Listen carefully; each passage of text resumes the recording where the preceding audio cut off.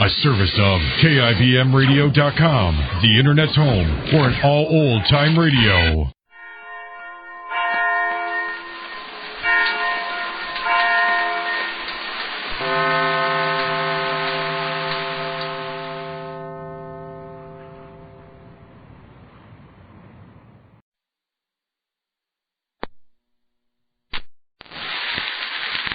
Yes, it's the Goldbergs. Say, Mom, do you use one soap for everything in your wash? Of course not, son. Whatever gave you such an idea? Well, it says here in the paper you can. It says new Does is here. What are you talking about? It says ladies. That means you, Mom. Don't put up with old-time wash day soaps when a new Does can do all three kinds of wash. What? One soap for all three kinds of wash? Impossible. Why, that would mean washing my rayon undies with the same soap I use for your dirty overalls and the towels you get so black. But gee, Mom, here it shows a little boy with overalls just like mine, and it says, Does gets them clean with no hard SCRUBBING. No hard scrubbing. Well, that means easy wash days. And Does gets dirty TOWELS. Towels? Whiter, far whiter than any number of other soaps. Whiter washes. Say, let me see that paper, son. Well, I declare it says you've never seen whiter washes than new Does gives you. Well, this Does must be a whisper whitener. But what's this it says? Yet this same Does is actually safer for pretty rayons and nicer colored washables than any other leading granulated laundry soap. Say, this Does must be a new kind of soap. Oh, it says here it is a new kind of granulated soap, not just a new improvement of an old soap. Well, and what's this? Women by the millions are now changing to Does on wash day. Well, no one's going to get ahead of me. I'll get a box today and try it myself. Let's see, that's DUZ, Does. And believe me, next wash day, I'll just see whether Does everything.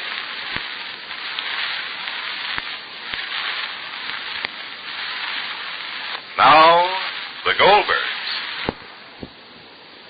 We can start more older people whirling and worrying than the refusal of the sun to rise. And when Rosie was packed off to Florida to forget about Walter Jerome, what happened was that she didn't forget him. The Goldbergs couldn't forget her, and now, what seems most miraculous, in the case of a young man engaged to someone else, Walter doesn't seem to have forgotten Rosie. Now, just listen as Molly feeds the chickens.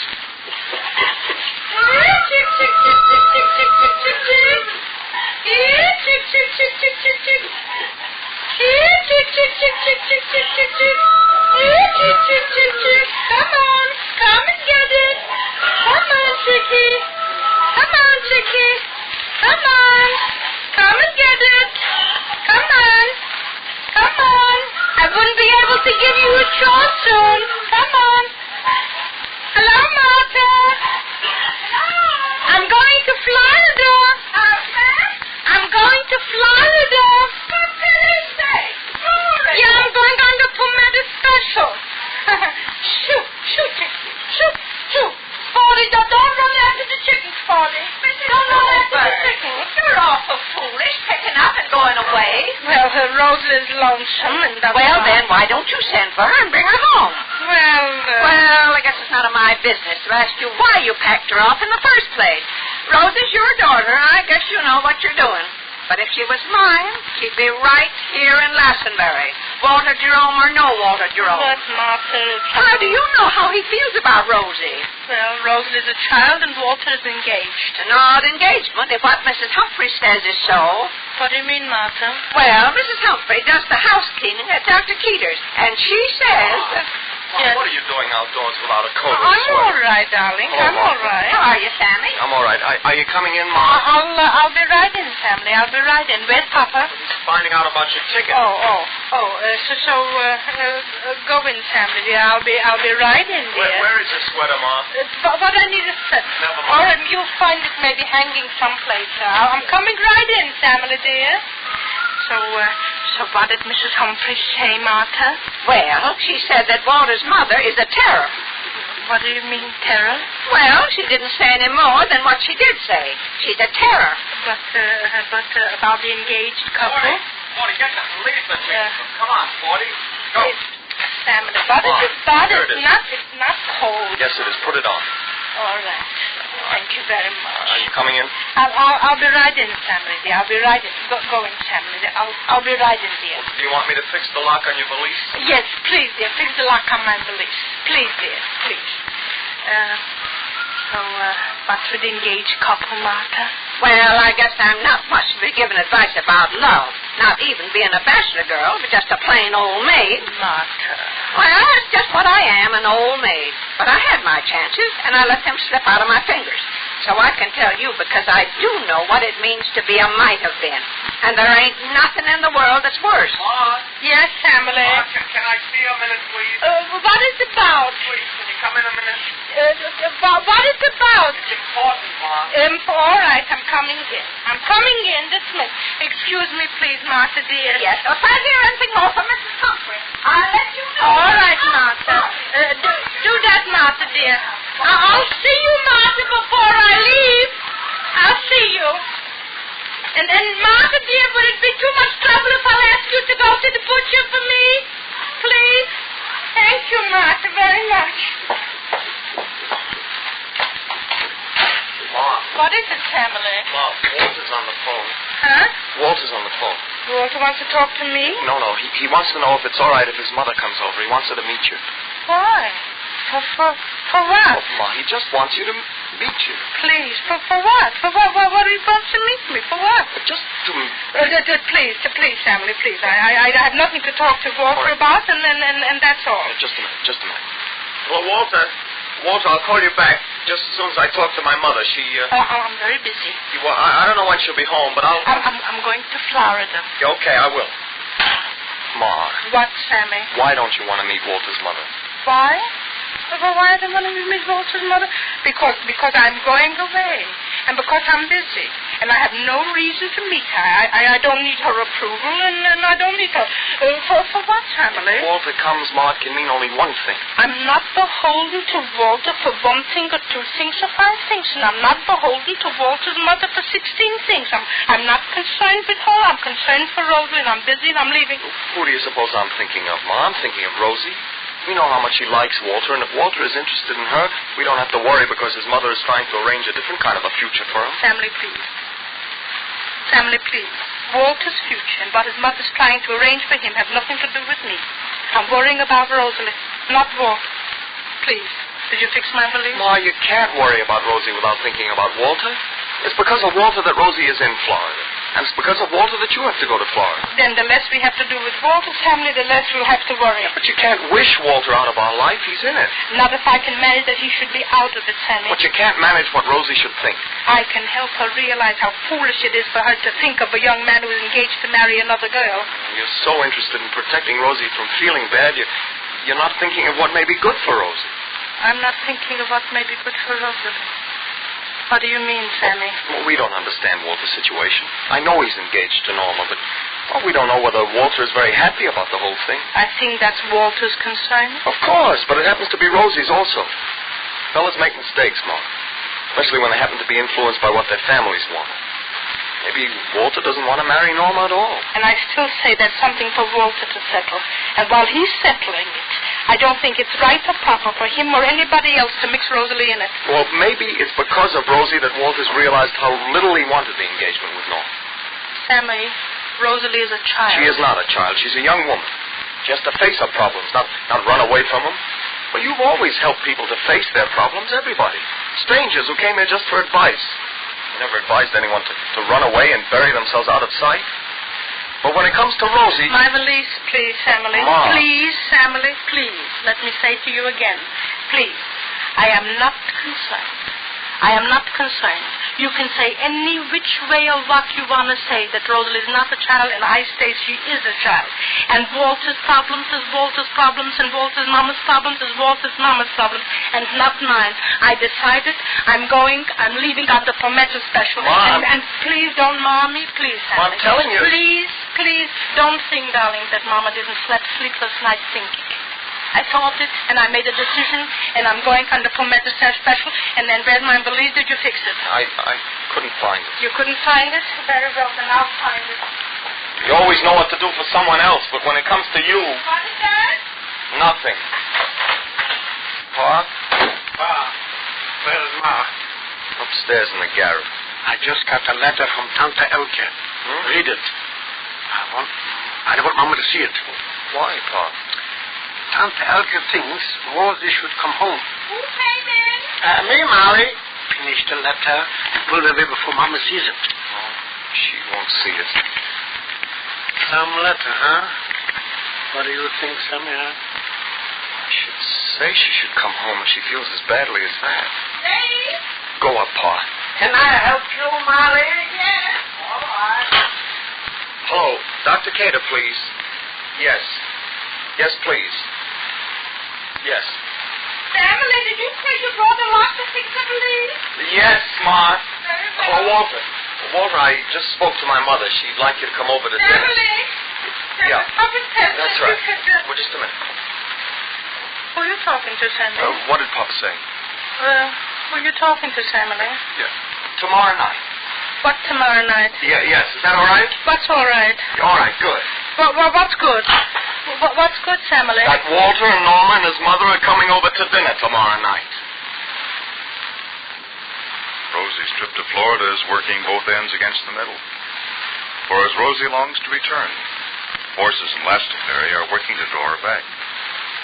Why does Walter want his mother to meet Molly?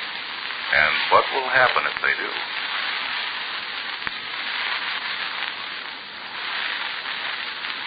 You know, there are 3 big letters I'd like to print right on your dishpan.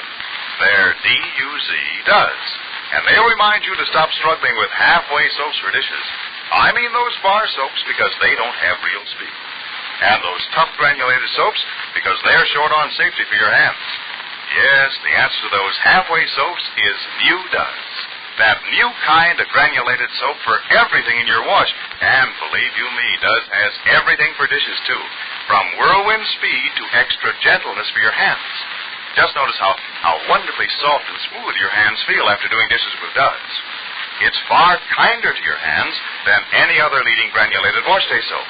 Yet, no soap made speeds through dishes faster than Does. No, ma'am, there's no hard scouring, not even to cut tough grease. Remember, you can tell by the suds how really different Does is. So, try it today. Does has everything for dishes. And be sure to listen to the next episode of The Goldbergs, written for you by Gertrude Berg. Next time, Molly has to make up her mind about Sammy's decision. This is James Fleming, wishing you good day for Procter & Gamble, makers of Does, the new kind of granulated soap for all 3 kinds of wash. The Grape Nuts and Grape Nuts Flakes program, coming to you from Hollywood, California, and starring Jack Benny, with Mary Livingston, Phil Harris, Dennis Day, Rochester, and yours truly, Don Wilson.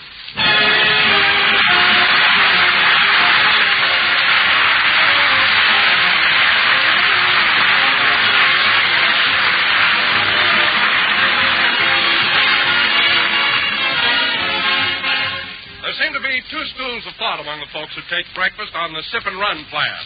One is the hurry-hurry group. They never have time, they say. The other is the why-bother group. They claim they're just not hungry. Well, it so happens that I have the answer for both groups. If you're rushed in the morning, ready to eat Grape Nuts Flakes, take no time to prepare. And if you're in the just-not-hungry type, why, delicious, moldy-rich Grape Nuts Flakes will make you hungry. They're so appetizing. Yes, sir, there's tempting zest in every sweet-as-a-nut spoonful. And while Grape Nuts Flakes are exhilarating as an autumn breeze, they also pack a big nutritional wallop. For Grape Nuts Flakes are a basic 7 food, a whole-grain cereal with all-around whole-grain nourishment. And that's important at breakfast time, for nutrition experts say we all need at least 1/4 of our daily nourishment in the morning. So eat a good breakfast and do a better job. And for downright appetite enjoyment, help yourself to plenty of delicious, nutritious Grape Nuts Flakes.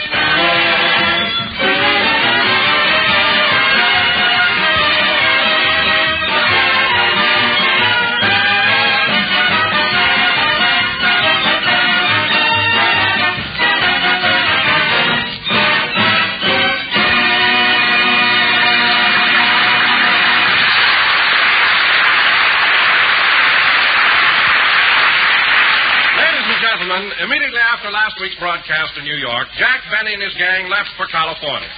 So now we take you aboard the train where we pick them up one day before their arrival in Hollywood.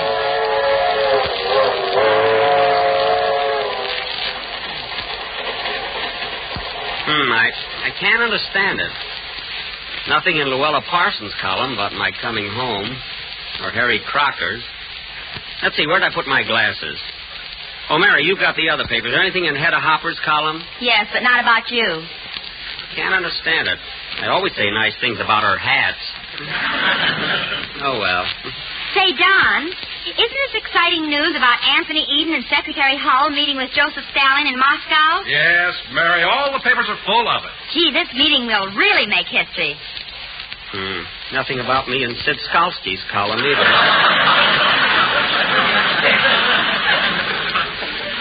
Oh, Jack, here's something in Harrison Carroll's column. Where? What? Where? Where is it, Mary? I'll give it to you. Get up off your knees. Oh, I'm sorry. What does it say? It says, what radio comedian who is heard on what night for what sponsor is having what trouble with his who? And how? I wonder who that can be. Sounds like what's his name? Maybe. I never even thought of him.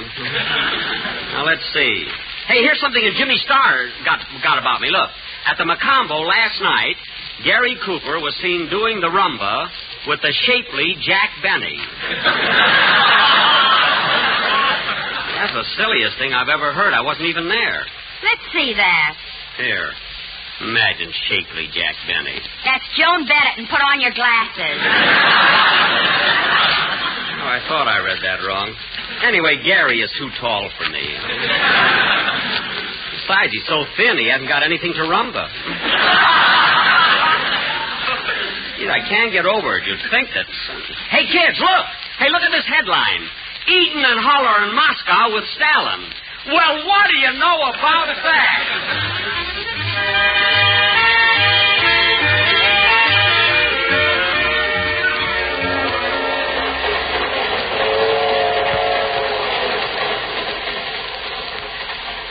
Malcolm!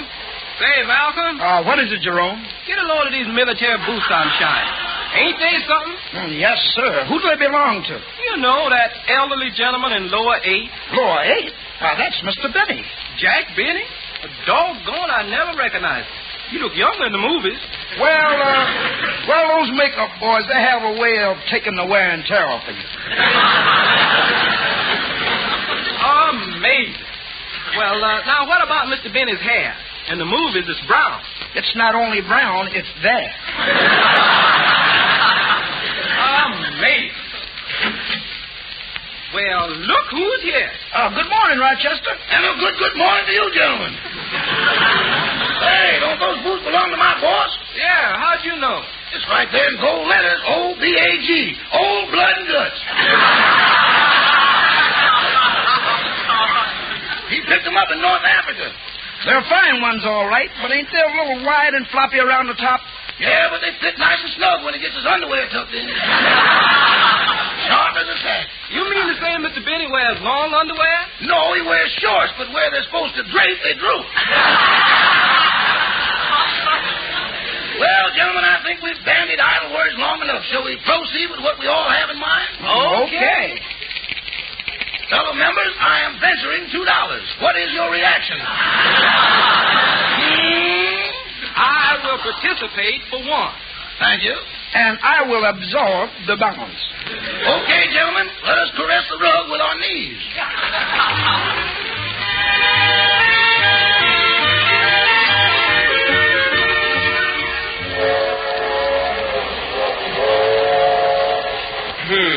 Nothing in Erskine Johnson's column either. Oh, well. Hiya, kid. Say, Mary, how about a game of gin? You want to play? Okay, Phil. Yeah, that'll pass the time away. Little gin rummy, Phil? No. On second thought, Jackson, I think I'll read a while. Oh. How about you, Mary? Want to play a game? Not with you, brother. Whenever you lose, you get sore and gripe and yell, and then you put your toupee on backwards for luck. Who, me? Yeah, you. And then every time someone deals the cards, you get so darn suspicious. What are you talking about? Well, look what happened yesterday. When the conductor picked up our railroad tickets, you hollered, "Let me cut them." Oh, stop dreaming things up, will Hey, you? Jack, why don't you ask Dennis? He might play with you. That's right. Where is he? Oh, there he is, way up in the front end of the car. Oh, yes. Hey, Dennis! Dennis! Jack, don't yell like that. We're not the only people in this car. What's the difference? Hey, Dennis! You want to play some gin rummy? No, thanks, Mr. Benny. You never pay off. I'm so embarrassed. Well, that's good for you. Isn't that right, Miss Livingston? Quiet. We're not the only people in this car. Guess I put that kid in this place. Someday I'm going to... Hey, here comes Rochester. Oh, Rochester, how about a game of gin rummy? No thanks, I never gamble.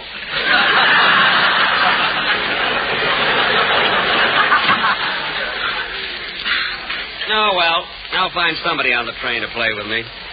I wish I was paying my writers enough money so they could afford to gamble. Gamble? They're lucky they can eat. Oh, yeah? They're getting enough to eat. Jack pays them off in grape nuts. Mary, that's only part of their salary. They get 1/3 in grape nuts, 1/3 in money, and the other third in grape nuts flakes. So there. That's mighty white of you, Jackson. What do they do with the third they get in cash? They have to buy sugar and cream from Jack. They do not, and they're very happy with that arrangement. Well, why shouldn't they be? Imagine getting most of your salary in those toasty brown sweet as a nut grape nuts flakes. Yes, and it's so easy to make change that way, you know? And not only that, they get one delicious flavor in 2 distinctive forms. That's right, Don. Well, I'm going into the diner and get something to eat. You join me, Mary? If you promise not to embarrass me in front of the waiter. What do you mean, embarrass you? You're the only man I know who sends a check to Joel Kupperman to see if it's added up right. Mary, if Joel doesn't mind, what are you kicking about? Come on, I'll treat you to a meal. Hey, Dennis, what do you say to a little grub? Hiya, Grubby. Well, that's my fault for asking him. Come on, Mary, let's go.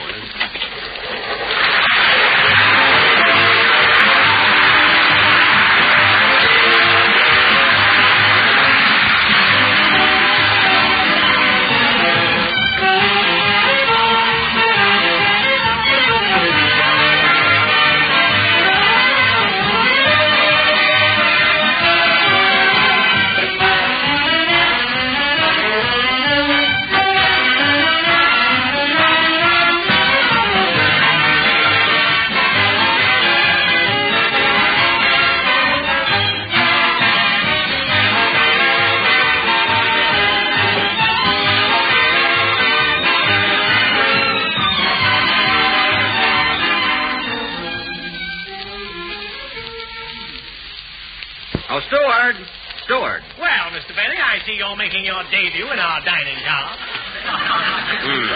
Can you take care of us, Steward? Right this way. We're pretty crowded, so would you two mind sharing a table with this young lady? No, not at all.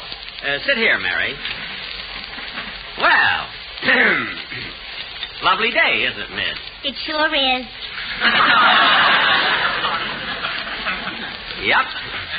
I think it's even nicer than it was yesterday. I'll say. Weather's so unpredictable. I mean, tomorrow may be even nicer. It sure might. Yep. It's a privilege to sit in on this conversation.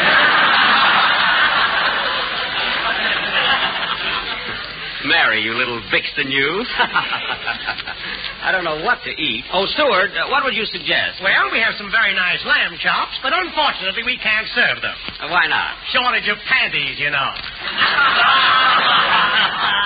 Surprising how many people I trip up with that one. Let me see. I know what. Bring me a small steak. Oh, is there another kind?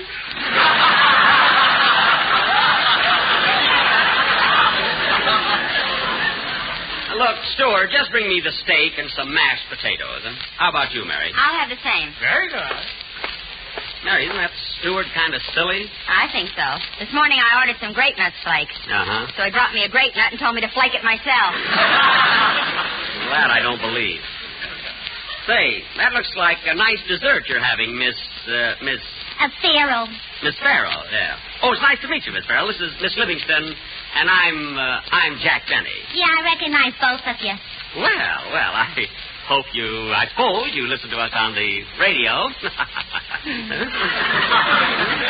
Yeah, but to tell you the truth, I hope you won't mind my saying it, that I happen to be a Fred Allen fan. Fred Allen fan? Oh, I don't mind at all. In fact, I admire anyone who has enough courage to admit it. You know, Mrs. Farrell... It's Miss Farrell. Oh, pardon me. Miss Farrell. Yeah, but it'll soon be Mrs. when my boyfriend returns from overseas. Well, that's nice. Congratulations. You know, I just returned from North Africa myself. Oh, then I'm going to show you my boyfriend's picture just a second. Here it is. Well, nice-looking chap. Yeah, his name is Crowley.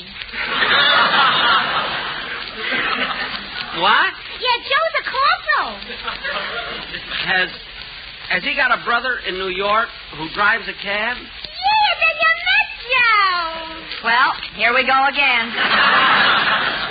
Quiet, Mary. No, Miss Farrell, I didn't meet Corporal Crowley. Say, Mary, I wish the food would come. I'm hungry. Me too. I'm starved. I don't know what's keeping the... Cracks his knuckles a lot. Funny you didn't hear him. Yes, I know. Well, here comes the food, and boy, does that steak look good. See it, Mary, right under the parsley. There.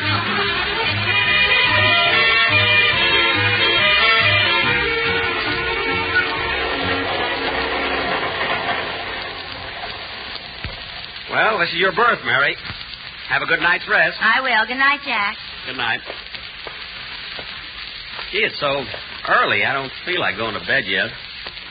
I wish I could get somebody to play gin rummy. There must be somebody on the train with a little sporting blood. Oh, hello there. Say, would you be interested in playing a game of gin rummy? No, thanks. My mommy never lets me play with strangers. Well, all right. Just a suggestion. Just a suggestion, that's all. Oh, well, I guess I might as well go to bed.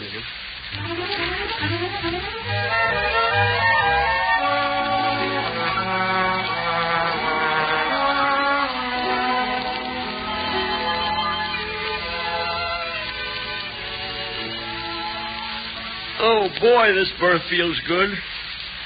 Nice to be able to stretch out. Yeah, but stop stretching over on my side, will you, Jackson?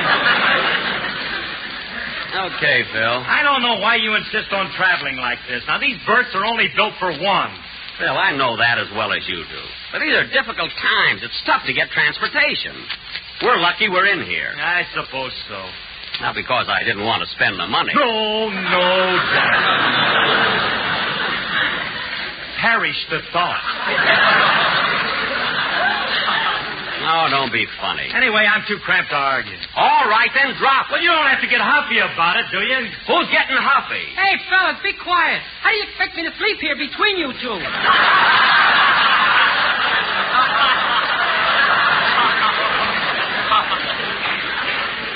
I'm sorry, Dennis. Good night, Phil.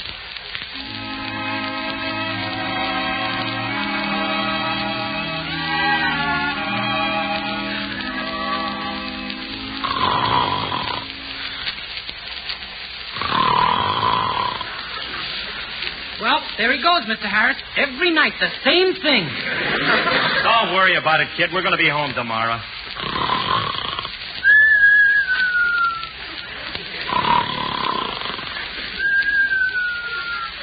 Gee, I'd like to punch him right in the nose.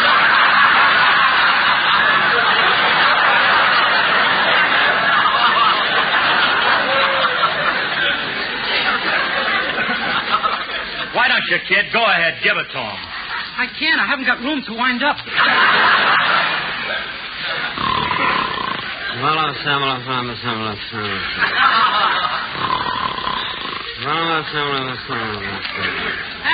Shut up!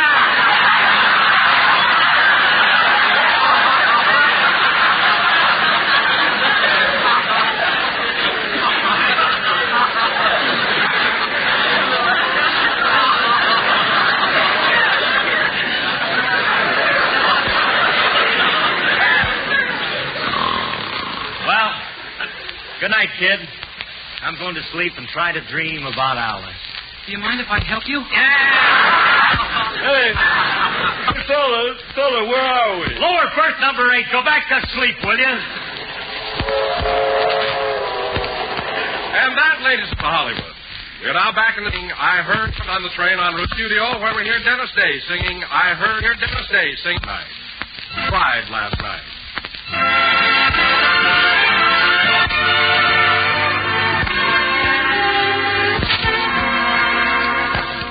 I heard you cried last night. I heard you cried last night, and so did I. Why did you make us part? I'm so alone. Why did you take my heart? You didn't want it for your own. And if you hadn't cared to make amends, I might have never dared. We'd be just friends. So calm your fears and dry your tears. Come kiss the boy you adore. Now you can smile tonight and cry no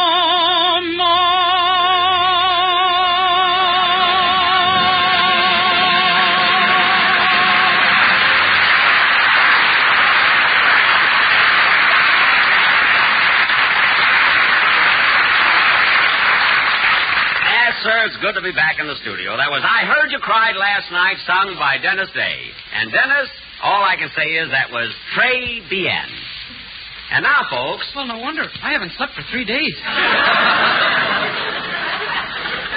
Dennis, in the first place, I complimented you. And in the second place, we had to sleep in the same berth on account of transportation problems. Come in. Mr. Benny? Yes? I'm Wally Mayer of the United Press.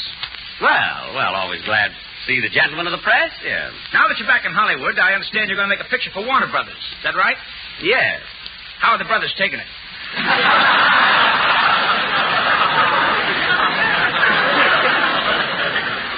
Lying down. Quiet. Yes, I'm stocked. Sure. Is it true that while in Egypt you bought a camel and you're having it shipped to Hollywood? Yes, and I expect it to arrive at the same time I start my new picture, which is called... What cities did you visit in North Africa? Well, I was in Cairo, Benghazi, Tunis. Tunis is where I received a cable telling me that the title of my new picture is The Horn... Were you in Casablanca? Yes, Casablanca, yes. I gave that story to a reporter last week. Well, tell me, were you in Algiers? What did you say, mister? I said, were you in Algiers? Was I in Algiers? Let me tell you a story, Mr. Mason. Come closer. This will be interesting. Very interesting.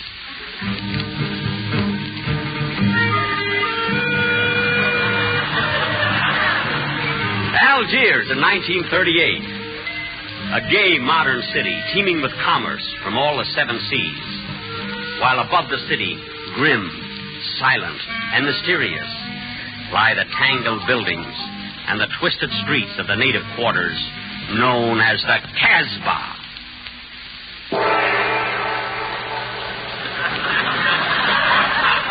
Yes, the Casbah, the hideout of the notorious jewel thief Charles Pepe Lamoko Boyer.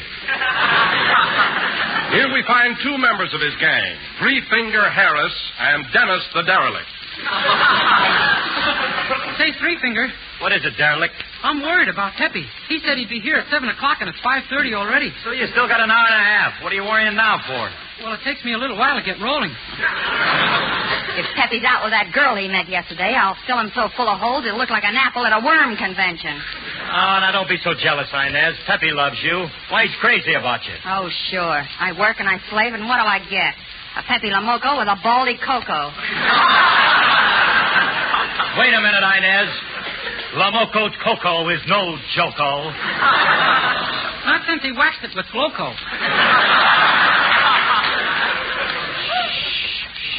Quiet, everybody. Here comes Pepe now. Hello, Pepe. Hello, Three Finger.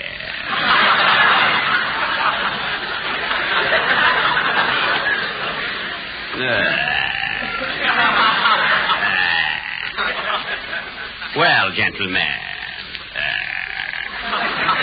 I have brought the pearls which we stole last night. Here they are. Oh, boy. Now listen to me. These are not enough. Tomorrow night I'm going to send you to the ball at the Beverly Algiers. It is right across the street from the Brown Fair. There will be beautiful ladies there. And even more beautiful jewels. And remember, Three Finger, this time when you bring back the jewels, you will first remove the ladies. Now, here's what you must do. Shh. Maybe the police. Hide the jewels, quick. Good. I'll put them in the cookie jar. The cookie jar, good. They will never suspect. Come in. It is you, Inspector Wilson. What brings you to the Casbah? Well, Pepe, I've come to tell you that the police are looking for you. There were some jewels stolen last night. Now, where are they? Jewels? What jewels? Sit down, my friend. Make yourself at home. Will you have a cookie, Inspector?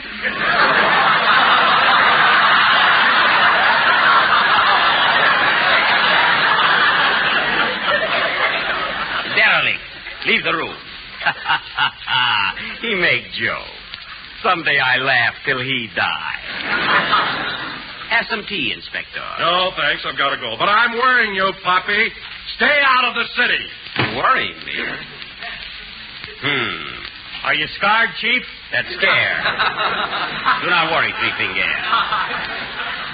They will never get old blood and guts, Lamoco.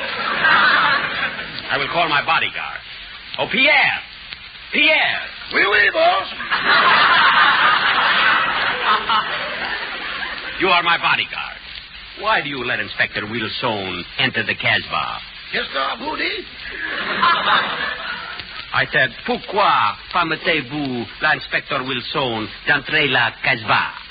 Parce qu'il est plus grand, plus fort que je suis. And besides, he packs a rod. Now listen, Pierre. And remember, all of you, I am master of the Casbah. You will do as I say. All except me. It is you. Hello, Inez. Hello, Pappy. I am Pappy. I eat grape nuts. You are trembling, Inez. What is the matter, my little dog? Don't dove me, you two-timing wolf. What about that other dame, the one I saw you with last night in the cafe? Do not worry, Inez. It was just a flirtation. Believe me. Well, if I see you with her again, I'll take this gun and make Warner Brothers happy. Oh, yes, that reminds me. The name of my new picture is... I'm warning you, Pepe. This gun is loaded. Ha, ha, ha. My little cobra. Claudette Cobra. That I just put in here. It is nothing. It is what you call ad lib. My little Cobra, you are so excited. Come here. Close your eyes and kiss Pepe. How else do you think I can do it? Now listen to me, Inez. Hey, Pepe, what is it? That beautiful girl you had tea with yesterday has come to the cash bay and wants you to see you.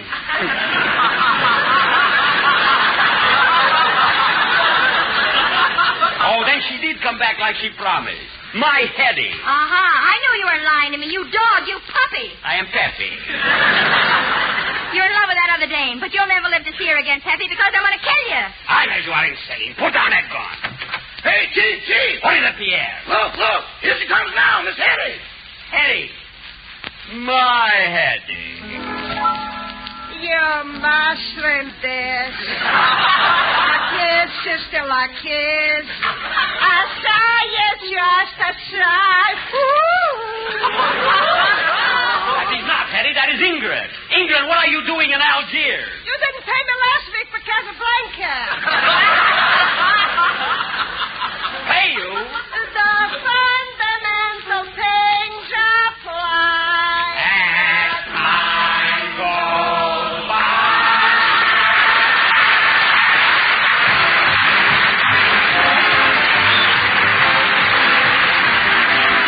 Well, it seems more people are having the best time doing the right thing nowadays than they've ever had in years. Want to know what these folks are?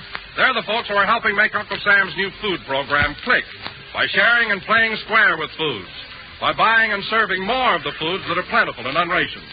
Plentiful foods like grape nuts and grape nuts flakes.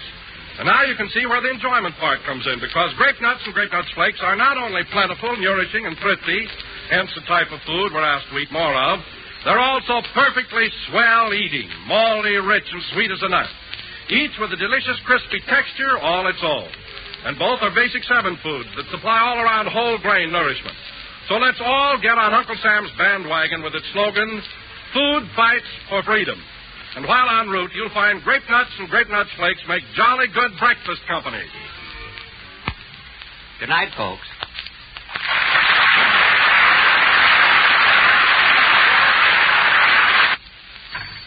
Hot, hot, and oh so good. Try Grape Nuts Wheat Meal, folks. You should. Hot member of the Grape Nuts clan. Enjoy it once, you'll be a fan. Yes, Grape Nuts Wheat Meal is a treat. It's rich and brown. It's real whole wheat. It brings fine nourishment indeed. One kind your government says you need. It cooks in just 3 minutes flat, and you'll admit you can't beat that. Get Grape Nuts Wheat Meal right away. Hot cereal for a cold fall day.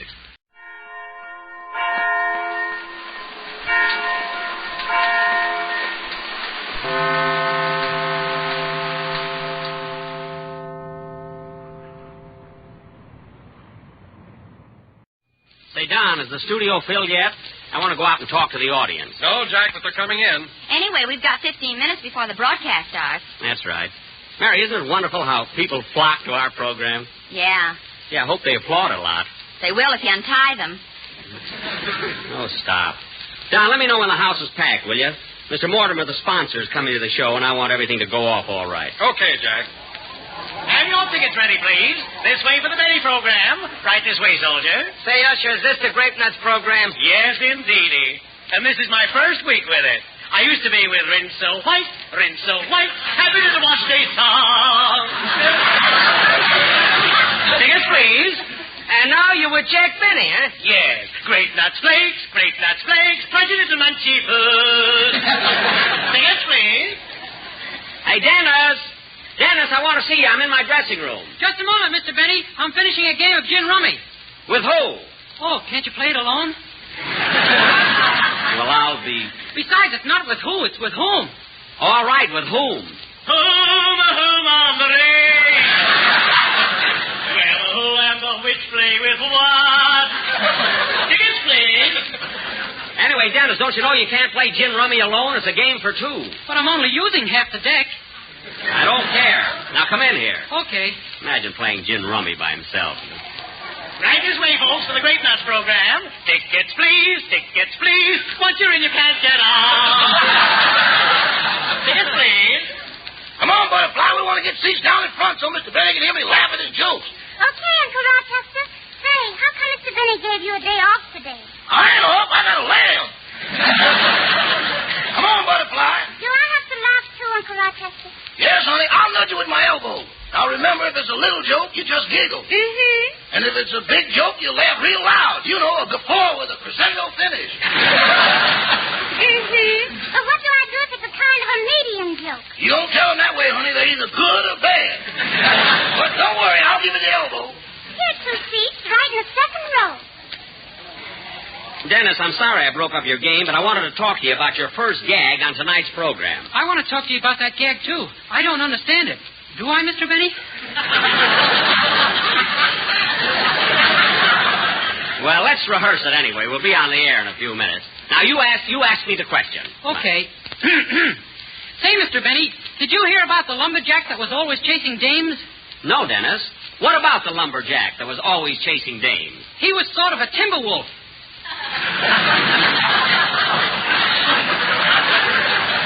Well, there you are, kid. I wish I was taller. Those jokes go over my head.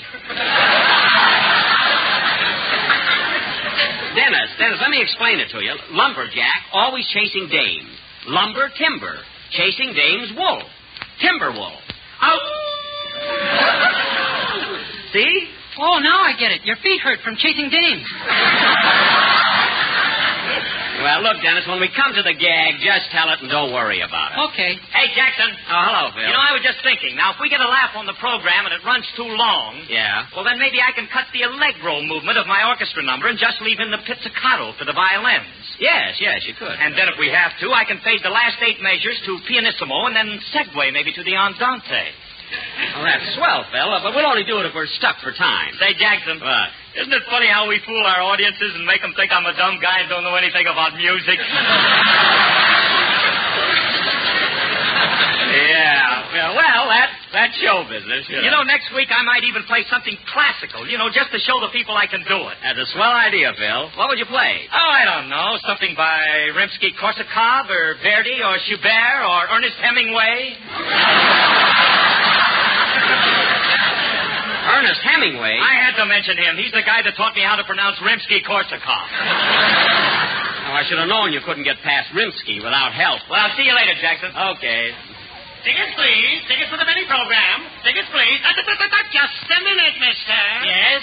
You've got to have a ticket. Well, I don't believe I need one. I'm Mr. Mortimer, the sponsor. Oh, come now, chum. You can think of a better one than that.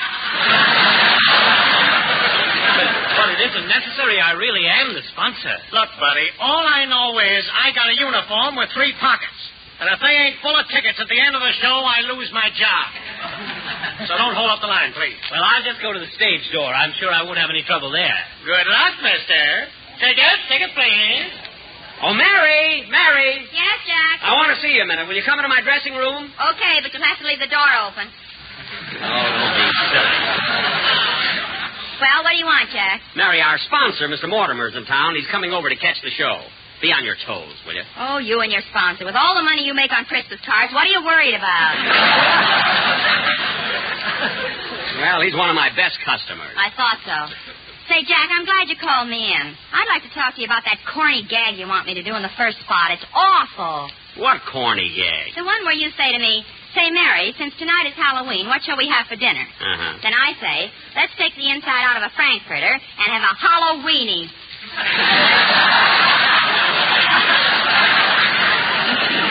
Mary, we have to do it. I gave my butcher 2 points for that gag.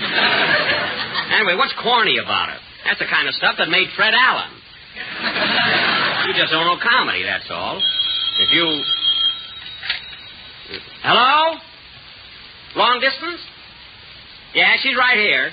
It's for you, Mary. Plainfield, New Jersey. Oh, it's Mama. Fine time to call 5 minutes before my broadcast. It's all right. She never listens to it anyway. Hello? Oh, hello, Mama. Well, I'm fine. Gee, it was nice of you to call me all the way from Plainfield. What? You want me to call Papa and tell him dinner's ready? Well, why don't... Oh, you're not speaking to him. Yes, Mama. Jack had a wonderful trip through Africa. Yes, that's what he's calling himself now, Old Blood and Guts. What? What'd you say? All right, what's so funny? Mama wants to know where you got the blood. Tell her I got it all over. Ha, ha, ha. Mama, Jack says he's got it all over. Yeah, I think it does, too. I'm going out. I've had enough of this. Say, Mama. All kinds to call somebody up. Say, Jack, the house is packed now if you want to go out and talk to the audience. Okay, get Phil and Dennis and tell them to stand by, will you? But, lady, I don't need a pass. I'm Mr. Mortimer. Look, mister, I got a job here watching the stage door, and nobody gets in without a pass. I know that, but I'm Mr. Benny's sponsor. I don't care if you're a great nut flake. You gotta have a pass.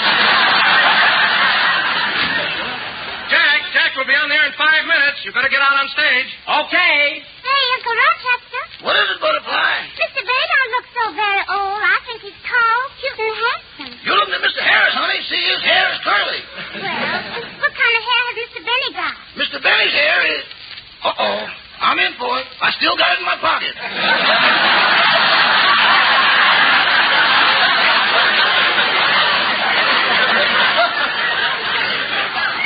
Here it comes now. When I give it the elbow, laugh, honey. Well. Hello, everybody.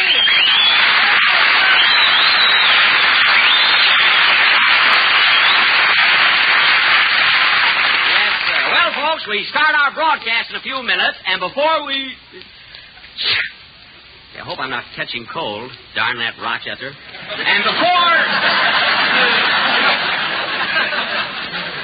And before we do, I want to tell you a gag about Halloween that'll kill you. As soon as we go on the air, we'll be spooking on a ghost-to-ghost hookup. Yes, sir. That's lousy, isn't it, Uncle Rochester? It sure is, honey, but here's my elbow. Well, it took you a little while. Took you a little while to get that gag, but I'll wait. Well, folks, in about 20 seconds we'll be on the air, so just relax. No use all of us being nervous. I'm Mr. Mortimer, and I'm Jack Benny's sponsor. I don't need a pad. I don't care who you are. As long as I'm the janitor, you can't come through the window. All right. Nobody admires efficiency more than I do. Stand by, Jack. We're all set. All right, Don. Let's go. The Grape Nuts and Grape Nuts Flakes program, starring Jack Benny with Barry Livingston, Phil Harris, Dennis Day, Rochester, and yours truly, Don Wilson.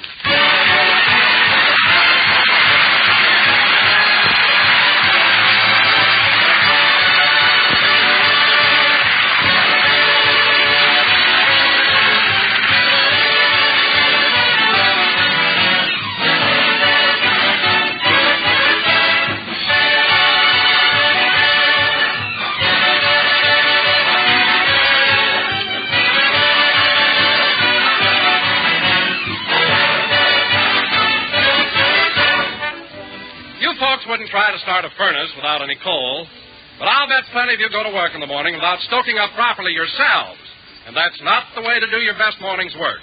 Nutrition experts say that we need at least 1/4 of our day's nourishment at breakfast, and they also say that an adequate breakfast should include a cereal with whole grain nourishment. Well, friends, better make your featured dish tempting, malty-rich grape nuts, for grape nuts do bring you those important whole grain food values. And grape nuts are so delicious, you'll enjoy them more every time. They have a distinctive sweet-as-a-nut flavor and a crisp, crunchy texture that makes them fun to eat. So start your day with a good breakfast, including crisp, malty-rich grape nuts. You get a plus for nourishment and a plus for pleasure, too. Grape nuts are thrifty, plentiful, and not rationed.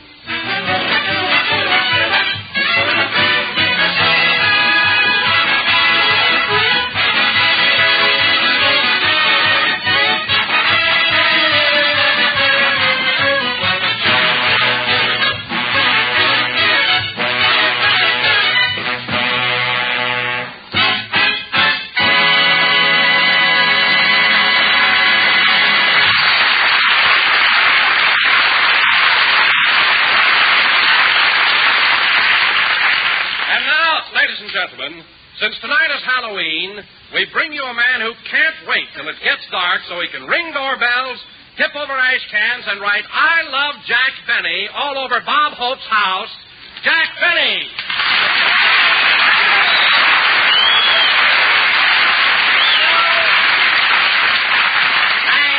Thank you. Hello again. This is Bob Halloween Hope. Jack Benny talking. Don, I wish you wouldn't get me all mixed up. Anyway, I'm glad I still got that old Halloween spirit, and I never want to lose it. I don't know, it keeps you youthful, vigorous, and peppy. Isn't that right, Phil? You said it, Jackson. You know what I'm going to do tonight? I'm going to have the time of my life bobbing for apples. Bobbing for apples? Well, Phil, isn't that a little too kiddish? When the tub's full of gin.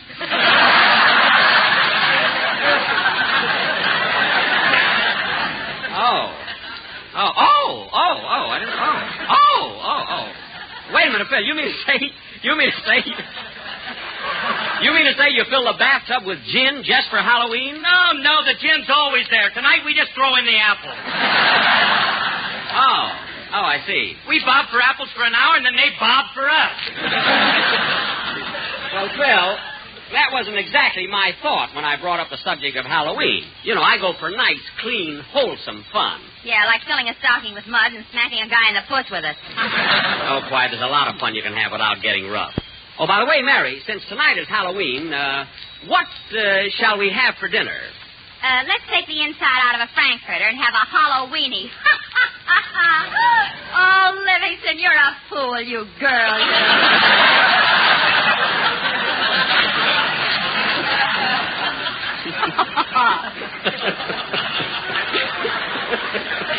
What? Well, I guess I saved that one. It wasn't necessary. That joke was all right. If ever a gag needed a convoy, that was it. Well, look, Mary, if you don't like the stuff I give you, write your own material. Maybe I should. And now, folks... Hey, Mr. Benny. Oh, hello, Dennis. Hello. Well, I'm all ready for Halloween. I got my stocking full of mud. I know, Dennis, but you're not supposed to wear it. What a kid. Oh, by the way, Dennis, is it true that you just got a letter from your cousin who's a lumberjack? Oh, boy, here it comes. You know, Mr. Benny, that reminds me. Did you hear about the lumberjack that was always chasing dames? No, Dennis. What about the lumberjack that was always chasing dames? He was full of timber.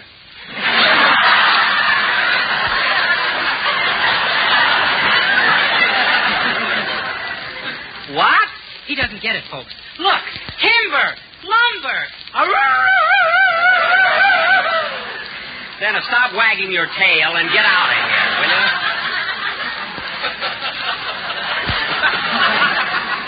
And now, folks...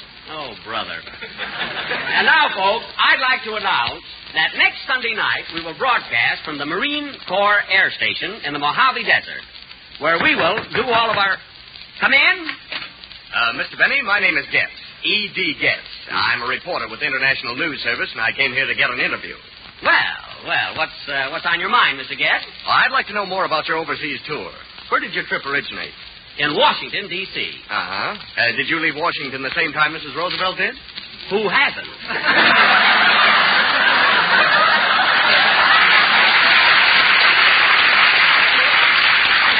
Well, kind of got one in there myself, didn't I?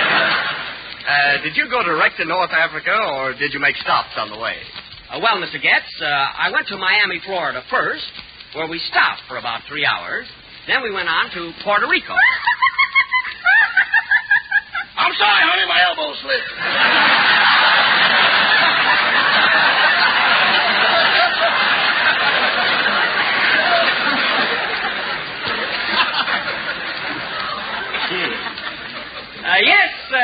Yes, Mr. Getz. And then we went... The names they have, Mr. Getz. We went from Puerto Rico. We went from Puerto Rico to South America. South America? Well, what countries did you visit there? Well, I was in Colombia, Venezuela, Paraguay. Trinidad? Trinidad, yes. Were you in Brazil? What did you say, mister? I said, were you in Brazil? Was I in Brazil? Let me tell you a story, Mr. Getz. Come closer. This will be interesting. Very interesting. Brazil, south of the equator. Come with me, Mr. Getz, and I will take you to a picturesque little village. Warm, tropical, serene, where you will meet a friend of mine, a provincial fellow steeped in the tradition of this peaceful village. I think you will like him. His name is Manuel. Si, Senor Getz. You are very fortunate to have met me before siesta time. Now we are alive and busy. You mean you're peppy? No. Last Sunday I was peppy. Today I am Manuel. Anyway, senor, soon will be siesta time. I will show you how everybody sleep in the sun. Everybody here lazy. Well, what about the natives? Don't they work? Work? What means this word work? Well, Work is when you get up early in the morning and... No. You jump out of bed No. You throw on your clothes, gulp down your breakfast, rush to the office and... No. And for 8 long hours you work and do work. not tell me more. It is a bad word. I think I wash my mouth with soap. Excuse me, senor. I lose my temper. But here life is so easy. Everybody sleep, everybody lazy. You know, but well, Oh, pardon me. For what, senor? I just yawned. Oh, it is you who must pardon me, senor. I forgot to say Gesundheit. Please forgive. Oh, but you only say Gesundheit when one sneezes. Here, nobody sneezes. Everybody lazy.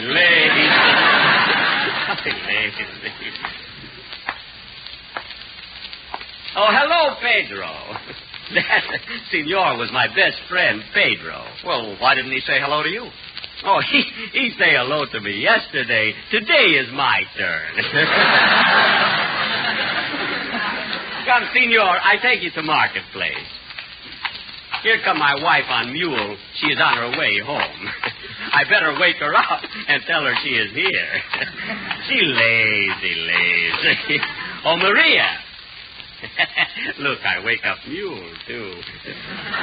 Maria, this is my friend, Senor Gaddys. How do you do, senor? Tu trovato la sonata stupida di simuladamente. Well, what does that mean? I do not know. She write her own material.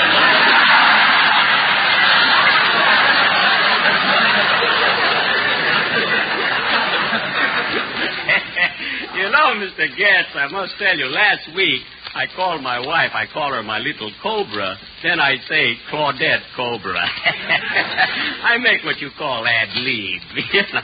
You know, I ad-lib like Senor Eddie Cantor, you know. He got 5... He no lazy.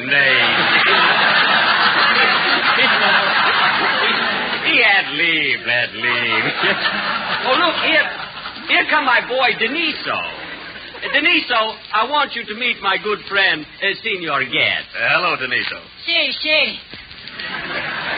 You know, Senor, Deniso, very funny boy. Deniso, tell Senor joke about your cousin Rodrigo. This is very funny. Go ahead, Deniso. Si. Tell him, Joe. My cousin Rodrigo, he is a tree surgeon, and now business it is so good he is branching out.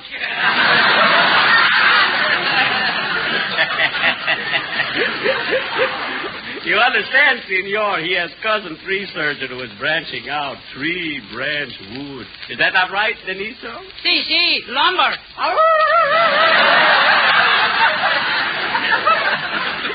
Senor, it is hard to believe, Deniso, he has such a beautiful voice in his head. Deniso, sing for my good friend. Si. Listen, senor, he goes to sing. Brazil, new Brazil, brasilero, new mulatto zoniero, tu cantarte nos mius versos,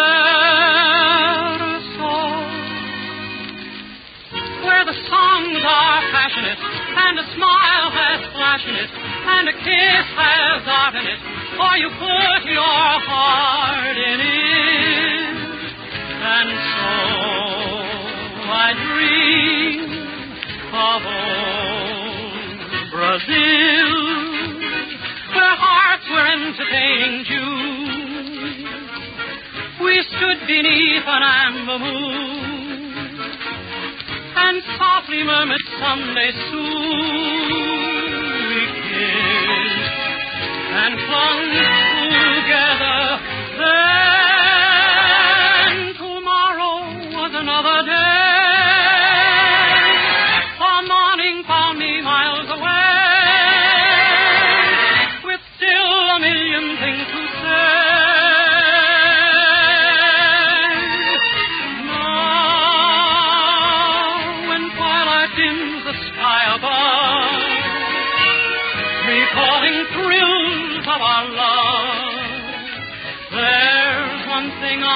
Certain of return I will to old Brazil.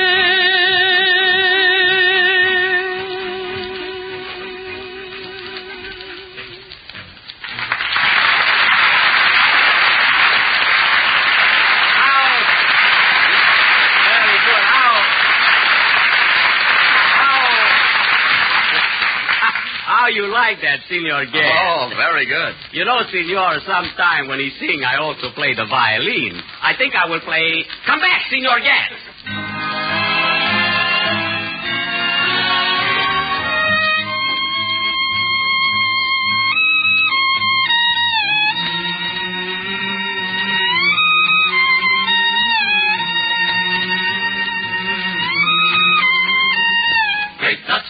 Good to munchie on Grape Nuts Flakes. For your lunchy on Grape Nuts Flakes. Try a bunch-a-roo Grape Nuts Flakes.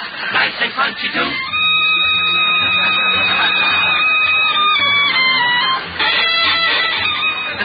My violin, she had leaves. Grape Nuts Flakes. For a new delight. Grape Nuts Flakes. Morning, noon, and night.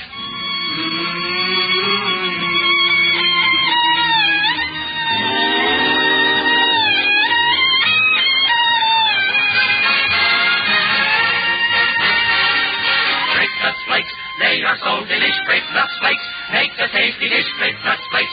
Rising calories, Grape Nuts Flakes.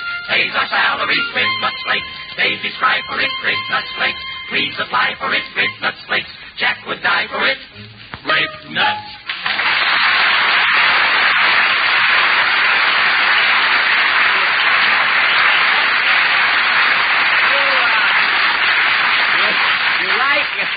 You like that, Senor? Oh, very much. You're a great violinist. Thank you, Senor. You know, when I was a little boy, I first learned to play... What is that? Well, it sounds like a telephone bell. Oh, that's impossible. We have no telephone. But I answer it anyway. Hello? Si. You are where, Senor Mortimer? That is my sponsor. He is calling from the El Schwab drugstore. He no come to the broadcast. He lazy. What you say? Oh, I'm sorry, Senor Mortimer. You could not get into the broadcast. Maybe it is for the best. No, there were not many laughs. No, Senor. The jokes, they were very good. But the audience, they were lazy. Lazy people. Goodbye, Senor. He nice man. My sponsor. If he not too lazy, maybe he pick up my option. Come, Senor Guest, I take you to my house. We can rest up before we go to sleep.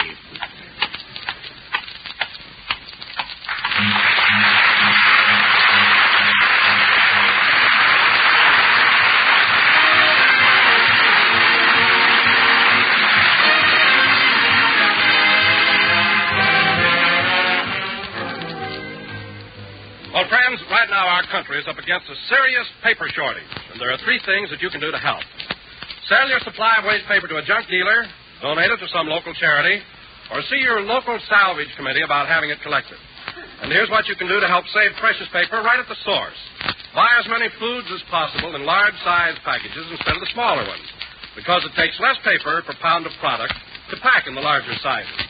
And did you know you do yourself a favor, too, by getting Grape Nuts Flakes in the large size package? You save up to 14 cents on every dollar spent when you buy Grape Nuts Flakes regularly in the large package instead of the smaller one. And you do your family a favor every time you treat them to Grape Nuts Flakes. That crisp, toasty texture, that sweet as a nut flavor just plain hits the spot. So ask your grocer for Grape Nuts Flakes in the big 12-ounce economy size package.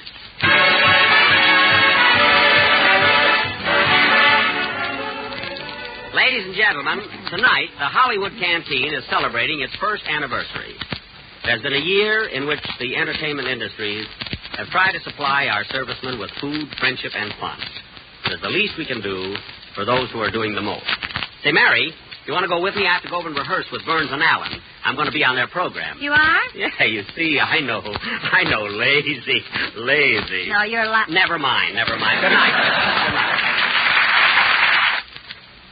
For a hot cereal treat you'll really go for, make it Grape Nuts Wheat Meal, hot member of the Grape Nuts family.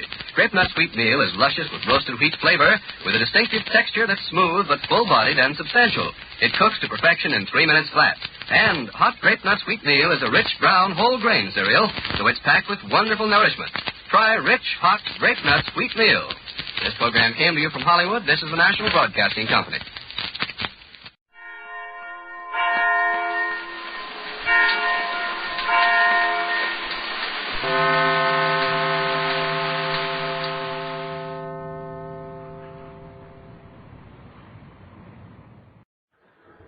Sorry, mister, you can't go in there. Can't go in? What do you mean I can't go in? I gotta go in. The show's ready to start and you can't go in, so don't give me any trouble. Now, wait a minute, buddy. Wait a minute. Don't you recognize me? Look, this curly hair, this lovable personality, this deep, rich voice. Oh, excuse me. Go right in, Tallulah. RCA Victor, world leader in radio, first in recording, and first in television, presents the Phil Harris Alice Faye Show.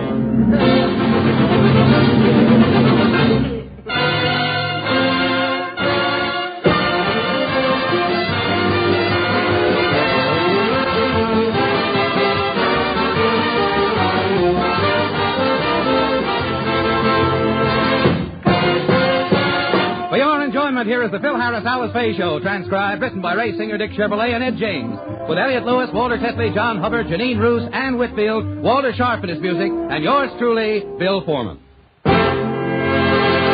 The title of tonight's little monstrosity is A Day at Santa Anita, or That's a Horse on You.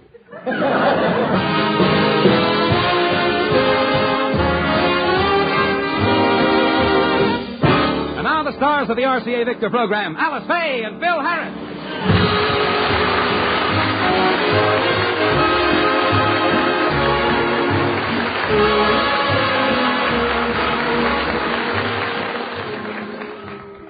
A fool and his money are soon parted. That's what they say. That's what Alice Faye says, too. And she doesn't mean King Farouk. She's referring to the carefree, lovable, debonair man about town, Phil Harris. I'm walking behind you on our wedding day. A 45 in each pocket, and they're both RCA. Oh, hiya, honey. How's every little old thing? You look fine. Why?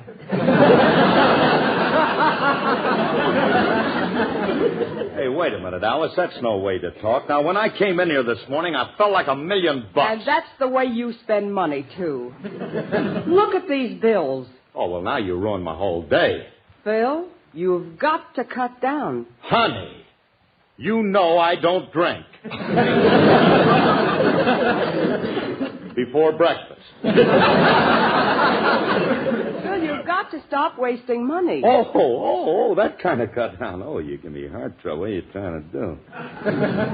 Now, look here. How did I waste the money now? Well, just look here. One bathing suit, $100. Honey, I know it was for me. But... Certainly it was worth it, baby. It was worth it. You realize that every sequin was sewn on just right. I know, but did they have to spell out, stand back, this belongs to Phil Harris?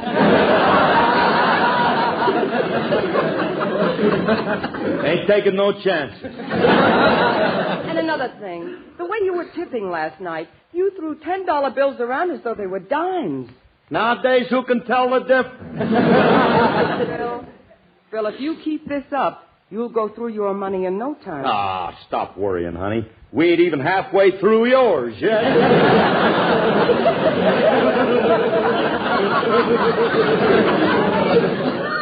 Look, honey, why don't we talk about it later? Phil, I don't want to talk about it now. We talk about it later. I got to go downtown and see Elliot. I ain't seen him all day. Well, you don't have to go downtown. He's right here, having his lunch. Oh, he is? Where? In the garage. Elliot's eating in the garage? Well, he ate everything we had in here.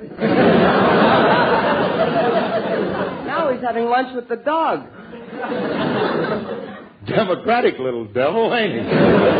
Elliot or the dog? Oh, Hey, Phil, where are you going? I told you, honey, I'm going out to see Elliot. I'll be right back. Keep my eyes open. I don't get a cup of coffee. She's nagging. I don't know what the trouble. Don't spend so much money, that's all she can say. I should have stood home, dear, on our wedding day. La-da-da-da-dee-da. Hi, Elliot. Hey, Elliot. Oh, excuse me, Curly. Yeah. I didn't hear you coming. Where did I take these clothespins off my ears? What do you got clothespins on your ears for? They kept getting in the dog food.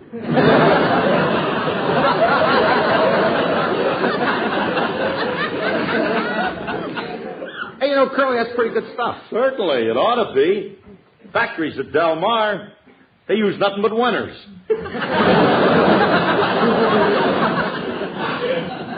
Hiya, Nipper. He's on fire today. He's a happy little beastie, ain't he? I'm going to make you a happy little beastie, too, Curly. How would you like to come in on a big deal with me and make $1 million? If I know you, and boy, do I know you, I leave you with one word. Get lost. Curly, you ain't even heard the proposition. Look, I ain't going to hear it because I don't have to hear it. I've just had a lot of trouble. Alice has been nagging, bawling me out for throwing money away, so I ain't going to spend no more money, no more propositions, no more chances. Look, Curly, how much did you throw away? $couple $100. Why? Well, that's great. She balls you out for throwing away $couple $100, and now you want to throw away $1 million. You're a dead pigeon. $1 million, huh? Hmm? Is that more than 1,000? More than 1,000? That's twice as much.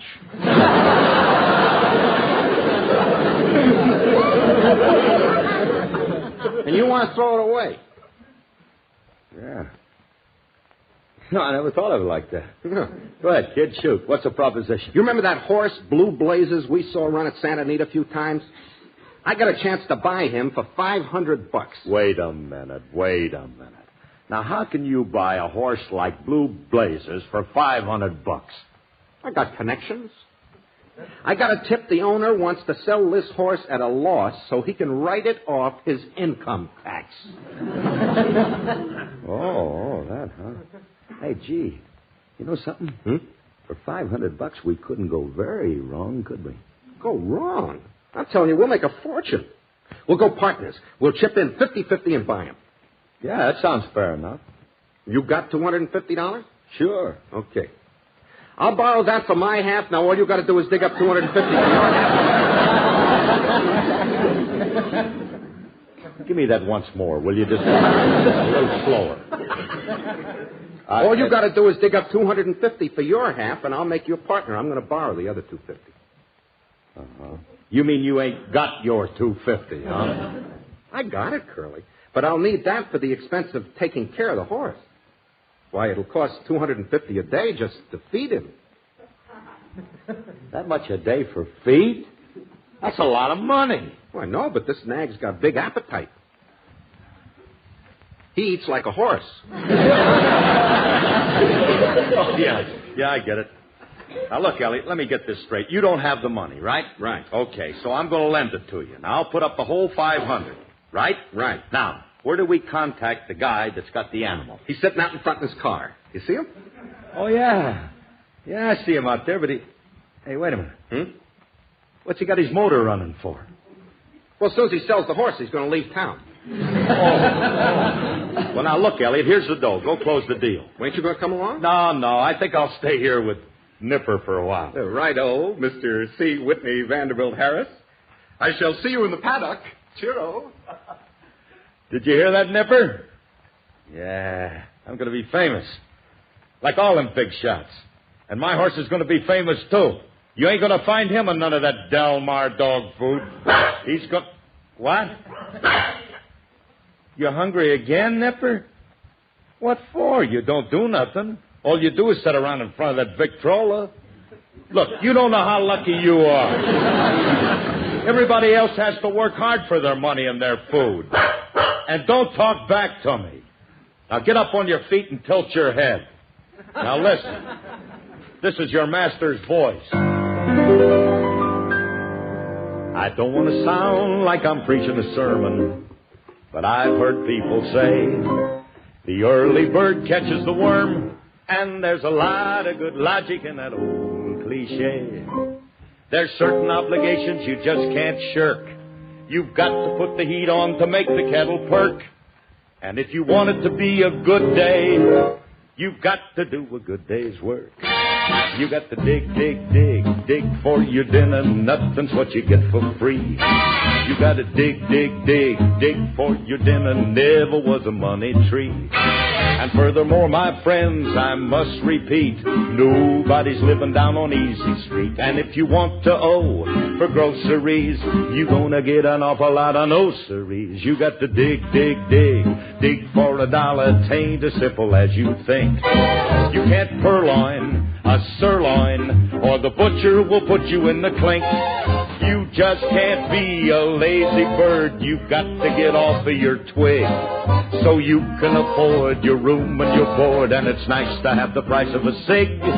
You've got to pay that fiddler man if you want to do a jig. You got to be as busy as a bee to be a Mr. B.I.G. And if you want some dignity, you got to dig, dig, dig. Dig for your dinner. Dig, dig, dig, dig, dig. You just can't be that lazy bird. You've got to get off of that twig so you can afford your room and your board, and it's nice to have the price of a cig. You've got to pay the fiddler man if you want to do a jig. You got to be as busy as a bee to be a Mr. B.I.G. And if you want some dignity, you got to dig, dig, dig. Dig for your dinner. Dig, dig, dig, dig, dig. Right?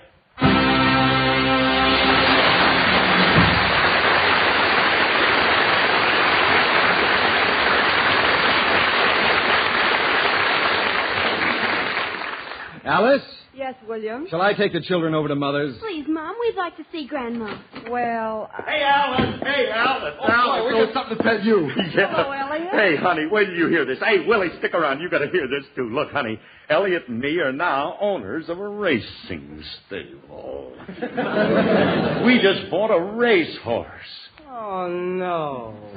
Oh, it's a great horse, Alice. Listen, it's Blue Blazes out of Honey Girl by Blue Streak. Is it a good horse, Daddy? Now, Phyllis, you children wouldn't know anything about it. I just wanted to ask him if he clocked the nag at the early morning workout. Can he run the mile at 1:35? Is he a mutter or does he like a fast track? Girls! Girls, where did you ever learn those expressions? From Daddy Scratchy. Mom. Mom, do you know that Native Dancer is the greatest horse He ever... is not. Tom Fool can beat him any day. He cannot. He can, too. He cannot. Girls! Go out in the yard and play. But, Mother... Go out and play. Gee whiz. Oh.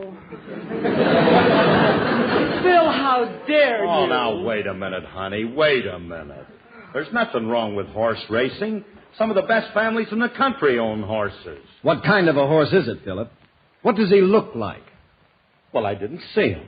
I mean, the guy's got him in a stall at Santa Anita, and he didn't have time to take us out. You bought a horse without seeing him? We didn't have to see him. The owner gave us this picture of the horse. Look, ain't he a beautiful animal? Let's see it, Elliot. Yeah, here, Al. Well, all you can see is his head and tail. The rest of him is covered with a blanket. Yeah. But just look at the name on that blanket. Blue Blazes. What a G. We got him for $500.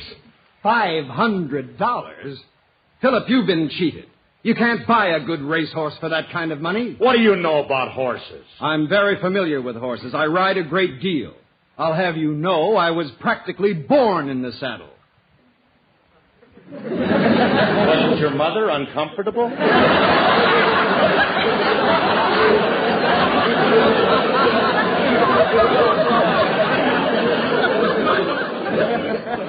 Listen, William, I'm telling you that this is a great racehorse. It'll break records, and I don't mean RCA Victor records. What? I just threw it in. Do you mind? I just threw it in. Oh, no, I don't mind. Okay.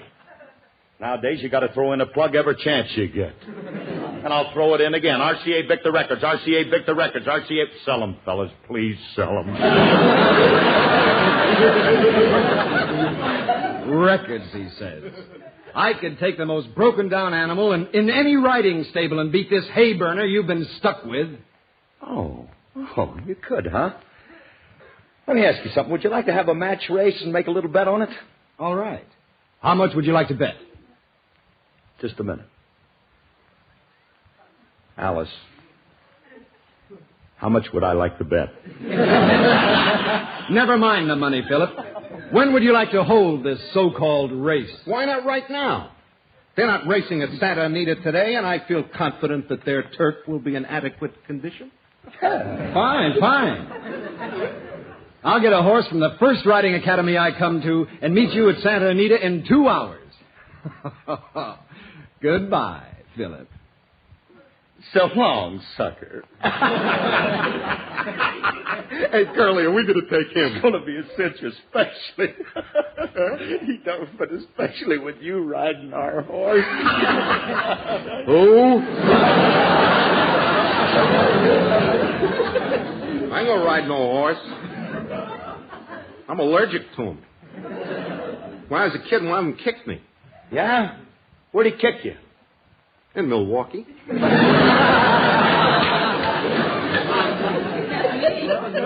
I was living there at the time. And why don't you ride him, Curly? Well, I'd love to, Elliot, but I used to live in Milwaukee, too. Why don't you fellas get a regular jockey to ride him? No, they're expensive, Alice. They get a lot of dough. Jockey.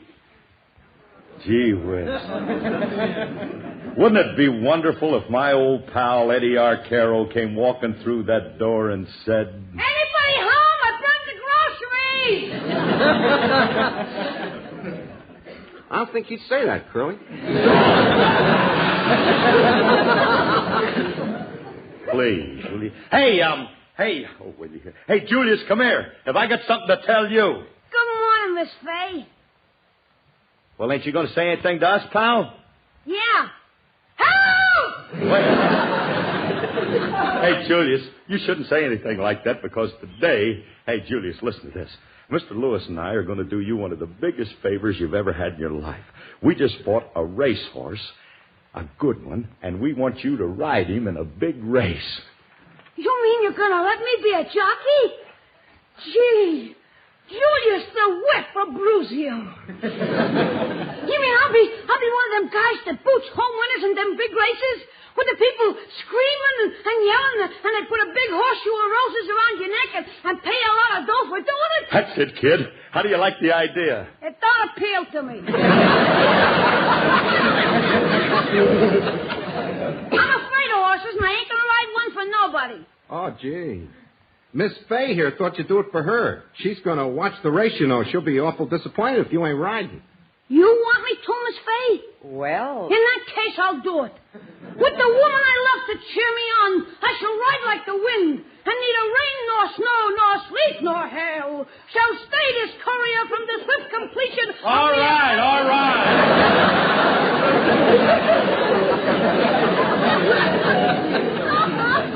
Ride the horse first. Deliver the mail later.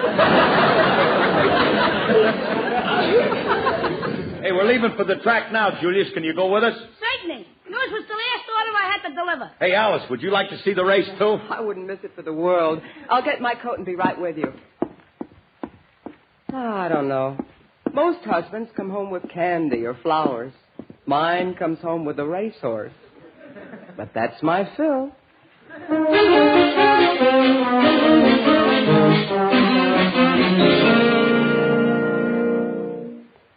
Hey, this is a beautiful track, Phil.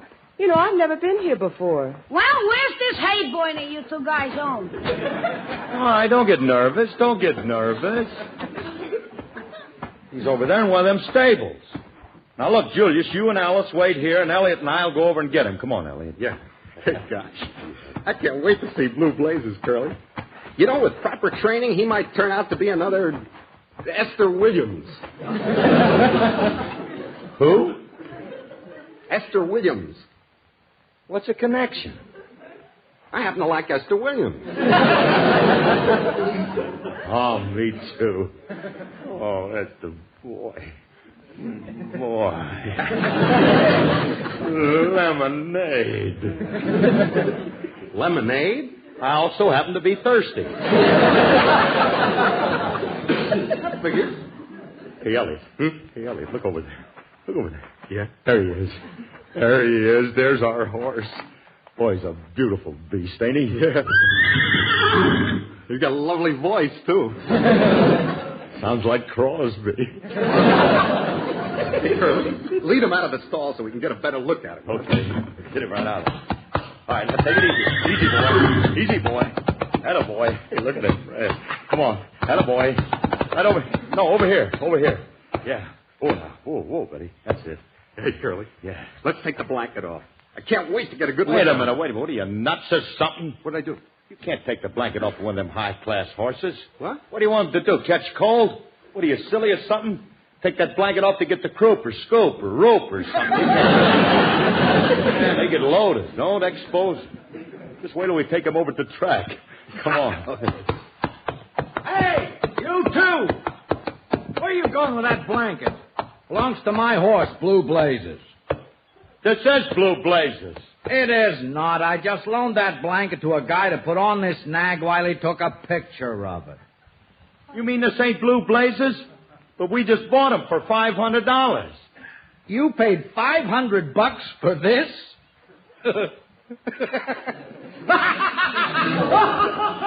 Oh, brother! Have you been taken? All right, laughing boy. What's so funny? Wait, I'll take the blanket off and show you. Gentlemen, Glue Pot the Second. Glue Pot? That's Blue Blazes out of Honey Girl by Blue Streak. It's Glue Pot out of Frying Pan by mistake.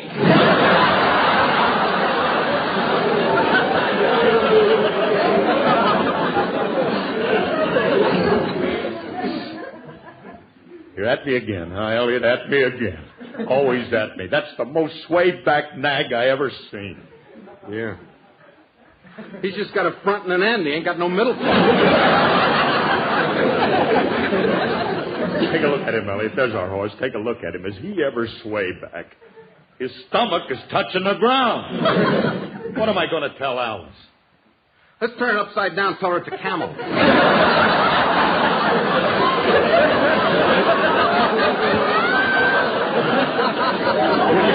Quiet. One of these days, buddy, one of these days. Look, I don't know what I have ever done to get mixed up into that. What do you always pick on? Can't you pick on somebody else, Art Linkletter or somebody else? Now, listen, maybe if we leave the blanket on, we can keep her from seeing him before the race. That Alice sees us. Hey, mister. Hey, partner, could we borrow this blanket for a while? Sure, but bring it back when you're through. There he goes again. Hey, thanks. I don't think he heard me. No. Well, we might as well get going, Ellie. We got to show this thing to Alice. Okay. Come on, horse.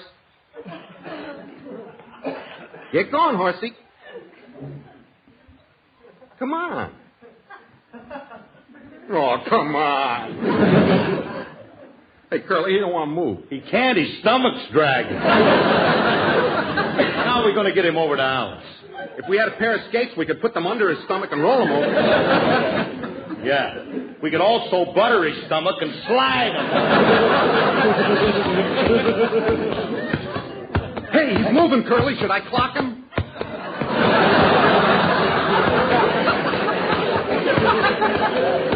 What's what, a calendar? Get sensible, will you? Let's get this over with. Come on. All right. Elliot, this is the last time I'm ever going to listen to you. You talked me into buying the world's most broken down nag. Don't blame me. How did I know the guy was a crook? And besides, how do you know he can't run? Just because he's built funny don't mean anything. He might be a great runner. Well, I certainly hope so, because I got to go through with this race. Elliot, now don't say nothing to Alice. Don't say a word. With a blanket on him, maybe she won't notice. Yeah, all right, watch it. We're getting close. Hi, Alice. Hi. Here's our horse. Ain't he beautiful? Well, he has a lovely head and a nicely braided tail. Take the blanket off so I can see the rest of him. Let's leave well enough alone. I can't ride the horse with the blanket on. I'll take it off. Now, wait a minute, Julius. Don't do it. Oh. Well, it's off. Holy jumping Jehoshaphat. This is a horse?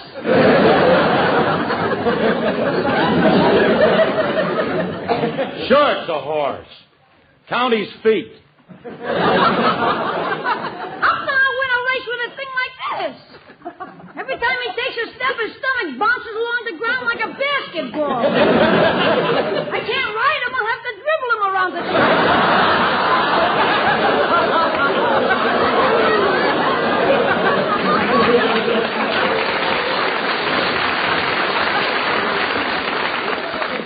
Oh, Phil, how could you buy that thing? It's the most sway-backed animal I've ever seen. He ain't sway-back. No? You could sprinkle snow on his back and use him for a ski jump. He looks like a roller coaster that got away from Cinerama.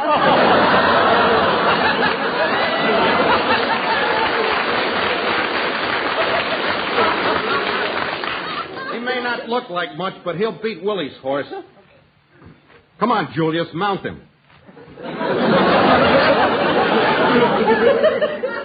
Are you kidding? The only one that should mount this thing is a taxi driver.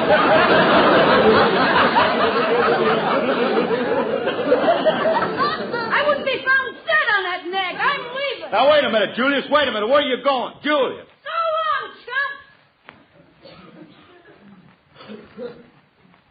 Well, there goes Willie Schumacher's boy. Now what are we going to do? Curly, you'll have to ride. But I can't. Look, I can't get on a horse Phil, like... What? Phil, here comes Willie. Okay. Now I'm going to have to ride him. Now, look, I want you two to defend Blue Pot in front of Willie, or I'll never live this down. Now, help me now. Oh, boy. Whoa, steady. Well, Philip, I'm ready for the race. This is the horse I'm going to ride, and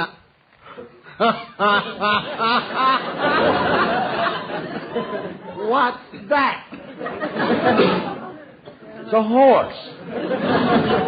What'd you think it was? Well, the way it sags in the middle, I thought it was a cheap mattress. Philip, he's so sway-back. He is not. He's tired. That's all. He ain't even 1 inch sway back. He just happens to be the only racehorse in the world whose stomach starts from a kneeling position. Philip, surely you don't expect to beat me with that old thing. He ain't old. Of course he ain't old. You just watch him go when I get in that saddle and I say, "Giddy up." Oh, giddy. Curly, get something I forgot to tell you. Huh? The owner told me when you wanted to go, you don't say giddy up. What do I say? Just yell in his ear, "To arms, to arms, the British are coming."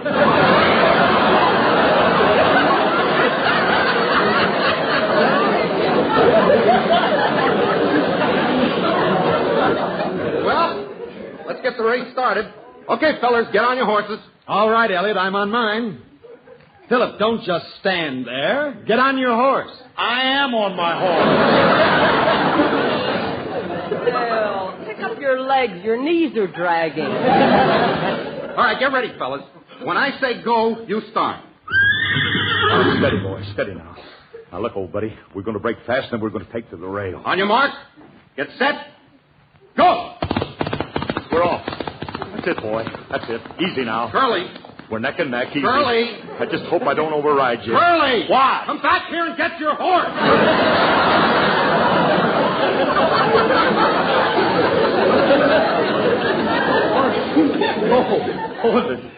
In excitement, I guess I forgot him. I wonder why I was breathing so hard. Hold the horse, Elliot. I'll get on him again. Well, I'll pick him up. Oh, Phil, Willie's way ahead of you. Why don't you give up? A Cherokee never gives up. This horse can run, and I'll beat that Willie yet. Now, come on, boy. Let's go. Attaboy. You broke nicely. That's it, boy. That's it. Now, take it easy. Easy, boy. Save yourself for the stretch. Oh, man, we're traveling at a nice, steady clip now. Phil. Keep to the rail, baby. Keep to the rail. We'll catch up with Willie. Phil. Alice, stop walking alongside of my horse. Makes them nervous. Now, come on, boy. Come on. Let's get going. Come on, buddy.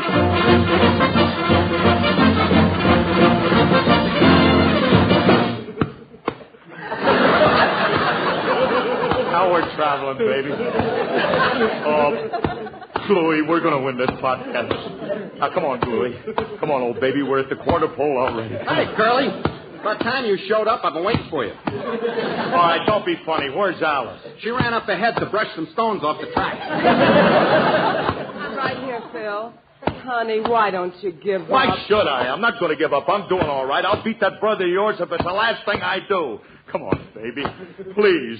For Papa. Come on.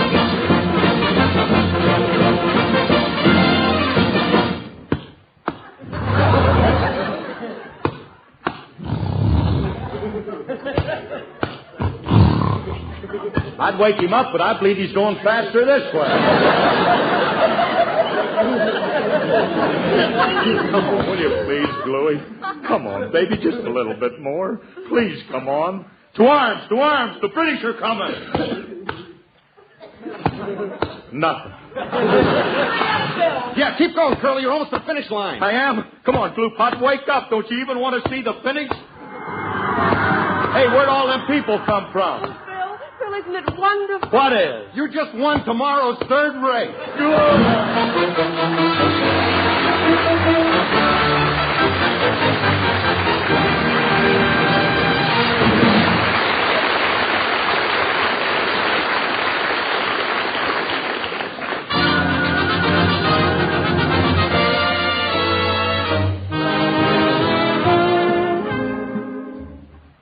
This is Phil again. I just want to remind you of our new time following Bob Hope on Friday nights. It's what we call H&H night. That stands for Hope and Harrison Hope. Harrison Hope. Harris and... Well, good night. Good night, everybody. Included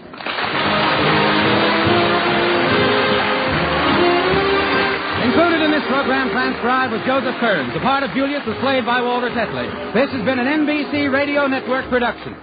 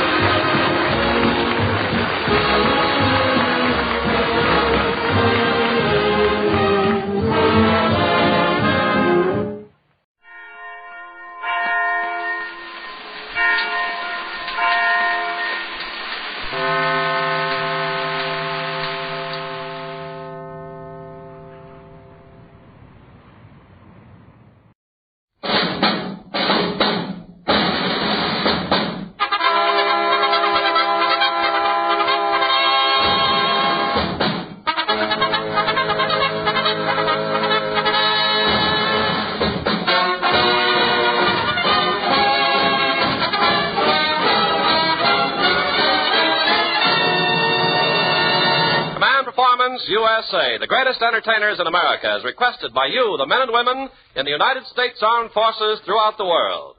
Command Performance, presented this week and every week till it's over there.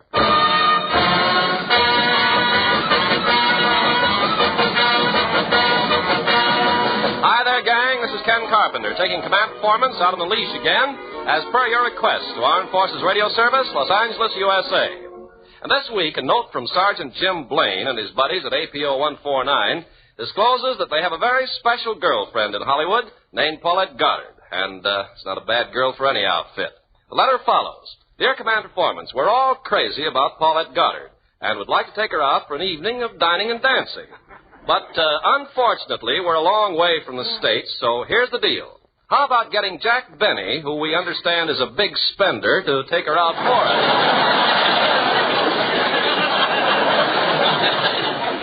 Well, I never knew Jack was a big spender, but since no command is too big or too small, our magic microphone now picks up Mr. Benny as he rings Miss Goddard's doorbell in answer to this request. Gosh, I'm nervous. I hope Miss Goddard is home.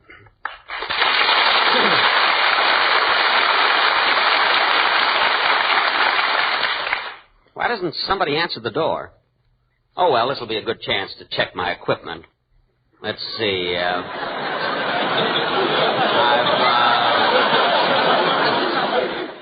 I've got some flowers, my Sensen, my Kiss Me in the Dark necktie that lights up,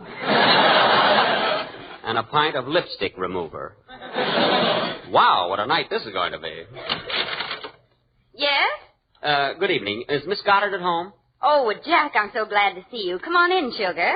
No, none of that, baby. You know, you're cute, but I came to see Miss Goddard. But I am Miss Goddard. Oh, Paulette.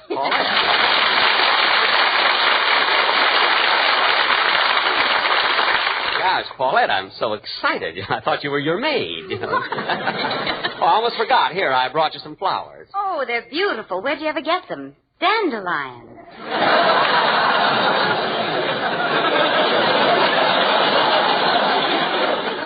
Oh, my yard is full of them. And when they wither, Paulette, don't throw them away. They make wonderful wine. Well, if you think I'm going to jump around barefoot in a bunch of dandelions, you're crazy. I know what you mean. I got the yellowest feet in my neighborhood. Well, are you all set to go out on a date, Paulette? Oh, yes, Jack, I'm all ready, but, well, should I take some money along? Oh, no. No, I should say not. I mean, perish the thought. Well, I was only asking. Of course, it might be advisable to bring along a few dollars in case the zipper on my wallet sticks. You know? And then, too, you better bring along a little mad money. Well, how about if I take $50? Will 50 tide us over? Tide us over? Paulette, will you marry me? Jack, get up off your knees. Okay. Give me a hand. Come on, up you go.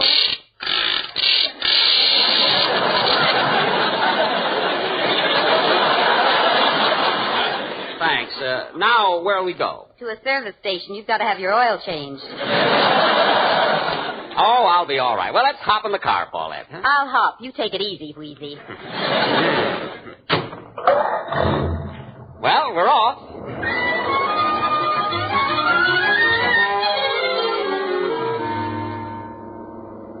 Well, we're almost there, Paulette. And this place we're going to really has wonderful music and food. Oh, swell. Here, have another. Jack, you're taking me out to dinner. I don't want another peanut butter sandwich.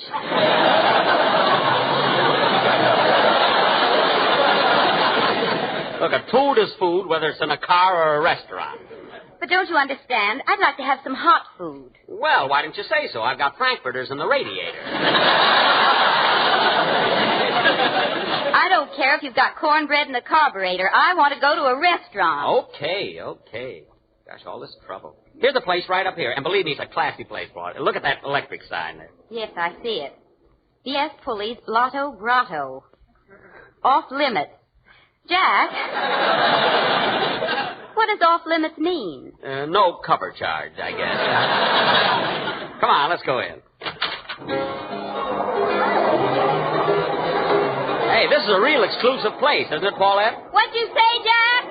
I said this is a real exclusive place. Speak louder, I can't hear you. I said this is a real exclusive place. Hey, you, pipe down. This is an exclusive joint. Why, it's our host, B.S. Pulley.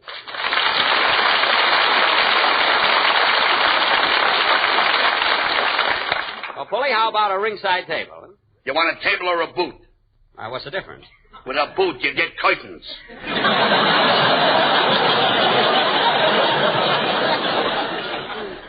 Oh, curtains. That'll be lovely. So continental and everything. Hey, Paulette? Listen, lover boy, you better stay out in the open where you're safe. Oh, well. All we want is a table for two, but it's so crowded here. Don't worry, I'll make room for you. There you are, table for two.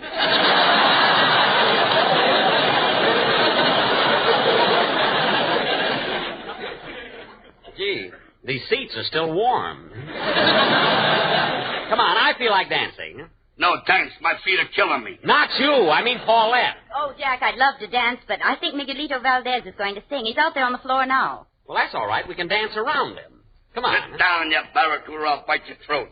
The floor show's about to start. Ladies and gentlemen, the Latin American sensation, Miguelito Valdez.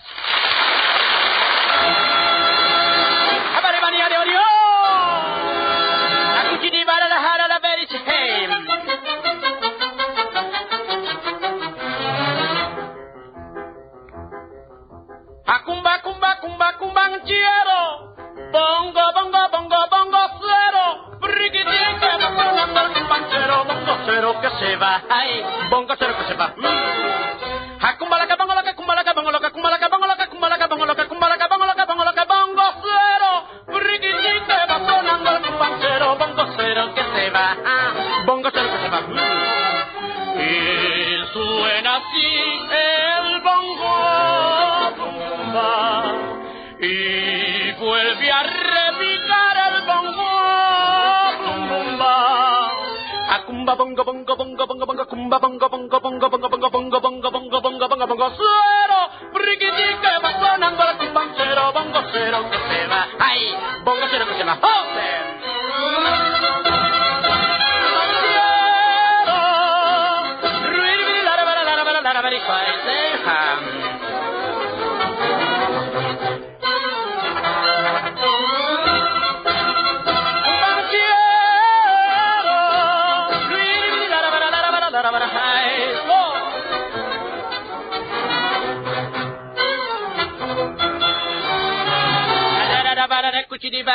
I know what I say. De la piquiti cumba mala mafacata piquiti casabala mamá Miguelito de mi vida mira papi que me muero yo bailando la rumbita calientica sabrosita de la piquiti cumba mala mafacata piquiti casabala mamá cumbanchero.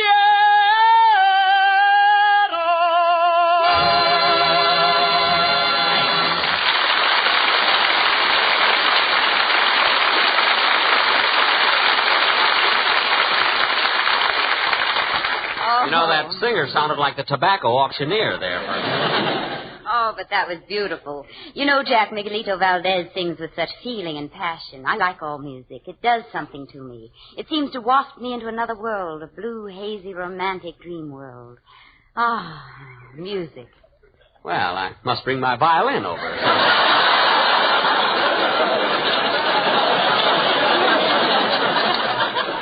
What's that got to do with music? Plenty. You know, Paulette, I'm awfully glad the fellows overseas chose me as the guy to take you out.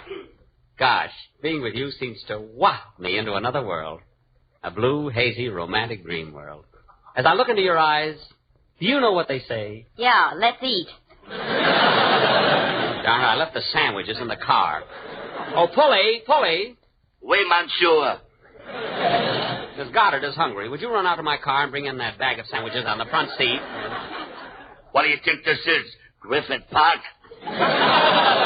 No, but I'm just not too sure about the food here. What do you mean? Our food is filled with sanitation. It's untouched by human hands. Untouched by human hands, eh? Yeah, we got an ape for a cook. An ape? He's a cousin of mine, once removed and enticed by the sheriff. Jack, I think we'd better go someplace else. Say, I know a cute little place down the street. You know, on the night they have Spanish food, the waitresses wear Spanish costumes. Oh. And on the night they have French food, the girls wear French costumes. Well, don't expect that around here. We got raw oysters.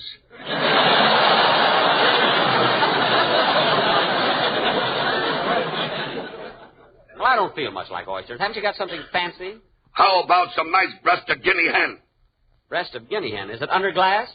What do you think? It's under a sweater? I'll tell you what, Pulley. Sounds a little like Fred Allen. I'm not kidding. Pulley, just bring us some drinks now, will you? Okay. How about trying our overseas egg cocktail? Overseas egg cocktail? Yeah. One drink and you're powdered. I'll take a chance on that. How about you, Paulette? Well, sounds like a Mickey Finn, but it may be jolly. Damn murder, lady. And now to introduce the next act in the floor show. The gentleman from Indiana himself, singing a melody of some of his famous song hits, Hoagie Carmichael.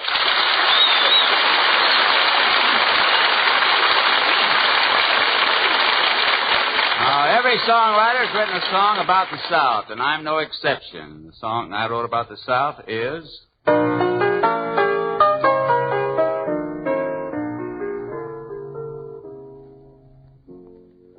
Georgia, Georgia, the whole day through, just an old sweet song keeps Georgia on my mind, Georgia on my mind. each day. Georgia, my honey, a song of you comes as sweet and clear as moonlight through the pine.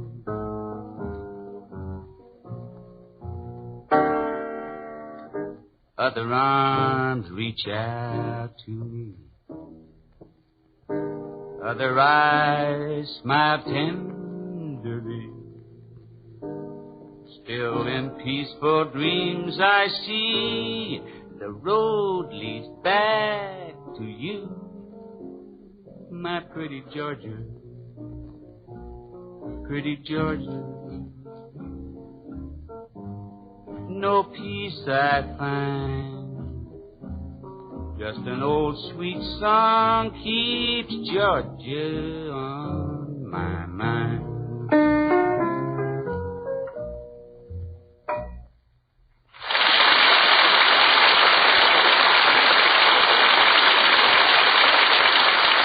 Well, you've all heard about the sad sack. You've heard about the hubba hubba, I know that. Well, here's one of mine called No More Toujours L'Amour with a little Hoya Hoya in it.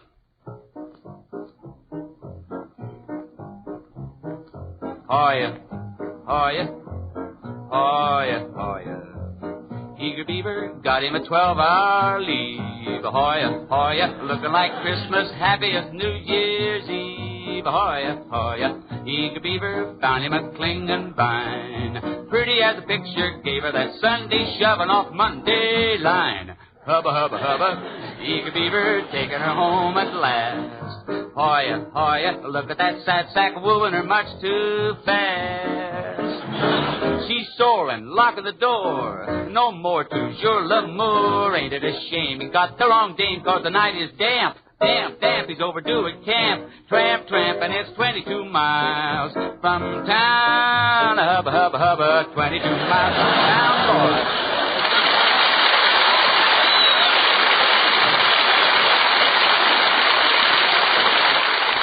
To those of you who saw the picture, the have and have-not, and weren't looking at Lauren Bacall, that was me at the piano behind the match.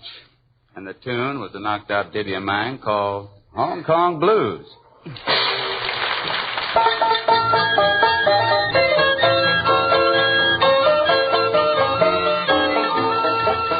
It's a story of a very unfortunate music man who got arrested down in old Hong Kong. He got 20 years privilege taken away from him when he kicked an old Chinese gong. And now he's bobbing the piano just to raise the price of a ticket to the land of the free. Well, he say his home's in Frisco where they send the rice, but it's really in Tennessee. That's why he said, I need someone to love me, need somebody to carry me home to San Francisco and bury my body there. Oh, I need someone to lend me a $50 bill, and then I'll leave Hong Kong far behind me for happiness once again. Won't someone believe I begin to see that bay again? But when I try to leave, sweet local man won't let me fly away. I need someone to love me, need somebody to carry me home to San Francisco and bury my body there.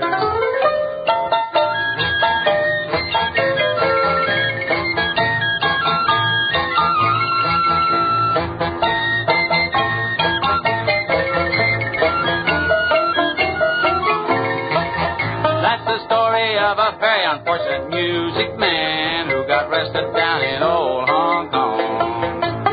He got 20 years privilege taken away from him when he kicked an old Chinese gong.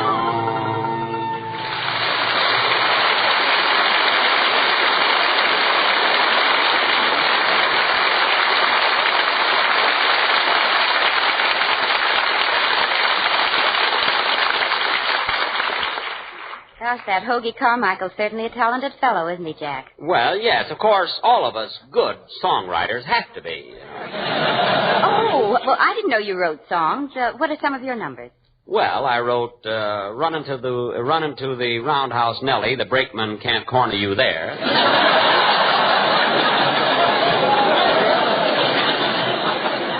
I nearly killed that one. You did all right. Then I wrote She Works Down in the Laundry, but She Never Holds the Bag. Have you heard that one? I've got a new novelty tune coming out. Oh, well, what's that one called? Be a good sardine, Junior, and help your mother out of the can. Hiya, folks. What's cooking? Hey, do you mind if I join you? Oh, we certainly do. Well, that's good enough for me. Listen, Bud. But if I were you, I'd stop drinking. Well, I'm celebrated. I've been taking the cure, and this is my last day. Your last day? Yeah. Just think, tomorrow liquor will disgust me. They think. This guy's impossible here. Come on, Paulette, let's dance. All right. Wait till I get my shoes on. I might be safer if you leave them off. Well, I'm all set. Come on, Paulette. Ah, this is wonderful. Floating around the floor like two zephyrs. We dance very well together, don't we, Paulette? Yes, Jack. But why don't you lead for a while? Well, you know these new steps better than I do. Ah, this is living. Jack, I don't mind your smoking that cigar, but please watch where your ashes are falling.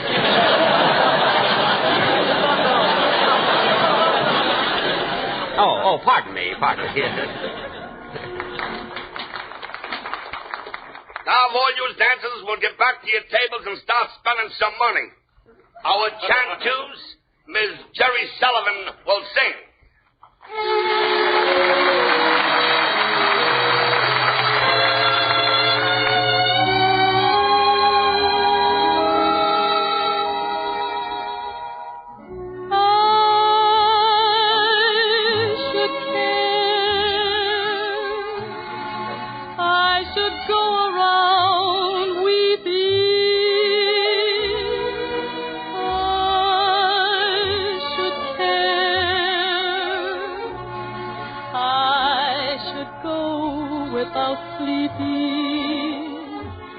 Strangely enough, I sleep well, except for a dream or two. But then I count my sheep well. Funny how she can love you to sleep, so I should care. Should let it upset me. I should care, but it just doesn't get me. Maybe I won't find someone as lovely as you.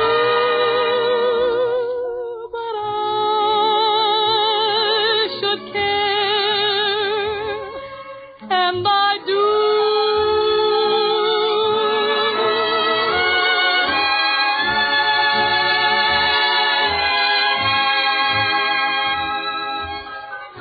I should let it upset me.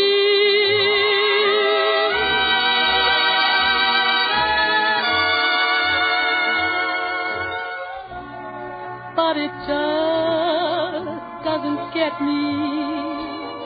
Maybe I won't find someone as lovely as you. But I should care, and I do.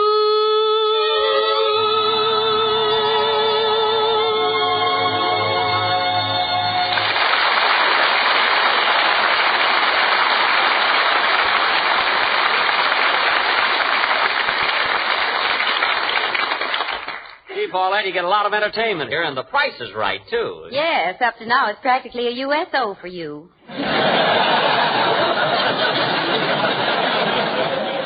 I'm willing to spend. Hey, waiter. Yes, sir. Have you seen the man? The men's what? Oh, yeah, no, I mean, have you seen the man? For goodness sake, sing it. Yeah, have you seen our menu, our own special menu? Oh, I'm so hungry I could eat a cow. Are you really? Waiter, have you got any cows? Sing it. One meatball.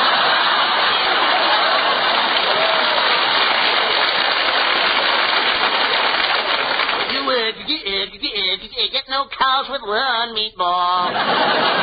Oh, give me that menu. I'll order myself.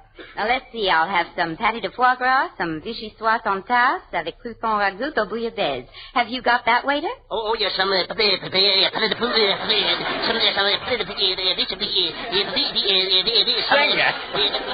can't sing in French. What does all that mean in English, anyway? It's sausage on a shingle.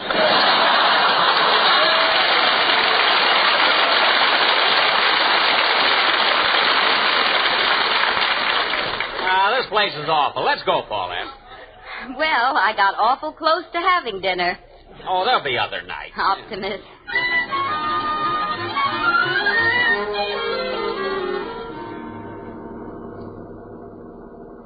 Well, Paulette, we're on our way home. Yep. Boy, am I going to raid the icebox. Are you still hungry? I never saw such a stubborn girl. Oh, well, it's been a nice evening anyway, Jack. Yes, sir. Gosh, what a beautiful night. Look at that big yellow moon. What does it make you think of, Paulette? Cheese. I'm starving.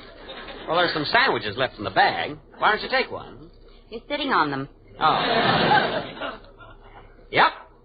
Sure has been a wonderful evening, isn't it? Yep. Well, here we are. Was this my home? Home nothing, sister. This is the Hollywood Hills.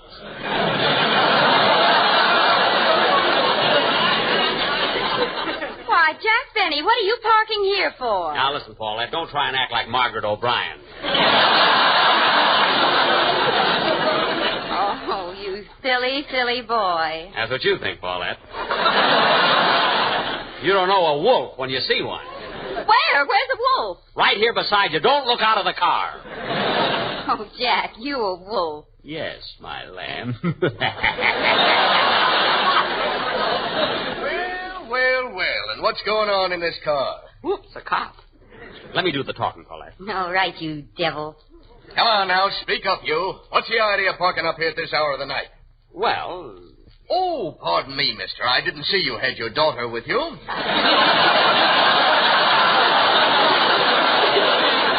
is not my daughter. Say, wait a minute. Ain't you Jack Benny? Look, I'm not Bob Hope. I know that. He's parked around the corner. That's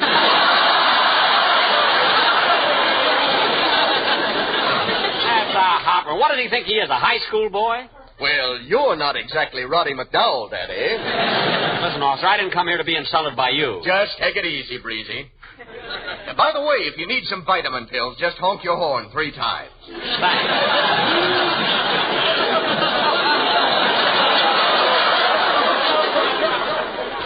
Well, good night, miss. Good night. And if you need me, just yell. Oh, and Benny, if you need me, you can yell, too. Now, there's a wise guy if I ever saw one. All right, Paulette, you've been stalling long enough. Are you going to kiss me or not? No, I'm not. Well, Jack, don't give up so easily. Stop the motor. I thought you'd come around. Come on, pucker up. Okay. Well, we can go now. Good night, fellas.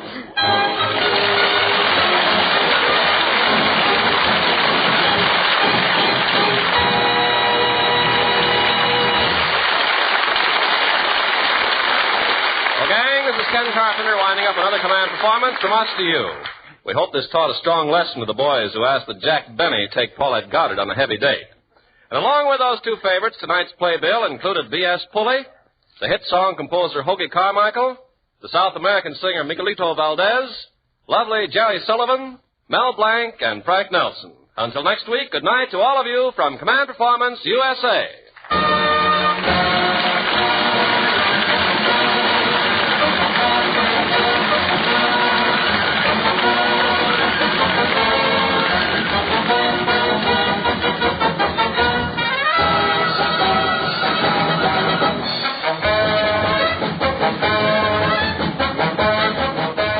This is the Armed Forces Radio Service.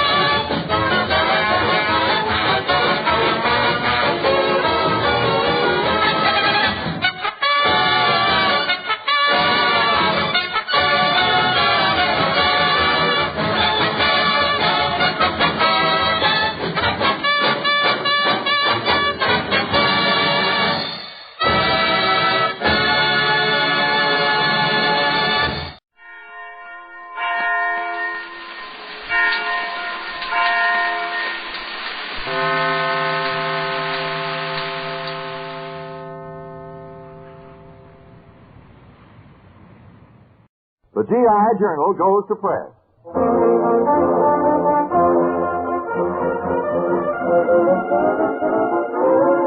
The GI Journal. It's the GI Journal.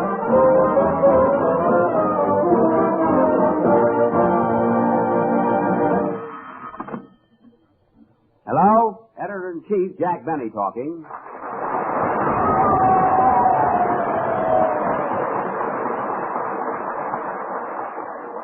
So many people in my office. What? You want to place an ad in GI Journal? Wait till I get a pencil. Go ahead, miss. Young bashful girl wants to meet sailor back from the South Pacific who hasn't seen a woman in 3 years. Object. Okay, we'll print it right out.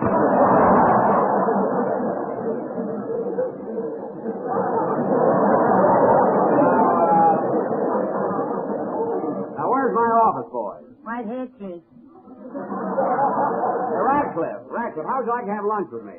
Oh, that would be swell, Mr. Benny. Where'll we go? Go? Why should we go anywhere? You have a lunchbox, haven't you? Oh, yeah. Well, get it open. You know, it isn't every day you get a chance to eat with the boss. Well, I don't know what's in my lunch pail today. You know. Oh, boy. Spam sandwiches, Vienna sausage, and powdered eggs. A yum. Yeah, leave it to my mom. She knows what's good. What is your mom, a mess sergeant with a wax? Oh, well, it beats going out to eat.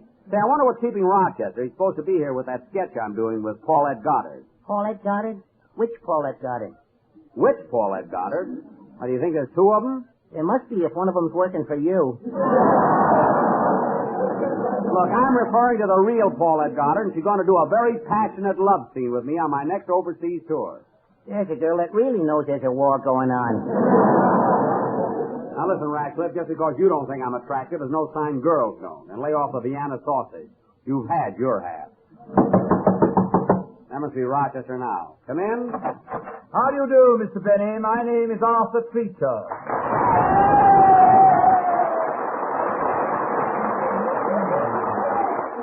Arthur Treacher, what are you doing here? You know of a person named Rochester? Why, yes, he's my butler. Well, from now on, I shall have that dubious honor. You're going to be my butler? What happened to Rochester? As I gather it, sir, he's offered a 3-month vacation. That's ridiculous. How can Rochester afford a vacation? He's only been working for me 9 years. I don't know about that, sir, but the best thing you can do now is to come to terms with me. Terms? Well, suppose you come down $20 a week, and I'll come up $20 a week. Where shall we start, sir? $20 a week. Yes, I have to have much more than that, sir, I'm afraid. Don't be afraid. We'll work the details out later. Now, here's the key to the house. You better get over there and get the place in order. Paulette Goddard is coming over. Which Paulette Goddard? There's only one. Now, get going. I'll see you as soon as I've set up the musical page with 4 of the prettiest headlines that have ever been set up. The King Sisters.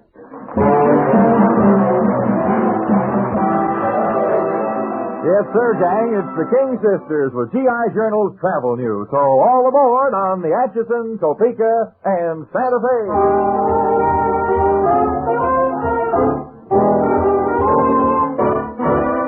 Do you hear that whistle down the line? I figured that it's engine number 49. She's the only one that'll sound that way on the Atchison, Topeka, and Santa Fe.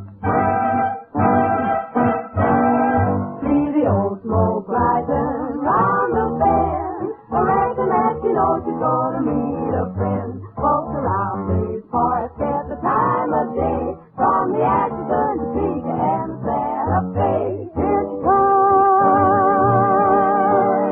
Ooh, ooh, ooh, ooh. Hey, Jim, you better get the ring. Ooh, ooh, ooh, ooh. She's got a list of passengers that's pretty big, and they all want to live to the Brown Hotel. There's plenty of them been traveling for quite a spell, all the way from Philadelphia on the Atchison, Topeka, and Santa Fe. All aboard, train's going west, train's going west. Ticket? Ticket! Can't go nowhere without ticket. Do you hear that whistle down the line? Hooey-hooey, it sounds fine.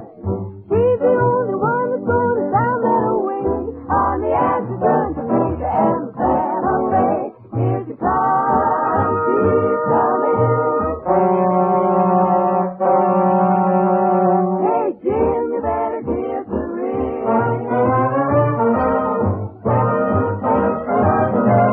She's got a list of passengers that's pretty big. They're on a rim to the hotel.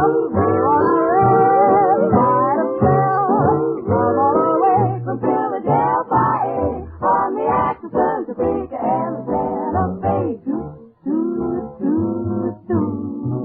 Toot, toot, toot, toot. You can get to Albuquerque without a jerk on the Atchison, Topeka, Santa Fe.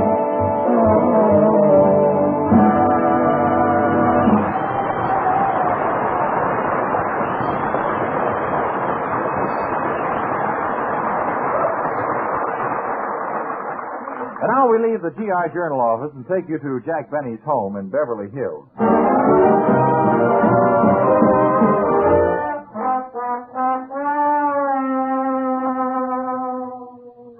Give me land, lots of land, under solid skies above. Don't fence me in.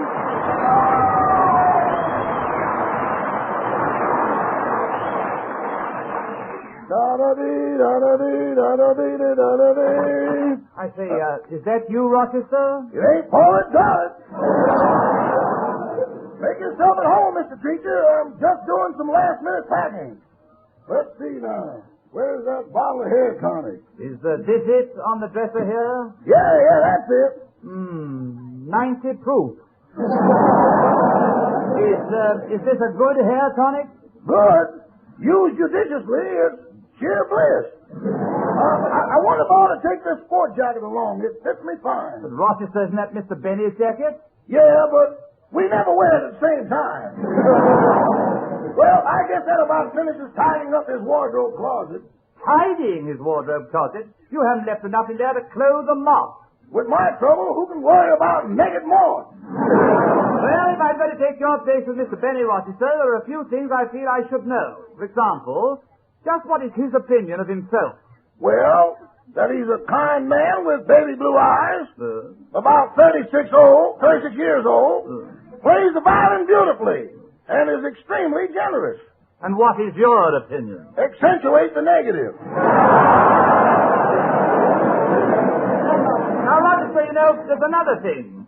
Does Mr. Benny keep a well-stocked larder, or to put it simply, what is the nature of the provender hereabouts? Repeat it, s'il vous plaît? I mean to say, how is the food? Well, you've heard the song, you don't get bread with one meatball. Yes. Here you don't even get the meatball. Well, of course, that won't bother me. I'm not much of a meatball fan. But I do hope I can have some fish and chips occasionally. Oh, he'll throw you a fish occasionally, but you'll never be in the chips. Oh, by the way, you better take this. What's that? The key to the icebox. You better watch him, though. He keeps changing the lock. Oh, yes. You know, and Mr. Benny's got some fine scotch I think you should know about. Well, where does he keep it? In the medicine chest. It's in 10 little bottles marked poison.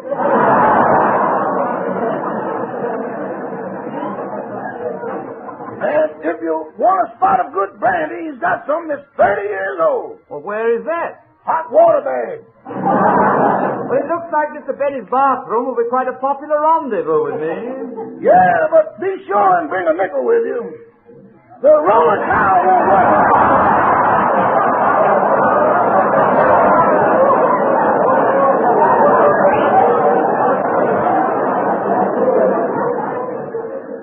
Oh, and before I forget, if Mr. Benny wants his hair combed, this is the drawer you go to. I'll have a look if you don't mind. Quite a litter of wigs. Oh, he's got 30 of them. 30 toupees? Yeah, he puts a longer one on every day. By the end of the month, he pretends he's going to the barber shop, slaps number 1 on, and he's all set.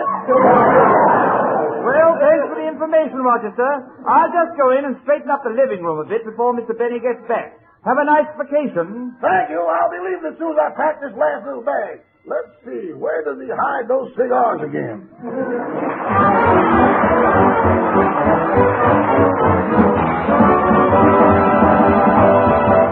This is Harry Mitchell cutting in from the GI Journal office with the latest musical news from our copy gal of song, Miss Connie Haynes.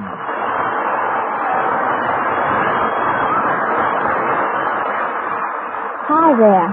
This is Connie with the original song of the week. A new tune written overseas and mailed into GI Journal, Armed Forces Radio Service, Los Angeles, USA. The songwriter of the week is pharmacist mate Don Campbell, and his tune, as nice as its title, it's called Meditation.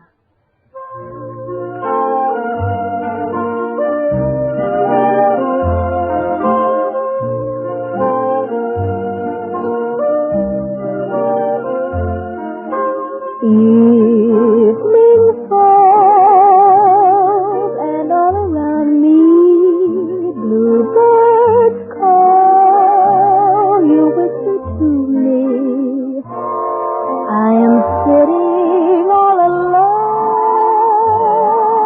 in meditation of you. The moon is new.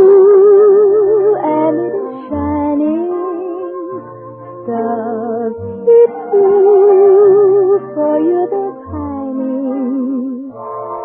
Still I'm all alone in meditation of you. You're not here, but I can see you as well as the moon above. You're not here, but I can feel you. It's only the same cold love. Now it's dawn, I'll surely miss you. Stars are gone, I try to kiss you, but you're not here at all. I'm alone in meditation of you.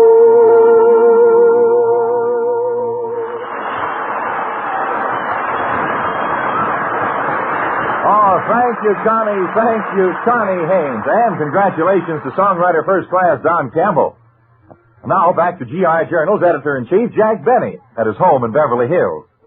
Oh, Preacher, now where is that valet? He's as bad as Rochester. Did you call me, Mr. Benny? Yes, Preacher. Have you my clothes ready for tonight? Yes, sir. I've laid out your suit, shirt, and hair. Oh, yes. I hope you put the curly one out. I feel so young tonight. Gosh, I can hardly wait to start rehearsing with Paulette. In this sketch, I play the part of a young colonel. What are you laughing about? Well, I can't see you as a young colonel, sir. Why not? Well, you've been on the cob too long.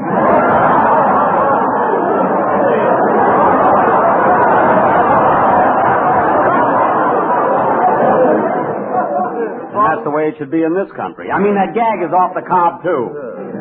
But Paulette will be here any moment. I got to find something to wear. I'll see something that'll make me look youthful.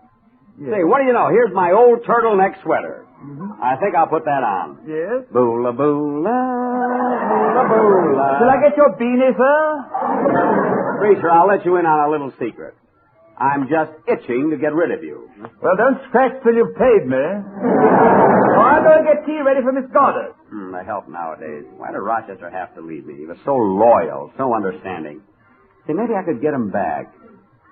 Where's the number of that club he's always hangs around? Oh, yes, here it is. Hardway 63320.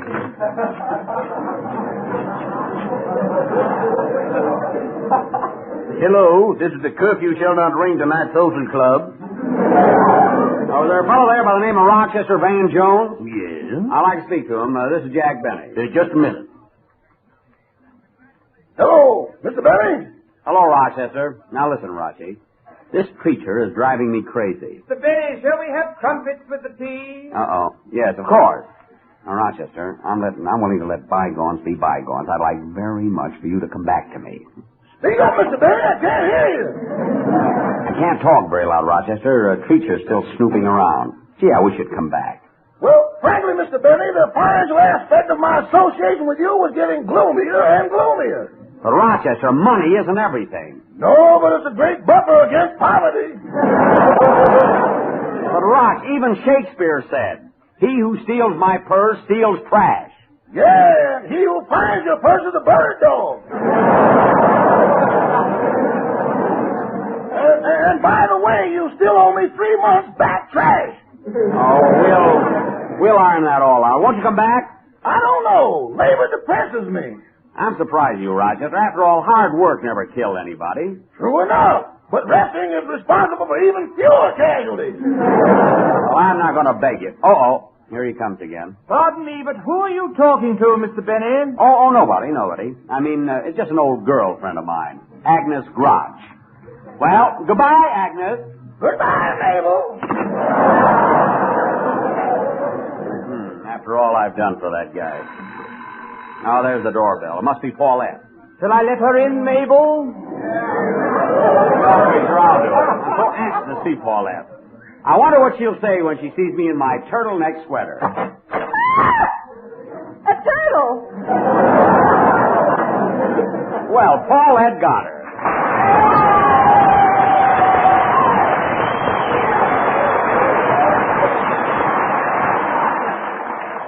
Well, I'm glad you could make it, Paulette. Gee, every time I see you, it adds 10 years to my life. Oh, now, Jack, I haven't seen you that often.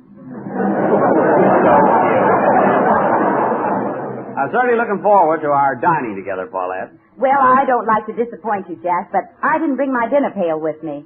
Please, Paulette, you're my guest. My man will serve something a little later on. Come on, let's sit by the fireplace. All right. Now, just what is this sketch about that we're going to do? Oh, business so soon? Well, in this playlet, you're a Red Cross nurse, and I play a colonel who was lost somewhere in France. From the last war? No, this war. It's a very good scene, Paulette. When the curtain goes up, I have just flown a very important message from headquarters back to my home base. As soon as I land, I grab you in my arms. Don't you even untie the message from your leg? I'm not a pigeon. I'm a pilot. Let's not talk about the play now. Look how pretty the fire is. The firelight just seems to dance over your face. Is it dancing on mine? Yes, it's the first time I ever saw the Palladium with blue eyes. They are, aren't they? Oh, I could sit here forever. It's so nice, Paulette, to have you running your fingers through my hair. Oh, yes. It is nice. And with your hair, it only takes one finger. I think we'd better start rehearsing, Jack. Well, not yet. I thought we'd pop some corn first. Huh? Oh. Or have we been popping it, huh? Oh, no. Let's rehearse. Oh, all right. We'll rehearse the scene where I grab you in my arms. You win. Slip me some corn, Pop.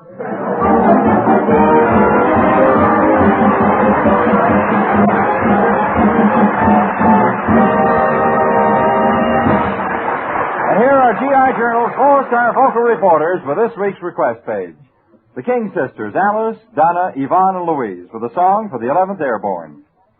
Sometimes I wonder why I spend the lonely night dreaming of a song, a melody that always haunts my reverie, and I am there alone with you. When our love was new, and each kiss an inspiration,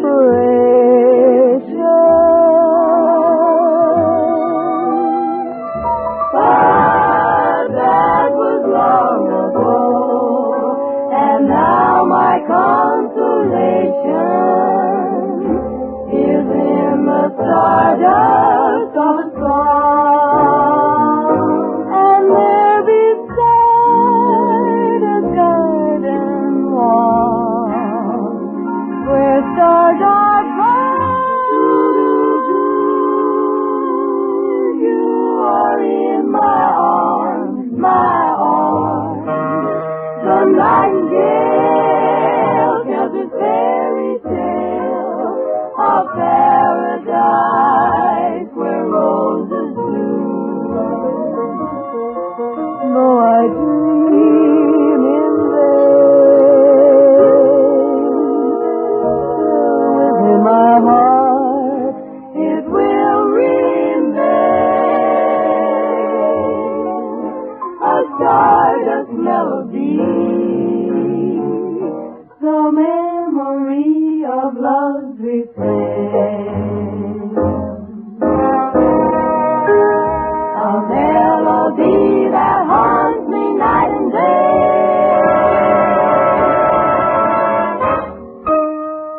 a lovely stardust melody.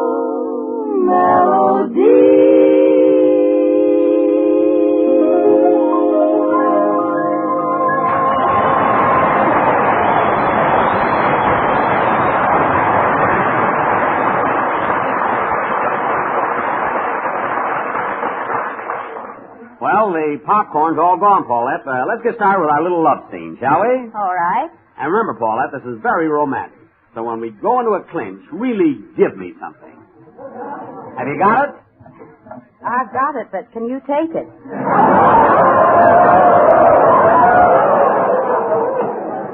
Oh, sure. Hand me my vitamin pills, please. Here you are, sir. And happy landing, Colonel. What a louse. Oh, now, Jack, don't take too many vitamins. After all, I'm just a helpless little girl. You are?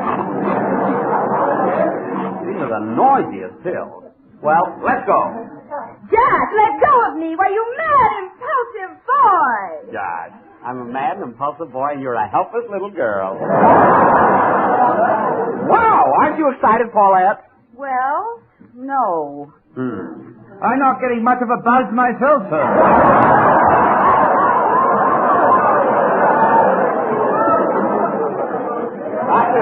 You're not supposed to get anything. Just keep still and give me some more pills. Here you are, sir. Good shooting. Back.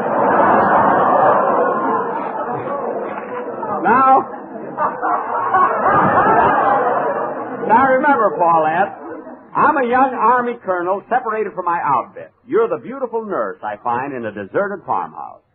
Suddenly I recognize you as my childhood sweetheart, and the reunion is very tender. I fall into your arms. Well, now, wait a minute. The script says that I fall into your arms. I know. I changed that. You see, in a love scene, I like to keep my hands free.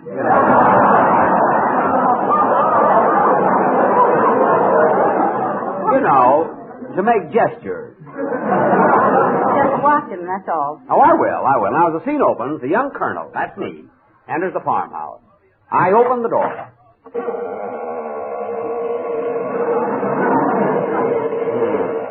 I must get a detachment of Seabees over here to oil that door. Thank goodness I found this deserted farmhouse. I shall rest my weary bones. So this farmhouse isn't exactly deserted, Colonel, sir. Oh, then the heck with my weary bones. Why, it's a nurse. Yes, sit down and we'll rip open a Band-Aid. Say, isn't your name Minnie Gloggenhager? Yes. Well, isn't your name Herman Huckledinker? Yeah. Gosh, imagine finding a Gloggenhager way over here. And who would have ever thought that I would bump into a Huckledinker? It's a small world, Minnie. Gee, I'm thirsty. Well, I saw a cow when I came in. Creature, you be the cow. Very well. Moo, sir.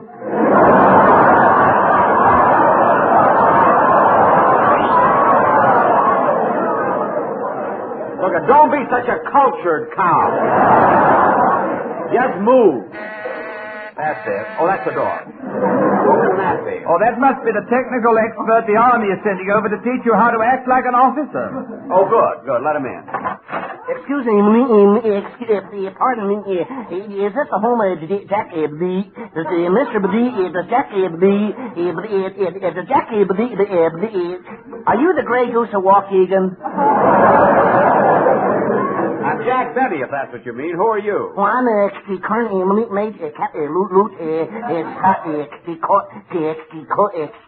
private sad sack.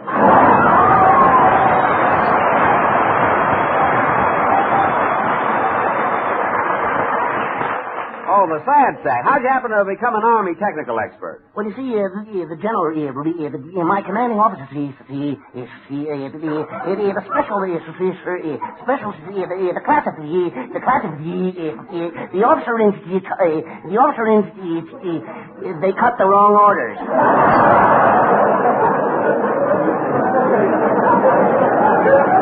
Well, Zach, now that you're here, I'd like to ask you a question. What sort of entertainment do you think the enlisted men overseas like best? Oh, well, they like moving the radio. They like radio they like back they like to play check they like dames.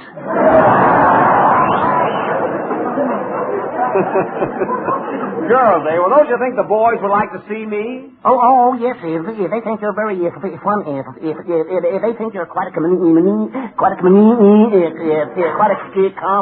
they think you're very amusing. But bring a dame. Well, it just happens that Miss Paulette Goddard is going with me. Paulette Goddard?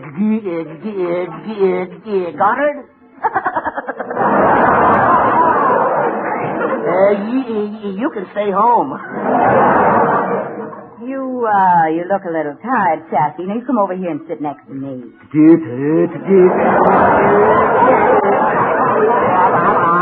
I'll be glad to.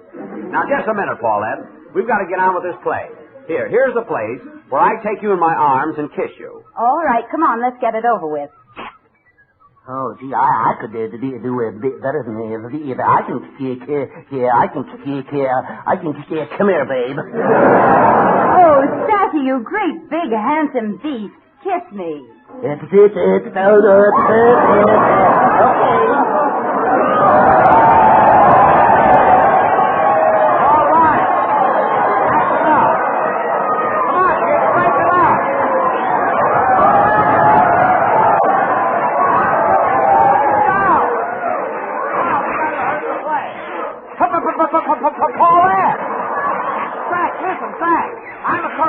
Faye. This is an order.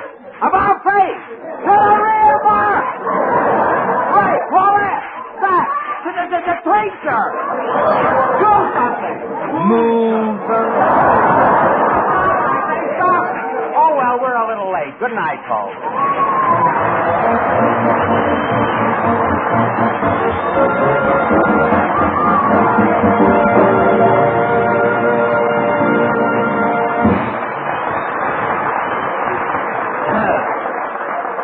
Well, gang, I got a horse there. I see that's 30 for tonight. But before we close this edition of GI Journal, I want to thank our star reporters, Paulette Goddard, Arthur Treacher, Rochester, the King Sisters, Connie Haynes, Dick Oren, and Private Sad Sack Mel Blanc. This is Jack Benny saying, so long, men.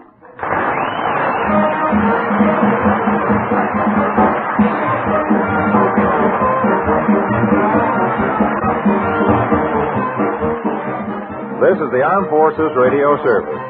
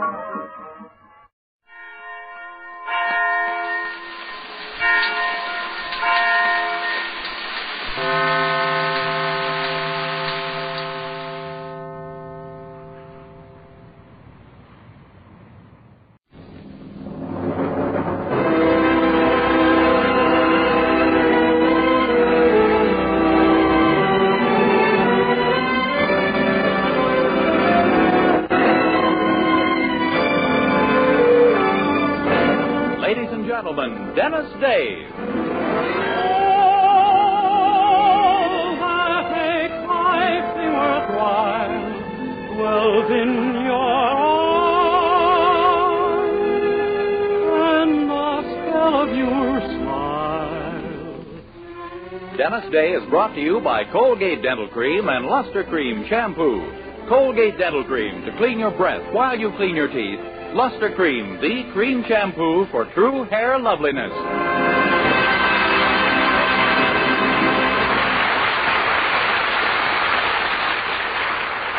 The Dennis Day Show with Barbara Eiler, B. Benaderet, Dink Trout, John Brown, Charles Dant in the orchestra, and yours truly, Vern Smith, is written by Frank Galen and stars our popular young singer in A Day in the Life of Dennis Day.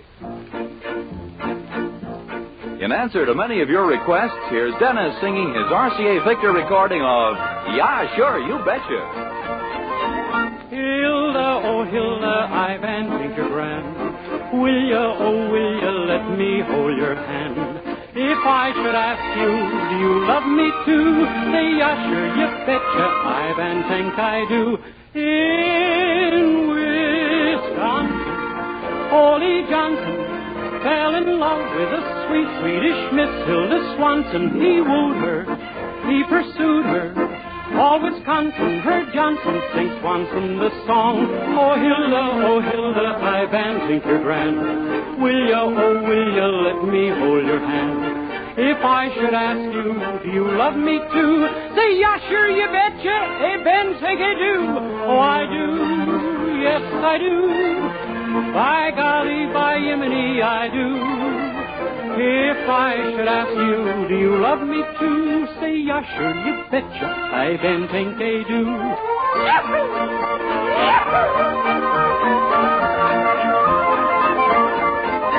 Oh, Hilda, let this Swedish boy thrill ya until ya are yumping with joy.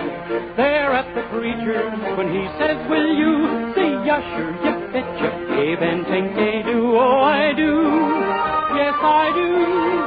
By golly, by Yemeni, I do. There at the greeters. When he says, will you, say, yasher, you betcha, I ben think I do. By golly, by yiminy, I ben think I do.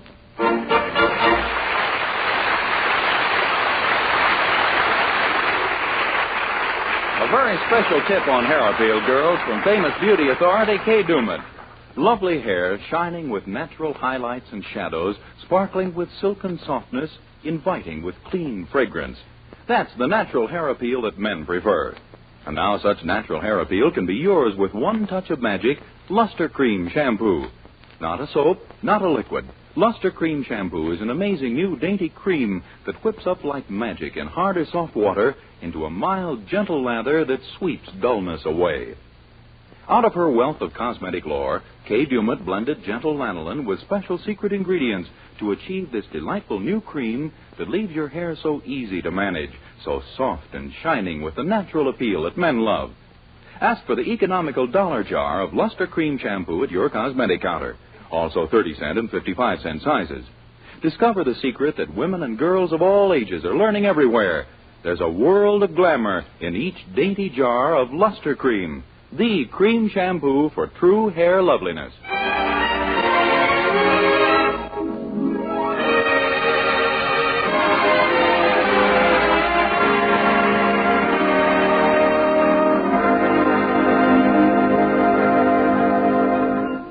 Well, there's quite a stir at the Anderson boarding house in Weaverville this morning. We find our young hero, Dennis Day, in the dining room, helping to open several packages which have just arrived. For, strangely and excitingly enough, they're addressed to the more fragile half of the Anderson family. Gee, Mr. Anderson, that's for you? Yes, my dear little Poopsie girl picked it out for me herself. You like it, Dennis? Oh, yes, sir. It's one of the prettiest aprons I've ever seen. I think so, too. Notice how that blue ribbon just matches my eyes? Oh, yes, sir. Shall we open the other packages now? No need to. It's just the rest of my fall outfit. Mops, scrubbing brushes, and dust caps. Gee, it sure is nice of Mrs. Anderson to let you have a whole new wardrobe. Yes, well, you see, Poopsie won't be spending much time around the house during the day anymore. So she's taking me off of part-time and putting me on full-time. Well, gosh, congratulations, Mr. Anderson. You sure have earned it. But why won't Mrs. Anderson be here during the day anymore? What, didn't you know? She's going into business. She has an appointment with Homer Willoughby this morning. Your wife is going into business with my boss? Holy smoke, another access to Fuhrer and Il Duce.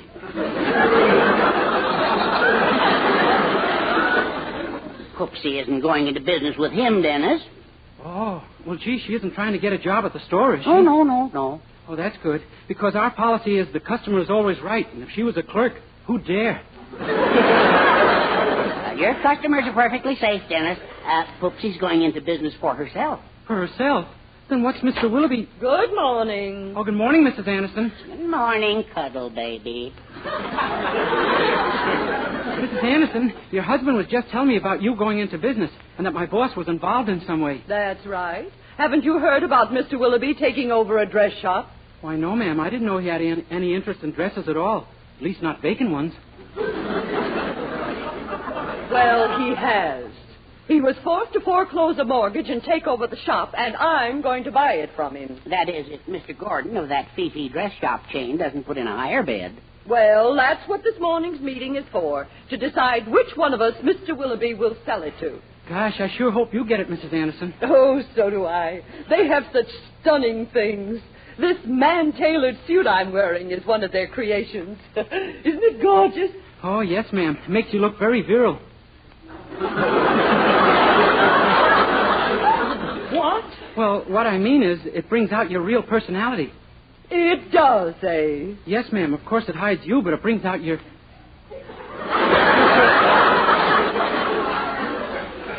Could I have a moment to clarify my thinking on this? Never mind. Come along if you want to drive down to Willoughby's with me. I don't want to be late. Yes, ma'am. And thank you for dropping the subject instead of me.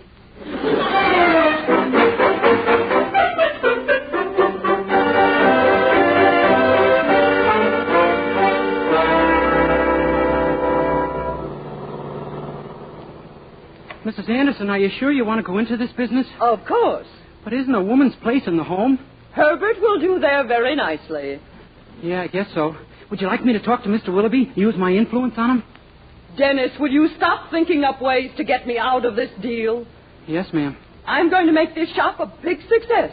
I might even get Mrs. Hannah Cabot II to wear one of my gowns. And wouldn't that be something? Boy, I'll say. Who's she? Just one of the 10 best-dressed women in America, that's all. And she's here in town right now to be the guest of honor at the country club dance. Oh. And, of course, it's very important to the success of a gown to be seen on just the right person. Yes, ma'am. Is that why you bought a suit? What? I spoke without thinking it out far enough. Well, be more careful in the future. Oh, this is the street, isn't it? Yes, and I believe there's a parking space right in front of Willoughby's store. It's kind of narrow. Dennis, I know how to park. Well, Wait, Mrs. Anderson, you shouldn't drive in front with. You got a back in. Perhaps I should take the wheel. Please, I know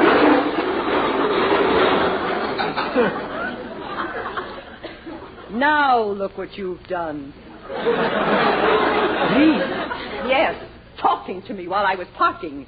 Your big mouth was open wider than the space I was trying to get in.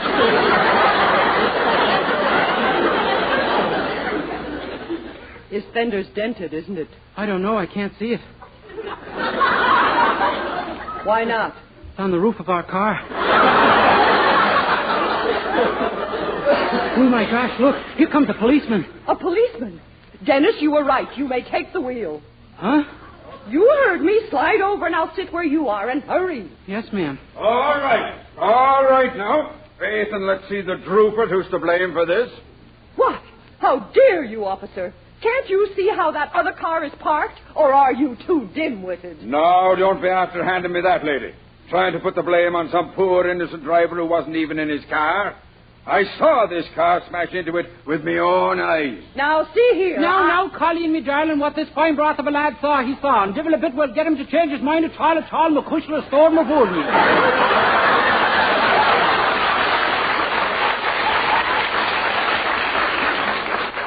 Well, now, do you know, it's just possible that my eyes have deceived me. What's your name, lad? Dennis O'Day, your worship, and may it please your honour. Dennis O'Day. That wouldn't perchance be Irish, would it now, lad? Sure, and it wouldn't be Czechoslovakian, your grace. Not from the north of Ireland, I hope. Faith, and not a bit of it, you all.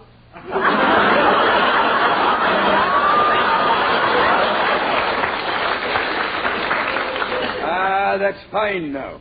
Well, it's easy to see what happened here. You were driving along, minding your own business, when all of a sudden this parked car smashed into you. And without a word of warning, too. Will you look at the way he's parked, and not 2 blocks from a fire hydrant? Sure, and he's a menace to safe drivers. Indeed, and that's just what he is. Look at his car. Not even a tail light on it. And you, on the other hand, even have an extra one on your front fender.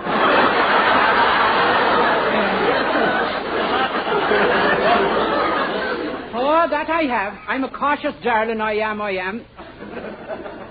Oh, he is a darling, isn't he, officer? We all love him so. I don't blame you for that, ma'am. And when I see the rascal who owns this other car, it's a ticket I'll be handing him straight off.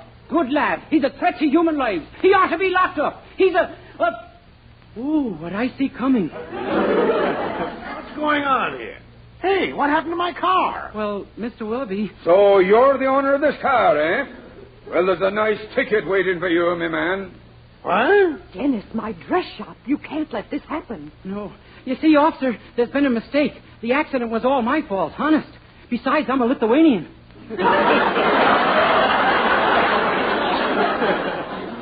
Come now, my lad. It's nice of you to take the blame. But look at this fella's car. Parked 3 feet out from the curb. But Mr. Willoughby didn't mean to do it. He'd probably been drinking again and didn't know what he was doing. Drinking? Now, see here. Don't you know it's against the law to drive a car while drunk? Sure, but you can't hold Mr. Willoughby for that. That law was passed long after his license expired. Huh? Why, this boy is crazy, officer. He doesn't know what he's talking about. No, eh? Well, drunk driving and no license is good enough for me. Come on, Willoughby. You're telling it to a judge. No, wait. Yes, wait. Yeah, for heaven's sake, wait. Come on, Willoughby. Start moving.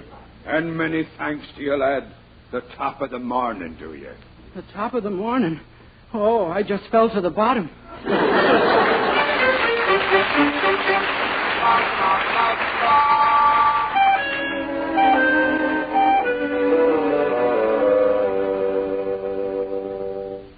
Oh, no, Dennis. Yeah, it was just awful, Mildred. That's why I phoned you to come right down to the store. I'm almost positive I lost popularity with your mother. Say, wait a minute. Mr. Willoughby being in jail is the answer to our whole problem. Huh? Say it again. I may have missed a key word somewhere. Look, who's Mother's rival for this shop? Mr. Gordon, the out-of-towner who owns that big dress chain. This is your chance to get rid of him and leave the field clear for Mother. Get rid of him? Sure, scare him off some way. He's due here for the meeting at... Oh, my gosh. Look, that must be Mr. Gordon crossing the street right now. Well, yeah. Quick, get out of sight. I'll think of something. Okay. How do you do, sir? Hello, Mr. Willoughby in. I'm Mademoiselle Fifi.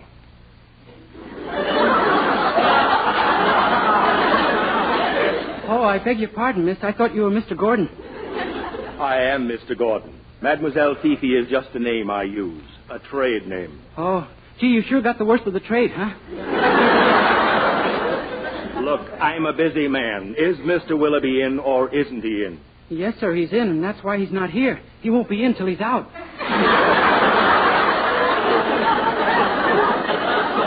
What is this gibberish? I have an appointment to see Mr. Willoughby about buying that dress shop of his. Gee, you're going to invest money here in Weaverville? I am. Boy, what a devil-may-care attitude. What are you talking about? I've always heard that Weaverville is an up-and-coming town. Well, it used to be up-and-coming, but all of a sudden it got down and went. I know, I live here. You mean there's no business in town at all? Last week this store didn't do 5 cents worth. Then this week it fell off a little. But why can't you stimulate business? Did you ever try a 1-cent sale? Oh, lots of them. Never sold a single penny. Why, this is fantastic. Yeah. But how does Mr. Willoughby manage to run 2 stores and keep up a beautiful home? Well, of course, if a fellow doesn't care how he gets his money... What do you mean? I'd rather not say, unless you press me. But I do press you. Attaboy. You mean to tell me Willoughby makes his money by underhanded methods?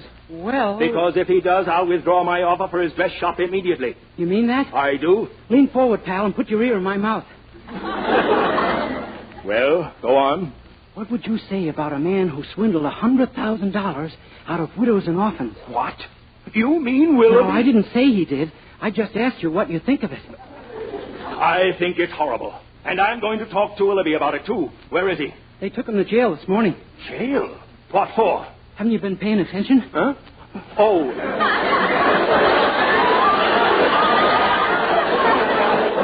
They caught up with his swindling operations. That's better. For a minute you had me worried. What will they do with him? Willoughby? Oh, with his connections, he'll get off. He will? Sure. They can't make a rap stick against him. Why, it wouldn't surprise me if any minute... Well, speak of the devil. So, there you are. Oh, why, Mr. Gordon.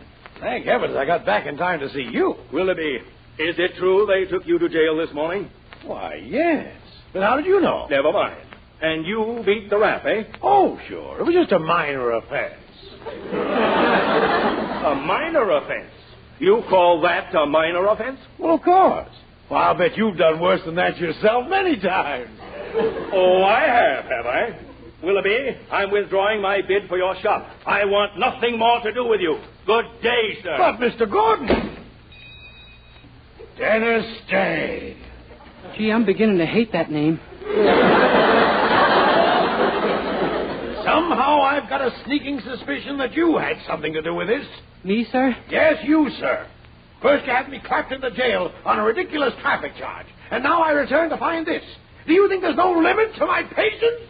I don't know, but that's the way I'm praying. Very well. I'm going to teach you and that Mrs. Anderson a lesson. I hereby accept her bid for my dress shop. Accept it? Oh, Mr. Willoughby! Dennis, stop that silly kissing. I just had these shoes shine.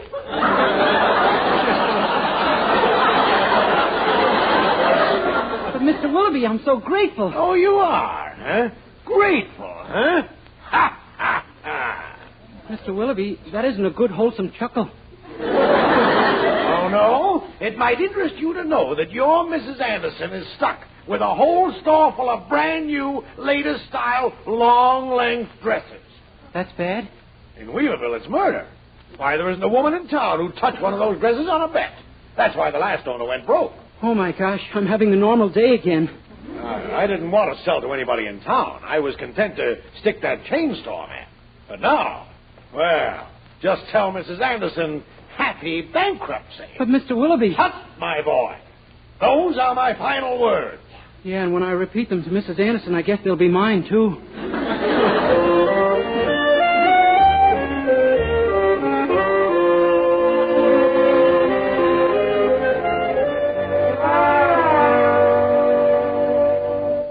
Oh, Dennis, you can't mean it. A whole store full of long dresses? Every last one of them, Mildred. Oh, my gosh. Well, what did Mother say when you told her? She looked at me like she was seeing a ghost. I think it gave her an idea, too.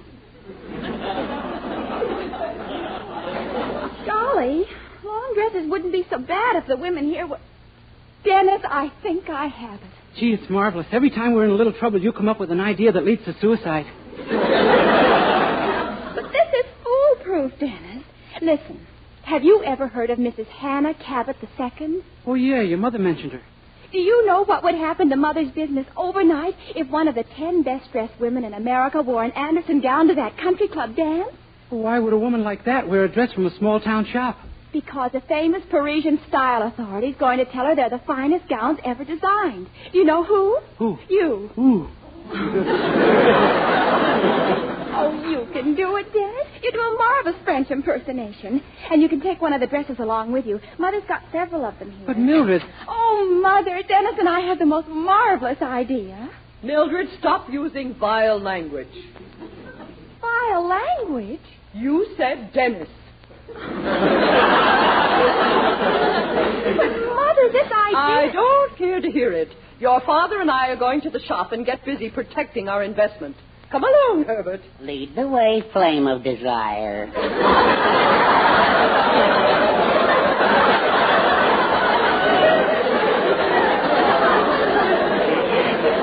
Dennis, you have to get to work on Mrs. Cabot this very minute. Oh, Mildred, these things always lead to such grief. Isn't there some other way? Dennis, for heaven's sakes, don't tell me you're afraid to call on her. All right, I won't. But believe me, I'm not shaking from courage.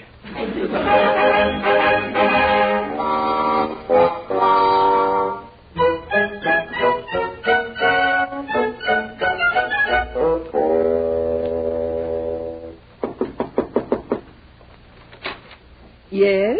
Bon voyage, monsieur.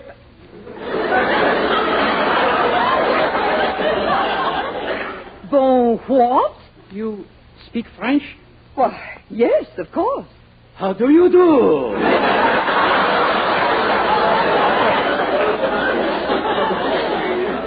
Well, how do you do? Permit me, I should introduce myself.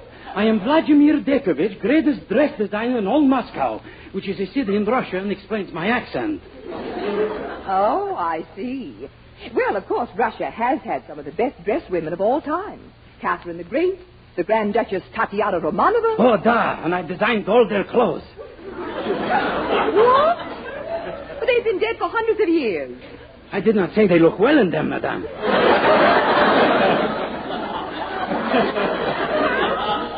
You're an awfully odd little man, aren't you? Just what is it you want of me? Madame, I have here the most beautiful gown ever designed. It is from a little dress shop right here in town. I want you should wear it from the country club dance. Oh, well, I'm sorry, but I've already chosen my gown from Saks. Oh, madame, my gown is more beautiful than any sack you have ever seen.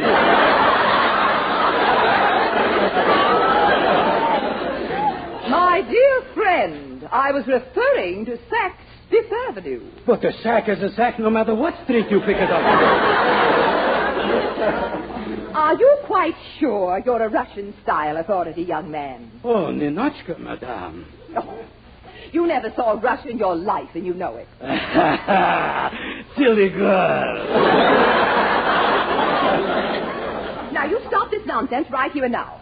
Come, man. What is your game? Well, I guess I might as well tell you the truth. I'm not Russian at all. No. Well, I had to try this, Mrs. Cabot. I was desperate. Oh? Yes, ma'am. It's my girlfriend's mother. She's got a terrible problem. I quite agree. No, you see, she was tricked into buying a dress shop, and if it isn't a success, she'll lose all her money. So you thought if I wore one of her creations, other women would follow my lead? Yes, ma'am. You're one of the 10 women in America who are dressed or something. Won't you do it, Mrs. Cabot? I need you badly. Well, I was a Girl Scout once, darn it.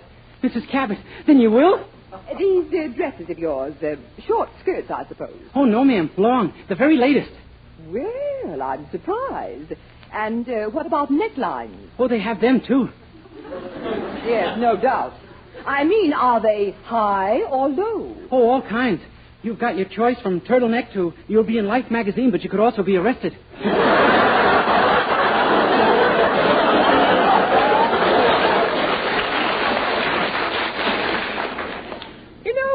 You're quite refreshing in a jarring sort of way.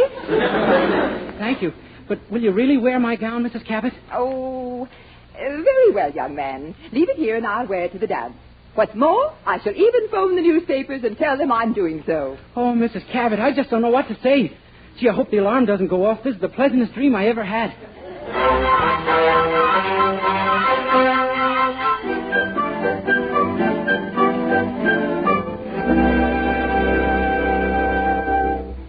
I wish Mother would hurry, Dennis. The newspaper just came out, and I've already had 7 calls for fittings. Oh, Dennis, you're just marvelous. Ah, shucks. What if I am? Gee whiz. Oh, I'm so proud of you. When Mother hears about this, she'll just scream with joy. Mother, at last. Hello, Mrs. Anderson. You may kiss me if you like. Kiss you? Yes, ma'am. On the hand or on the face, wherever you find me the more desirable. What are you talking about? Mother, haven't you heard? Dennis got Mrs. Cabot to wear one of your long dresses to the dance tomorrow night. You fool. This is a scream of joy? Mother, don't you understand? Every woman in town will want one of your long dresses. It's you who don't understand. Herbert and I have just spent the entire night cutting 7 inches off every dress in our shop. Oh, no, Mother. Yes. Boy, I sure hope there's nothing to this theory of reincarnation. I'd hate to have to go through a life like this again.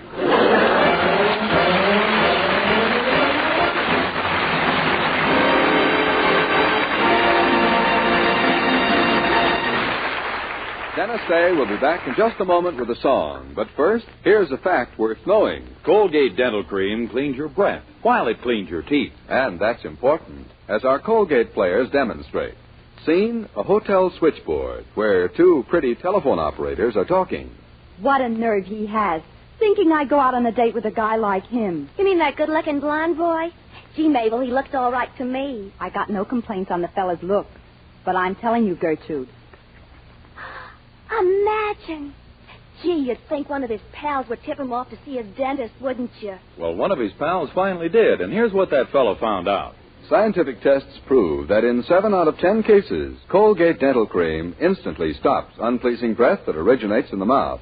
And Colgate's safe polishing agent brings out the natural sparkle of your teeth, cleans them thoroughly and safely. Yes, Colgate Dental Cream cleans your breath while it cleans your teeth. And Colgate Dental Cream is famous for its wonderful wake-up flavor, too. Nationwide tests of leading toothpaste prove that Colgate's is preferred for flavor over other brands tested. So, to clean your teeth thoroughly and safely, for a wake-up flavor everyone enjoys, use Colgate Dental Cream. Remember, Colgate Dental Cream cleans your breath while it cleans your teeth.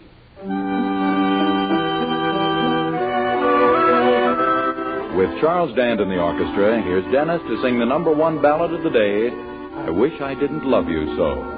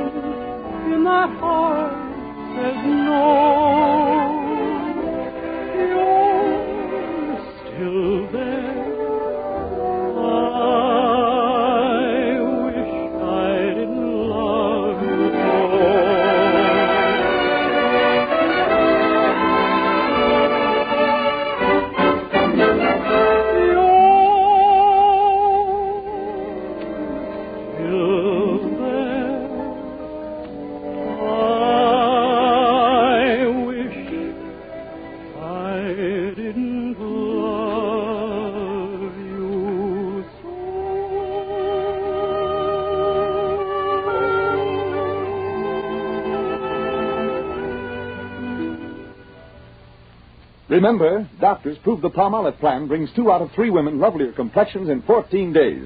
And this beauty plan with Palmolive soap was tested on women with all types of skin. Dry, oily, even skin that was not clear.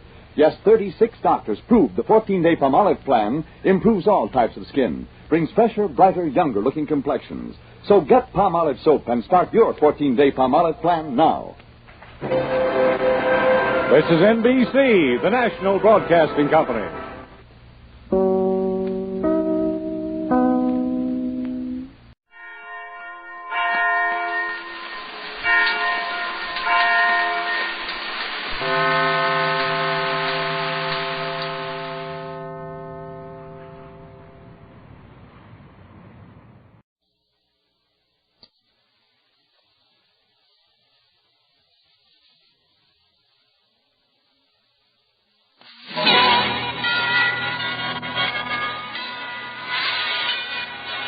Halls of Ivy, starring Mr. and Mrs. Ronald Coleman.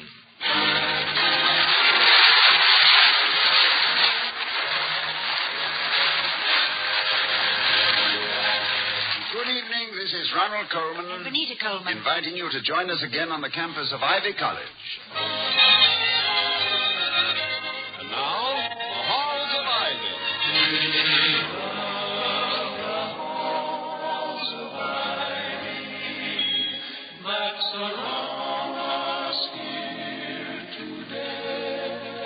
Welcome again to Ivy College, that is, in the town of Ivy, USA. It's a well-known fact that the residence of Dr. William Todhunter Hall, president of Ivy, and his wife Victoria, is always open house, the keeping of which is a minor miracle. Through circumstances beyond their control, the Halls lost their housekeeper Penny last year, so now it's with great relief that they have at last found a replacement, the highly recommended and notably efficient Miss Louisa Tate. Toddy, the house is spotless. Everything is where it should be. I can't find a thing. It's all very confusing. Yes, I know. I anticipated the dangers of immaculate order, so I left a large, clearly lettered sign on my desk. Do not touch. She didn't. And for one so painstaking and thorough, it must have required the greatest restraint. It did. I was in here when she was dusting. She looked up at me and smiled knowingly and said, "Well, everybody's different." Oh, the first thing you notice about our Miss Tate is that she speaks in confounding but crisp crypticisms. How's that again? Let it go, darling. I wouldn't dare try it again. But the fact remains that Miss Tate does have a remarkable sense of verbal economy. She's like a squirrel storing up her words for a long winter. Her brain works so fast, her tongue has given up trying to catch it. She passed me in the hall yesterday and said, "The ink spots won't come out," and left. Well, I thought at first she was trying to book a radio singing act into some local club. And then I realized the cleaner had brought back my dress. It's really very flattering, I suppose, Vicky. She just assumes that we know what she's thinking, which is going to be a constant challenge to our telepathic powers. Maybe she has Ivy confused with Duke University, where the study of extrasensory perception is, I'm told, I'll get it, Vicky. Why? Why? Well, the front door is just... Oh, of course I forgot. We have Miss Tate now. That's good. Now I can get to work. Professor Underhill of the chemistry department wants my opinion on another article he's written for the Pedagogical Journal. This one has an exciting title. It's called Syntheses and Reactions of Substituted Cyclohexanones. Oh, yeah. Yes, I can't wait to get my teeth into it. I wonder who that is at the door. Well, the easiest way to find out is to ask Miss Tate. Miss Tate, would you come in here, please? Probably nothing important, but one likes to know, that's all. Yes, Mrs. Hall. Miss Tate, who is that at the front door? Eggs. After all, what's the back door for? Is that all, Mrs. Hall? Well, yes, I can't think of anything else. And if you'll excuse me. Of course, most people like them tucked in.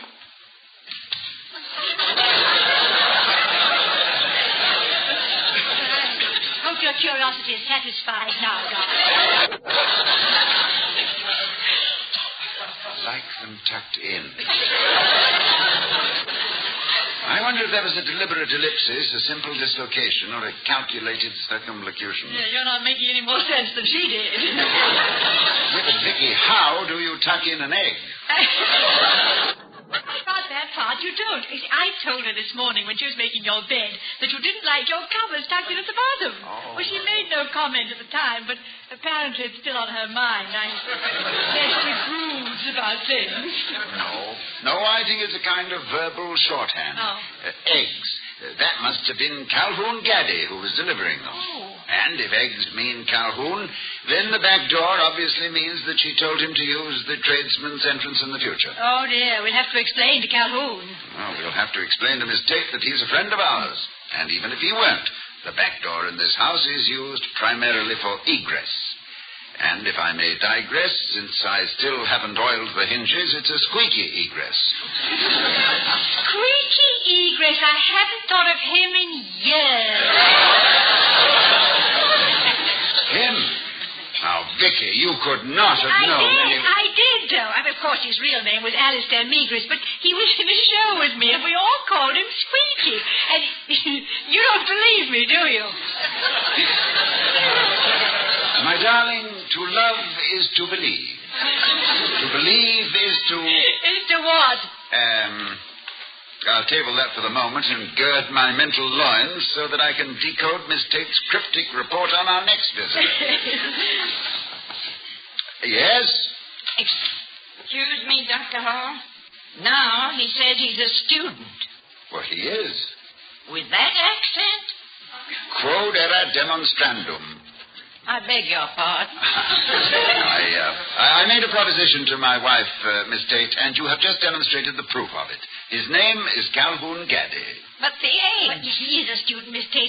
He's been delivering eggs to our door ever since he entered Ivy as a freshman last semester. Well, he has an open face. And every door in our home is always open to him, and the windows, if necessary. Very well, Dr. Hall. Must be almost 40. I'll show him in. Oh, never mind. Calhoun, come in. Oh, howdy, Doc, Miss Hall. I just come visiting. Well, about time. Yes. I was here a little bit ago, Miss Hall, but that new cleaning lady you got took me for a stranger peddling. She swole up like a toad in a horse track. So I just went away and put on my other hat and come back social this time. Our Miss Tate apparently functions on a simple association of ideas. With her, eggs were inseparable from back doors. I hope you weren't offended. Oh, I don't mind, Doc. Well, down in Sabuca, you mostly can't tell the difference between front and back anyhow. Depends on where the shade is and where the pigs ain't.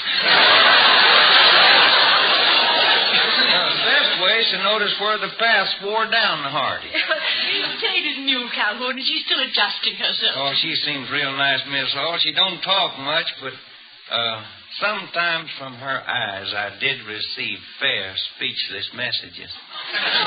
If you don't mind my leaning on Shakespeare so early in the morning. Good, Calhoun. Merchant of Venice. An excellent description of Miss Tate. But, how about this one? She speaks, yet she says nothing. What of that? Her eye discourses, I will answer. It's Romeo and Juliet. And methought her eyes had lost her tongue. 12th night, Act 2, Scene 2. Oh, Calhoun, I'm sure you're the only man alive who delivers Shakespeare with his eggs. Well, what have you been doing with yourself, Calhoun? We haven't had much chance to talk lately. Yeah, I missed it too, Doc, but I've been busier than a feisty flea working his way through a dog show. I found out what that buzzing in my head was about. Doc, my budget was unbalanced. I'm sorry to hear that. I assumed that your egg route was taking care of the present requirement. Oh, my hens is doing all right by me, but like my Uncle Asian always says, it's a mighty poor bee that don't make more honey than he needs himself. Oh, yes. Well, your Uncle Asian was probably thinking of his hot biscuits when he said it. Well, hot biscuits notwithstanding, we're poor indeed if we don't try to do more than just subsist. It's the surplus, the honey, which sweetens our lives. A bee is a wise insect. It knows that being in clover is a means and not an end. Oh, that's right. And, Doc, when you got a pretty wife like my Glory, who shouldn't be satisfied with just nothing and singing, and 5 little bitty old tadpoles that are just itching to be jumping frogs any day, you need plenty of honey. Oh, yeah, in your case, honey is money. Yes, ma'am, Miss Hall. That's putting it plain. That's how come I started on my new project. New project? Yes, sir. See, down the way is just a hoop and a holler from my boathouse. There was just a piece of land. It was just doing nothing. Just wasting away. Oh, Calhoun, don't tell me that with everything else you're doing, you started a farm. Oh, God help, Miss Hall. It started out to be just a patch for garden sass, but then some of the fellas in my class come out to watch me. Now we got us a kind of a farm combine. Everybody working and everybody sharing to help pay their way through Ivy. I like to work with growing things, whether it's kids or corn. Uh-oh, you got company and I got a flag. Well, you'll come again soon, won't you? Oh, you're mighty kind, Doc. And like that man Thoreau said, I wouldn't talk so much about myself if there was anybody else I knew as well. You get to be awful. Excuse me, Dr. Hall, but he's got such an excited face. Excited face. Oh, yes. That will be Mr. Wellman. Is he a student, too? Don't you have any young ones? I should have explained to you about Mr. Wellman and Miss Tate. Please have him come in. Yes, Dr. Hall. Well, I better hightail it on out of here. Bye, folks. Goodbye, Calhoun. Calhoun. Howdy, Mr. Wellman. Well, so long, Mr. Wellman. Jack, I might have known, keeping me waiting and my business. What was my business? Dr. Hall, who is that? That woman. That, Mr. Wellman, is a mistake. A mistake? I should think so. Leaving me pulling my horse in the heel. Leaving my pulls in the hall. Good morning, Mrs. Heel. Good morning, isn't it, Mr. Wellman? Mrs. Hall, I haven't time to look at scenery. I came to see you, Dr. Hall, because I wanted to tell you a matter of utmost urgency, an issue which must be met with dispatch. As chairman of the Board of Governors, I feel that... What particular issue, Mr. Wellman, do you feel that... naturally, what was Gaddy doing here, Dr. Hall? I suppose he came to tell you all about that student back to the farm movement. He's raising potatoes on Ivy property. I warned you about Gaddy. I warned you. Hens and eggs and who knows what next. Probably pigs. Pigs, Dr. Hall. Lower your voice, Mr. Wellman. With the price of bacon these days, we speak of that animal only in hushed and reverent tones. Have you seen any pigsties on Mr. Gaddys' new farming venture, Mr. Wellman? I don't have to. I've seen students in blue jeans. The next thing they'll be taking their shoes off, like peasants, raising grapes and trampling out. Dr. Hall, this has got to be nipped in the bud. Well, I'm afraid you'll have to wait till spring for that, Mr. Wellman. Nothing's budded yet. Do I have to remind you that permission for such mutilation of Ivy property will have to be granted by the Board of Governors? No, you don't have to remind me, Mr. Wellman. And now, I know how busy you are.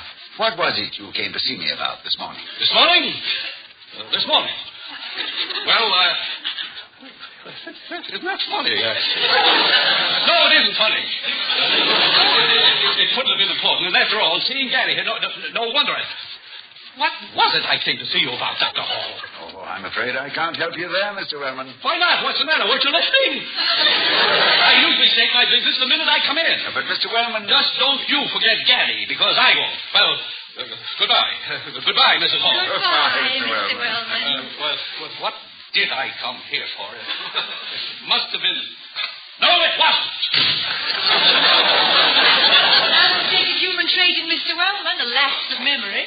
Whatever it was he came for, Calhoun Gaddy has now taken priority over it in his mind. Yeah. And unfortunately, in this matter, Mr. Wellman is right. Calhoun's project is on university property. That may cause complications. Yes, you'll have to get the approval of the Board of Governors, and I'm afraid that might be difficult. They're conscientious custodians. Yeah. And even if he does get it, he and his friends won't be able to operate their project and make any profit out of it. Not as a private venture. All that energy and enterprise for nothing. Poor Calhoun. No honey and no money. Well, maybe he can help you to soften Mr. Wellman's heart. He's used to working in frozen ground.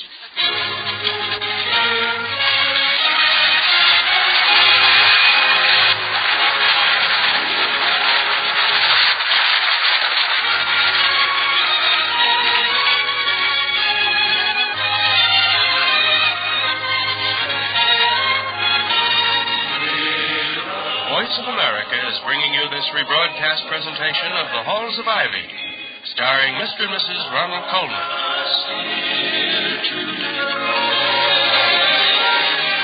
And now to return to Ivy, where Dr. Hall has just come home after making an inspection tour of Calhoun Gaddys' new agricultural development. Oh, it's you, Dr. Hall. You'll find a list of phone calls on your desk. Thank you, Miss Tate. They're all from Mr. Wellman. Oh, there you are, William. Hello, darling. That didn't take too long. He called 4 times, Dr. Hall. He said he remembered, and you would know what he meant by that. Well, I don't, but thank you, Miss Tate. Yes, Dr. Hall. Maybe I'm wrong, but seems to me that if you don't, the blankets will slip off.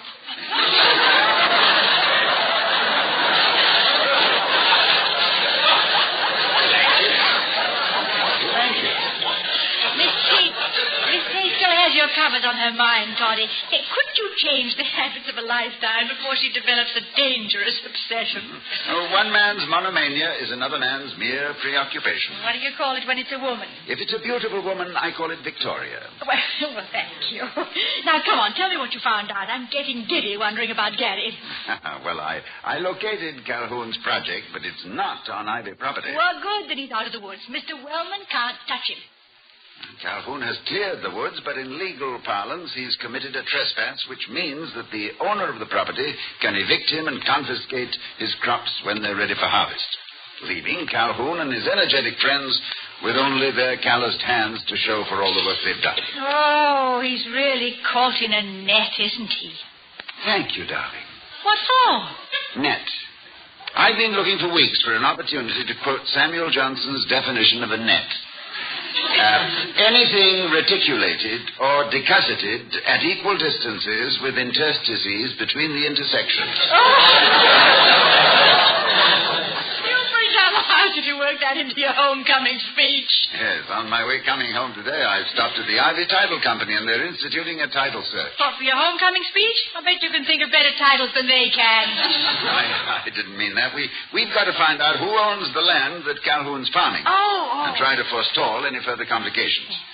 He started the kind of cooperative activity that I'd like to encourage. Well, I think it's wonderful. If you have to work your way through college, this sounds like a nice, healthy way to do it. Yes. After talking with some of his confederates, I realized that Calhoun has been planting seeds in mines as well as the soil, and good fertile seeds, too. Shakespeare, Emerson, Thoreau. Yes, his farm has become a kind of Walden, a retreat for young men and women who want to put their hands in the earth after having their heads in the clouds for so many hours. Well, the campus pad, a tractor is much more sensible than a hot rod, and it's just as nice and noisy. Mm-hmm. I mean, after all. Excuse me, darling. Hello, Dr. Hall speaking. Oh, yes, Mr. Tuttle. Yes. Did you find out who has title to that property? What? Oh. Yes, well, thank you very much. Goodbye, Mr. Tuttle. Mr. Tuttle? Yes, darling, that was Mr. Tuttle of the Tittle Company. I mean the title. Very confusing. He should either take a position with the gas company or change his name to McGillicuddy. But the blood which was momentarily drained from your face and has now happily returned, I gather it was bad news. Well, who owns the property? Who is bad news? Oh, no, it's not possible. Mr. Wellman? Yes, the impossible Mr. Wellman. Vicky, all we can do for Calhoun now is cushion the shock.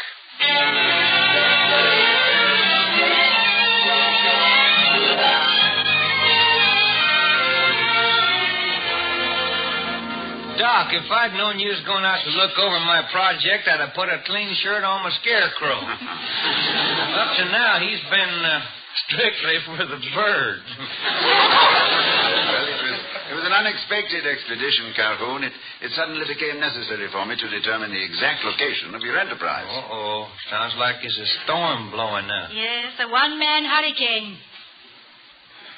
Well, Mr. Wellman was concerned with what he described as a mutilation of Ivy property. Oh, for crying in the clapper. I didn't know it was on Ivy, Doc. Well, it isn't on Ivy. It's on private property. True, you've improved it considerably, but I don't know whether that'll make any difference to Mr. Wellman. However, I've asked him to come here this afternoon in the hope that we can solve this problem amiably. Well, I never noticed anything amiable about him, Doc. He's got a disposition that'd curdle milk.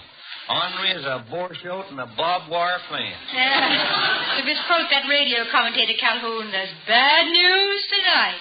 That property is owned by Mr. Wellman himself. Wow. Now I know what a potato bug feels like when he's just been sprayed. So, you see, Calhoun, this is not a university issue, and I've no official reason to intervene. But as an acquaintance of the plaintiff and a friend of the defendant, I felt that we might reach a settlement out of court, so to speak, and that will be Mr. Wellman. It's too bad he doesn't have a branch office on our front porch. Or does he? Miss Kate has been alerted. She's at her backing station. Well, down home, this is where you light out for the storm cellar. There's a twister coming. It wasn't necessary for you to call me to tell me to come here, Dr. Hall, because I called you to tell you that I was going to come here because I remembered what I came for this morning and forgot when I got here. Good afternoon, Mrs. Hall. Good afternoon. You, Gaddy, again. How's your copperosity, Mr. Wellman? And don't think you're going to get away with it, Gaddy. It's just as well you are here, so Dr. Hall can hear what I have to say to you. Well, that was the purpose of this meeting, Mr. Wellman. I felt that if we could sit down and discuss the matter... There's nothing to discuss. It's disgusting. I tell you, Gaddy, I will not stand for. I will not be a party to. I will not permit you to desecrate Ivy. But Mr. Wellman, that is exactly what Dr. Hall, are you in favor of plowing Ivy College under? Mr. Wellman, do you really know what you're talking about? What? Have you seen this project of Calhoun? No, and I don't have to. I know all about it. Vegetables everywhere, as far as the eye can. See, it has no place on Ivy Obviously, you don't know all about it, Mr. Wellman. It is not on Ivy property. That has nothing to do... It isn't? But I distinctly... I was told, of course it's on. It must be on. Where is it, Dr. Hall? It's on your property, Mr. Wellman. In that case... What? On my property? Yes, near the boathouse. Calhoun's done a remarkable job of improving it, Mr. Wellman. You wouldn't recognize it with all those rocks cleared away. That worthless piece of property? 10 years, taxes. I couldn't give it away. My property? Yes, and now that it's been plowed and ready for planting, why, it might start paying for itself. Yes, Dr. Hall. You don't have to tell me about farms. Mr. Gaddy. I'm still here, Mr. Wellman. Well, Mr. Gaddy, I think we two might make some kind of arrangement. Well, now, Mr. Wellman, I have never been a tenant farmer yet. I've seen too much sharecropping to care about it. I don't know. Wait, Mr. Gaddy. I am a great believer in cooperative enterprise, and I feel... But no need to bother Dr. Hall with this now. After all, it's a private matter. Mr. Wellman, I'm delighted that you approve of what Calhoun and his friends are doing. But I still have certain misgivings. Forget them, Dr. Hall. Everything's taken care of. Have you considered the fact that Calhoun and his fellow farmers will only be with us for 3 more years?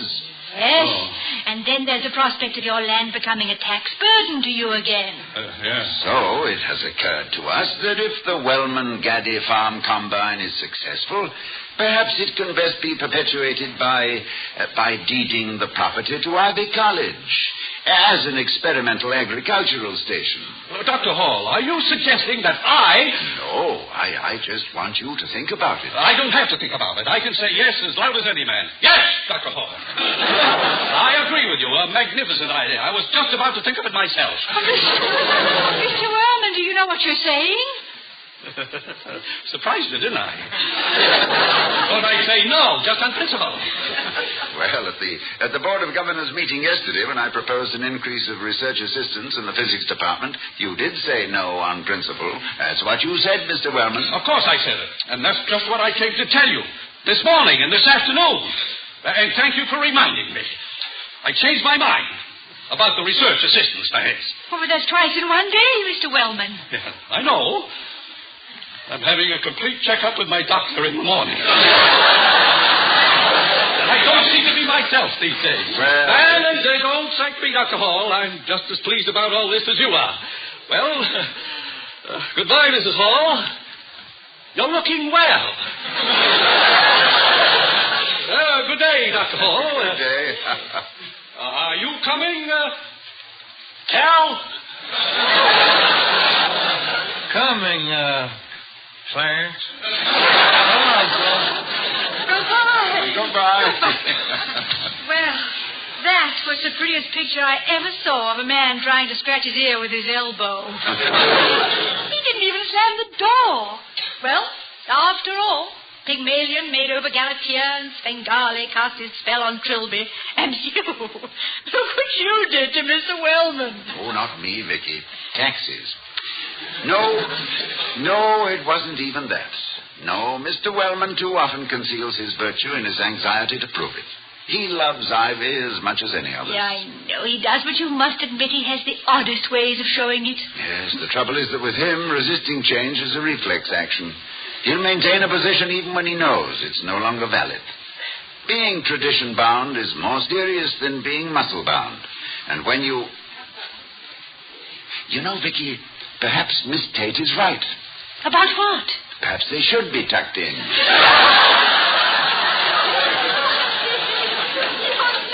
In the sponge. Well, it's not defeat to admit you're wrong. Why, Vicky, if Mr. Wellman can haul down his flag, the least I can do is to tuck in my covers.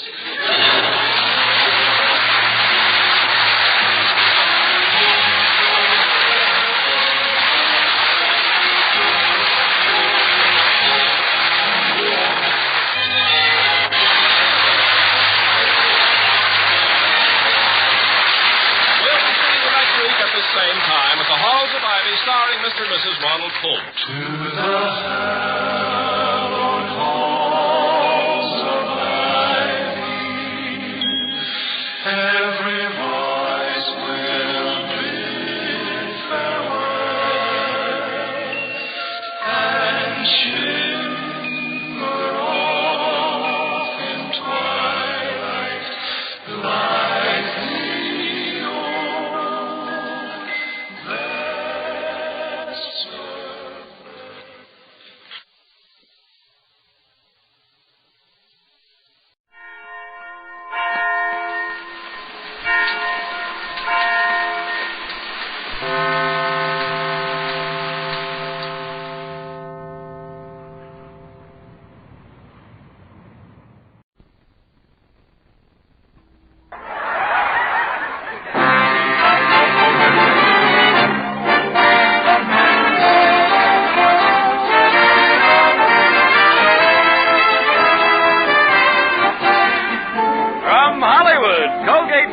presents the Mel Blanc Show, written by Mac Benoff, with Mary Jane Croft, Joe Kearns, Hans Conried, Elvia Allman, Jill Walker, Bud Whittam, the sportsman, Victor Miller and his orchestra, and starring the creator of the voice of Bugs Bunny.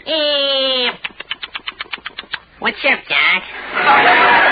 Yes, Colgate tooth powder for a breath that's sweet and teeth that sparkle brings you the Mel Blanc Show, with Mel playing his new character, Zookie. Hello, everybody. Hello, everybody. Hi.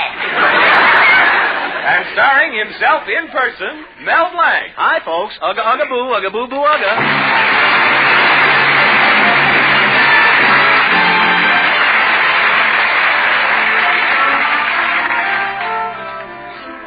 It's a warm spring day in Mel Blanc's little town, and young couples' thoughts are lightly turning to, thoughts. Everybody has springitis, and we hear Mary Baker saying to her boyfriend, Warren, Gosh, Warren, I've been tapping my feet all day long. Gee, I wish I'd known, Mary. We could have gone to a dance tonight. And elsewhere, we hear Barbara Bevins saying to her boyfriend, Jerry, Gosh, Jerry, I've been tapping my feet all day long. Gee, I wished I'd known, Barbara. We could have gone to a dance tonight. And in Mel Blanc's Fix-It Shop, where we find Mel and his girl, Betty Colby, Betty is saying, Gosh, Mel, I've been tapping my feet all day long. Gee, I wish I'd known, Betty. You could have cracked some walnuts for me. Yes, Mel is being very evasive, and believe it or not, he doesn't want to take Betty out. It seems that Mel, having made an impression on the town's society leaders with his impersonations, had become quite a social lion. So now let's look in at the Fix-It Shop and listen to the lion roar. I'm sorry, Betty, but I can't take you to the movies tonight. A man of my social position only attends operas, concerts, political lectures, and art exhibitions. But, Mel, they're showing a Betty Grable picture. Let's go. That's one art exhibition I must see. No, Betty, no bourgeois cinemas for me. I've even turned in my Roy Rogers badge. Oh, come now, Mel. And, Betty, please don't call me Mel anymore. From now on, it's Melvin Jerome Blanc III. The third? You mean this has happened twice before? Yes, my grandfather was first, my father was second, I'm third. When I have a son, he'll be home plate. Who's playing shortstop? Oh, Mel, just because you went to a party is not... A party? Betty, dozens of parties. Yesterday I was cocktailing at the Vanderpoofs at 7, cocktailing at the Lenahans at 8, cocktailing at the Brooks at 9. What were you doing at 10? Ice bagging at home. Well, then you can't go with me tonight, huh? No, Betty. Tonight I've been invited to the mansion of Mrs. Grimes, the society leader of our town. Boy, I can't wait till I get there. I'll kill him with my impersonations. Oh, here comes Father. Hello, Father. Oh, hello, Betty. Hello, Mel. Neighborly greetings to you, Squire Colby. Squire Colby? Such affectation. You big ninny, you're ruining my supermarket with the way you fix things. What did you do to my sausage machine? Oh, I fixed it, Mr. Colby. Well, I didn't have enough parts, so I put some in from a cigarette-making machine. A cigarette-making machine? No wonder those sausages came out with cork tips. Well, what are you worried about? No other sausage can make that statement. Looking at you, I often wonder how long can a person live without a brain? Now, don't worry, Mr. Colby. You've got plenty of good years left yet. Come along, Betty. Let's not waste our time any longer. Humph! Good day, Squire. Gosh, I must have sounded like an awful heel to Betty and her father. But if you want to get ahead in the world, you got to be tough. I'd better practice my impersonations for Mrs. Grimes. Oh, here comes Mrs. Grimes herself. Ah, greetings, Squiress Grimes. Oh, Melvin Blanc. Oh, the effervescent exuberance of spring. Melvin, I'm blossoming all over. I'm budding. Oh, I'm a tree. Well, don't look now, Mrs. Grimes, but your sap is showing. Oh, Melvin, you're so droll. You know, ever since you flitted into our social set, we've become rejuvenated. Oh, I feel like a spreading bough. I feel like a fruit-laden tree. I feel like a leafy elm. Oh, and you've done it all.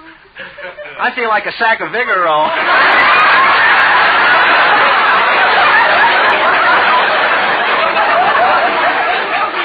Melvin, tonight my party, and you'll be there. Oh, the weather is so beautiful, I can't contain myself. Oh, love, I want to leave. Yeah, well, why should she kill it for everybody else? Drink my fullness, drink all I can get. Somebody ought to put a Mickey in that drink. I love life. Oh, Melvin, tonight your social star shall ascend. Oh, you mean I get a chance to do... I get a chance to do some more impersonations? No, Melvin. Tonight we shall be serious. Serious? We are going to have a literary quiz, and you shall be our Clifton Fadiman. Sure. Sure, Mrs. Grimes. Oh, Melvin, call me by my first name. All right. Methuselah. Oh, say it again. Oh. Methuselah.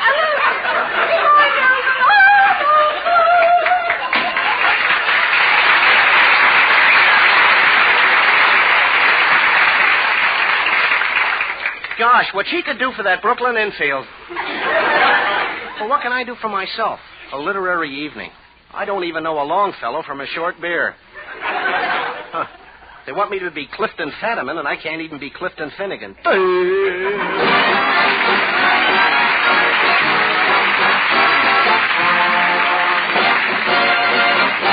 Use Colgate tooth powder, keep smiling just right. Use it each morning and use it each night. It cleans your teeth, makes breath so sweet.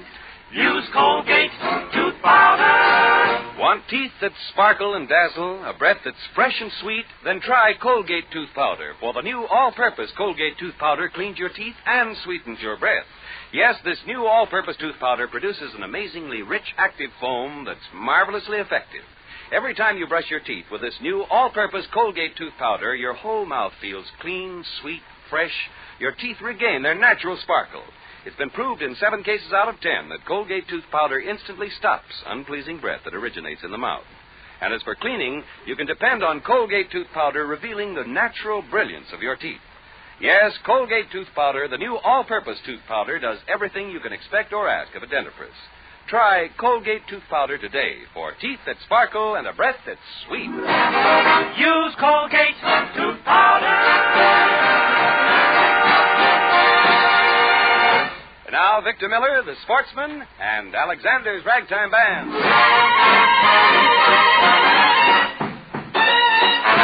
There's a band that's coming to our town. La-la-la-la-la-la. They play most anything from conga to hold down. La-la-la-la-la. So, come on in here, Alexander's Ragtime Band. Come on in here, it's the best band in the land. They can play a bugle call like you never heard before. So natural that you want to go to war. That's just the bestest band that has. Come on. Oh, yeah. Come on along. Yes, yes. Let me take you by the hand to see the band. Up to the man. What man? The leader man. That man. He's the leader of the band. If you care to hear the Swanee River play in ragtime, come on and hear Alexander's Ragtime Band.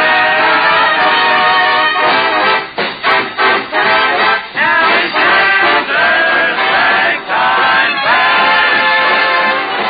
It's the best band in the land.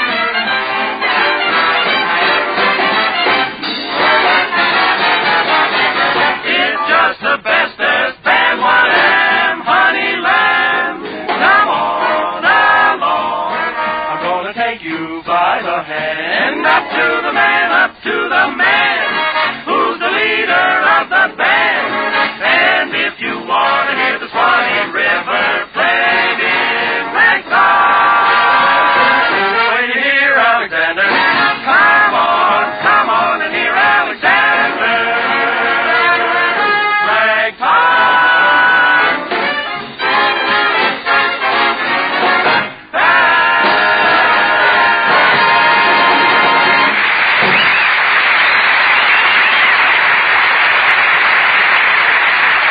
Well, now back to Mel Blanc. Tonight's problem is, how can Mel hold up his end of the literary evening to which Mrs. Grimes has invited him? But when it comes to things literary, Mel is strictly blank. Right now, he's in his fix-it shop trying to think of something very literary when in comes the town Beau Brummel, Hartley Benson. Hello, Hartley. It's good to see you. Naturally, Mel, old boy. It's always good to see great, big, adorable me. In fact, Mel, I am so sweet I could throw myself at my feet. Hartley, for once you don't bother me. Now that I'm in society, I can look down on you. Lovely sight, isn't it? I went to a society dance myself last week, Mel. The girls were dressed in tight-fitting dresses and low-cut gowns, but all eyes were upon me. What were you wearing? A strapless tweed. Oh, but was I mad? I had one dance with a ravishingly beautiful blonde when a man cut in and said, I want to dance with the most gorgeous creature on the floor. What did you do? What could I do?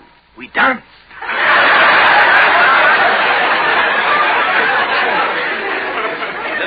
The music was supplied by Phil Spitalny and his all-girl orchestra. But when I entered the hall, the girls all stopped playing. Why? Mel, old boy, you can't pant and play the trombone at the same time. What's wants to be a hit at a dance? I'm a big shot in real society. Well, Mel, I'm being featured in an advertisement that is Real Society. It carries a picture of me, and underneath it says, he's lovely, he's engaged, he's marrying himself. Yes. As a matter of fact, my face may be on the cover of Look. Hardly with a face like yours, I'd look for cover. Oh, that does it. You made me indignant. Why, I'm so indig I could nant. Good day, Mel, you buffoon, and I leave you with the words of the immortal John Keats. A thing of beauty is a Hartley Benson. So long, night seeing me.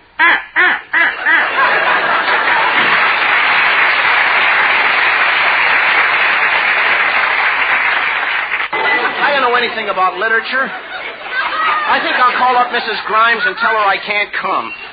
Hello, Mel. Ugga-ugga-boo, ugga-boo-boo, ugga. Greetings, great and mighty zebra. Ugga-ugga-boo, ugga-boo-boo, ugga. What's the matter, mighty potentate? You look tired. Oh, I am, Mel. I haven't slept a wink in nights. Lately, my wife's been walking in her sleep. Well, why should that keep you awake? All night long, I run around opening up windows. Mighty potentate, you live on the 4th floor of an apartment house. You wouldn't want your wife to fall out, would you? Ha! She's got a new thing now, Mel. She goes to bed with hot water bottles. Mel, it's like sleeping next to a stack of old tires. Last night, though, she was in a good mood. She kissed me 10 times. Tell you, Mel, it's like being trapped in a convertible with the top going up and down.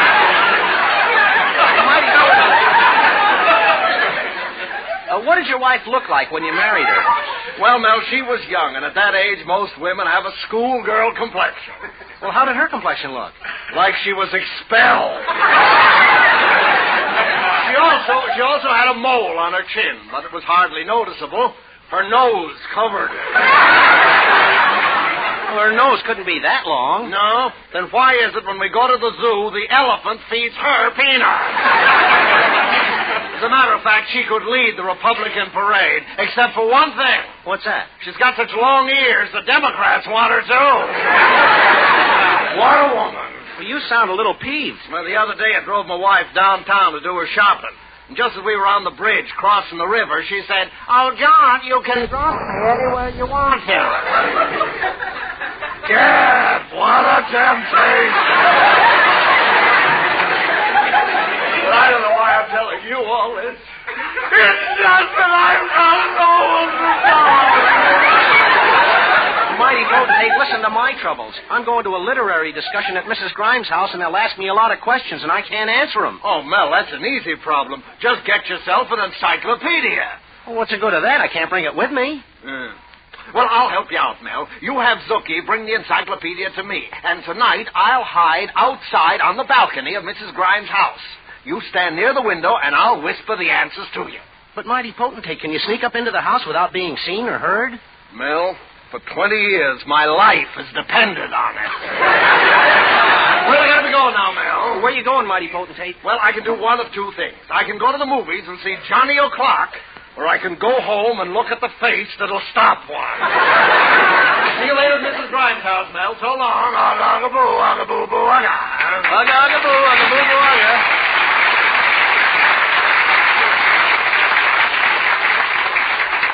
Now to send Zookie over to get an encyclopedia and bring it to the mighty potentate's house. Oh, Zookie! Zookie!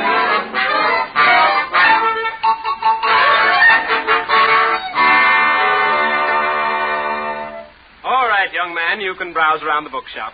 When you see something you want, just whistle. Yeah, okay. Let's see now. Some magazines,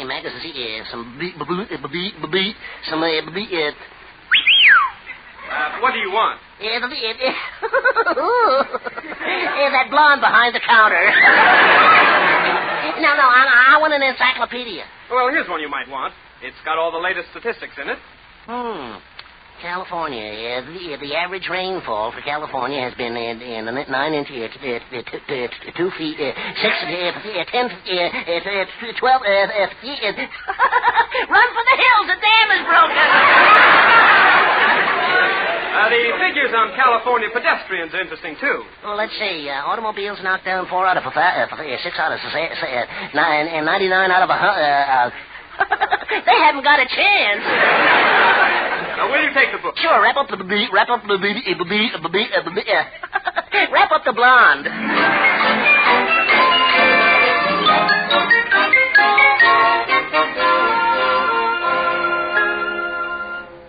Well, mighty potentate, here we are at the Grimes house. All right, Mel. Now, you go in, and I'll go around the back way. Just stall them off till you hear from me. I'll be on the balcony outside the window. Swell. I'll ring the doorbell. Hello, Mrs. Grimes. Oh, Melvin, come right into the library. I want you to meet everybody. Everybody, come on. Meet Mr. DeFeister. So charmed. I'm pleased to meet... so charmed. Lady Fortescue. Delighted. Delighted. Lord Thumbledown. Johnny George.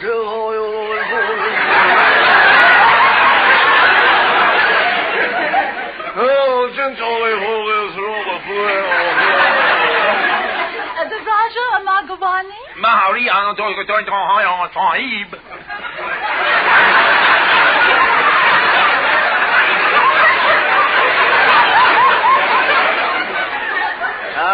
Mahar.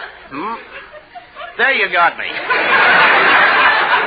And Melvin, the Raja is here with the Maharaja. Where's the Paparaja? Oh, thank you. No one was laughing at your beastly joke. Melvin, sit down there by the window. We're past the literary discussion, and we're now taking up rock formations.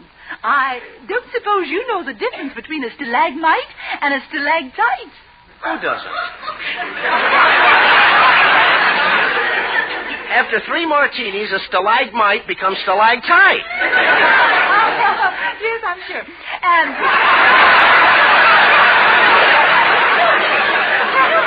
No, Melvin. Stalagmites come out of the floor, and stalactites come out of the ceiling. Well, that's funny. In my fix-it shop, they come out of the woodwork.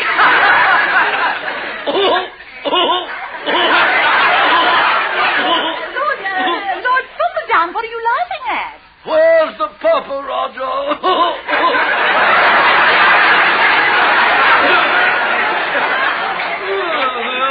It's so funny, I shall laugh uproariously.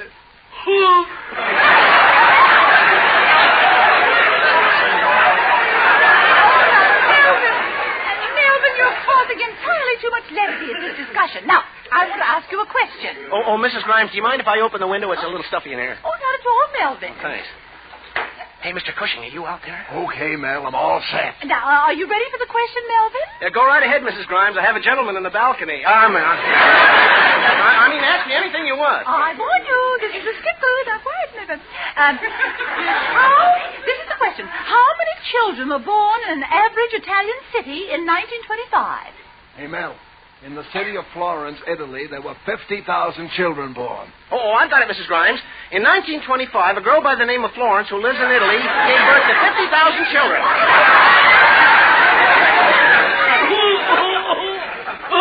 Now I get it. Roger comes out of the woodwork. I shall ask another question. What is the longest river and the highest mountain in South America? Mel, the Amazon and the Andes. I got it. Amos and Andy. Melvin, you're being ridiculous. Now, my next question has... Oh, my goodness. Is that a face in the window? Well, statistics show that last year, 30,000 faces... Mr. Cushing, what do you mean by eavesdropping outside my window? Oh, just a second, Mrs. Grimes. I'll take the blame for everything. You see, what's the matter now? I just got it. Amos and Andy had 50,000 children. That's tremendously funny. Shut up!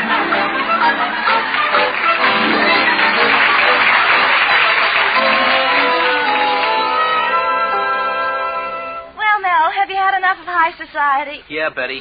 Back with the people in my own class. People like you and your father. People who appreciate... Oh, Mel, stop yapping so much and get on with this game of checkers. But, Mr. Colby, all I was saying... Come on, make your move before I break every bone in your body. What did you say? I said I'll break every bone in your body. Ah, that's like music to my ears. I'm home again.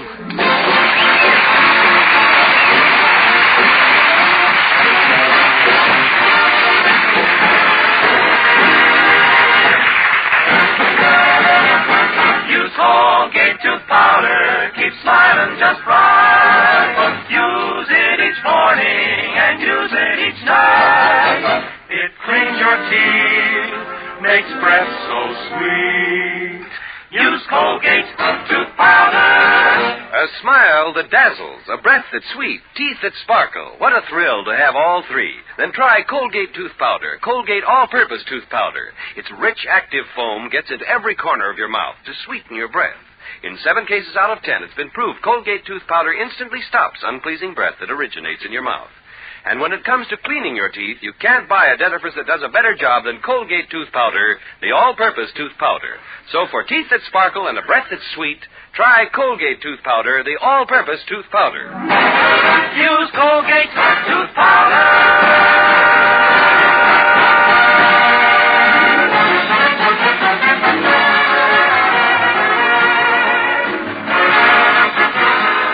This is Bud Easton reminding you that Colgate tooth powder for a breath that's sweet and teeth that sparkle brings you the Mel Blanc Show every Tuesday at this time. Be sure to join us again next Tuesday night for more fun with Mel and the people you meet in Mel Blanc's Fix-It Shop.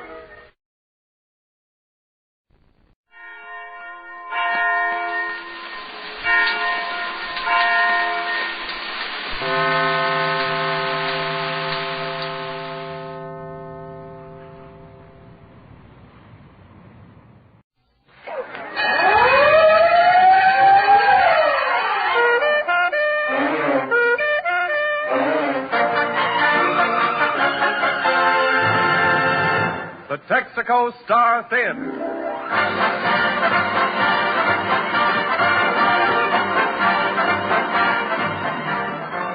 The more than 45,000 Texaco dealers from coast to coast welcome you to an hour of mirth and melody.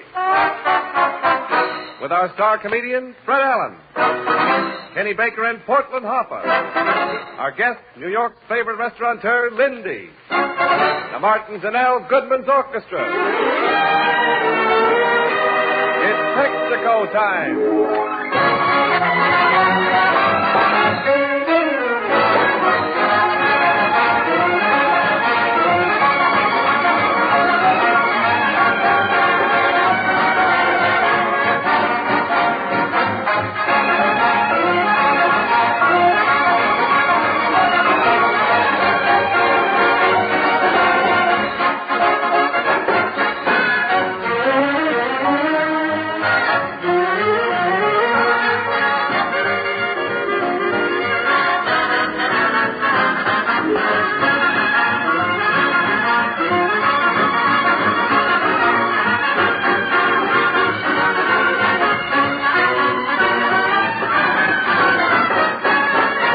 Ladies and gentlemen, you never can be sure of your in-laws. You never can be sure of the weather. You never can be sure of a beef stew. There's only one thing you can be sure of. It's Wednesday night. And here is that man again, Fred Allen, in person.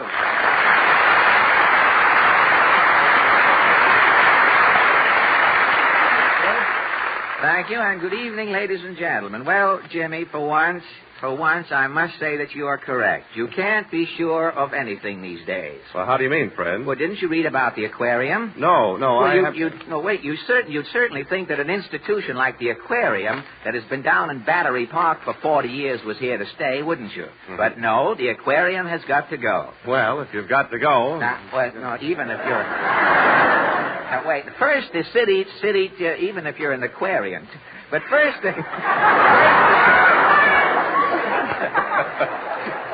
the city tore down the L, Jimmy. Now it's dispossessing the eel. They're going to spend $2 million to build a new aquarium up in the Bronx. $2 million so the fish can meet a better class of people. Oh, look, Fred, let's get on with the news. You know, I read only Sunday in the paper that the city is expecting a deficit next year, and here it is moving 200,000 gallons of water and 12,000 fish from the Battery uptown to the Bronx. You know, that's going to cost plenty, too. If the mayor sends those fish uptown by subway, the IRT, 12,000 fish at a nickel a head, there's $600 more right there, James. Fred, the newsreel. $2,600,000 to put an aquarium in the Bronx. Why, if the people in the Bronx want to see fish, let them go down to the Fulton Fish Market. That's Fred. An aquarium in the Bronx. All I have to say is, if the city is going to put an aquarium in the Bronx, they'll have to insure the herring. It's more expensive.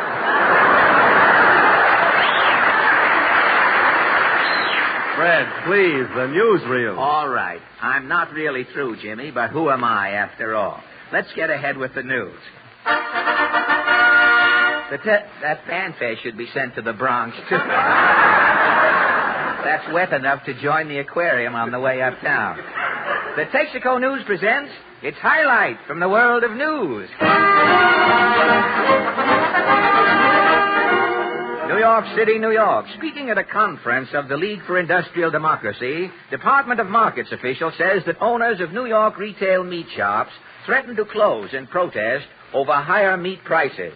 Texaco News, with microphone disguised as a turkey leg, presents Box Chop interviews to get reactions to advancing meat prices. First, a prominent authority on meat, meet Dr. Asa Brindle. Correction, please. I beg your pardon? Dr. Brindle couldn't come. I am deputizing for him. Oh, you are? Well, who are you? I am Dr. Tekla Pearl. Dr. Tekla Pearl?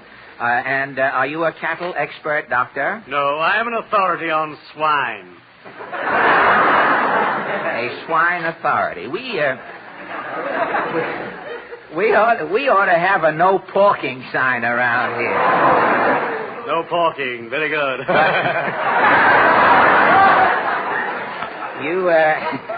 You have a blunt sense of humor, Doctor. But tell us, Doctor, what is causing these rising meat prices? It's the scarcity of cows. Really? And what is responsible for the scarcity? Hollywood. Hollywood? Compel Hollywood to stop making Western pictures, and meat prices will go down.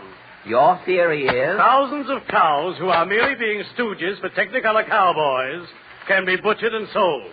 This would lower the price of meat and put Hopalong Cassidy back on relief. This will settle the consumer's beef, you feel, Dr. Pearl. That is my opinion. Dr. Brindle concurs. Well, thank you. Oh, say, I forgot to ask you, what happened to Dr. Brindle tonight? Dr. Brindle is home with ptomaine. A meat authority stricken with ptomaine? Yes. A friend gave him a bum steer at a barbecue. To you, and the sooner the better. And thank you, Dr. Tekla Pearl. A family, he was quite good for a swine authority, really. A family man who resents the steadily rising meat prices is Putney Dobbin. You buy a lot of meat, do you, Putney? Yeah, once a week, but I keep getting less and less. Well, how do you mean? Well, for 20 years, every Saturday night, I've been taking $1 out of me pay and stopping in the butcher's. You buy $1 worth of meat? Yeah, it used to last through the week. Oh, it used to? Yeah. Back in 1920, I'd go into the butcher, slap me buck down on the chopping block. Yeah? The butcher'd give me a cleaver and a lantern, open the icebox door, and say, help yourself. And you would? I'd chop a cow in half, braid a couple of lambs, load me pockets full of tripe and kidneys, and go home. You were messy but happy. That was back in 1920. Now, when did they start to cut down? In 1925. Oh, did the butcher stop you from going in the icebox? Oh, no, I was still going in. But the butcher was going in with me and watching. And how long did this keep up? Till 1930. I was still buying me $1 worth. And still going in? No, the butcher was going in the icebox alone. I had to wait outside and take what he gave me. And meat still kept going up? In 1938, every Saturday night, all I'm getting for me buck is a pig's head. Well, you could have bought something else, couldn't you? No, it had to be a pig's head. It had to see us through the week.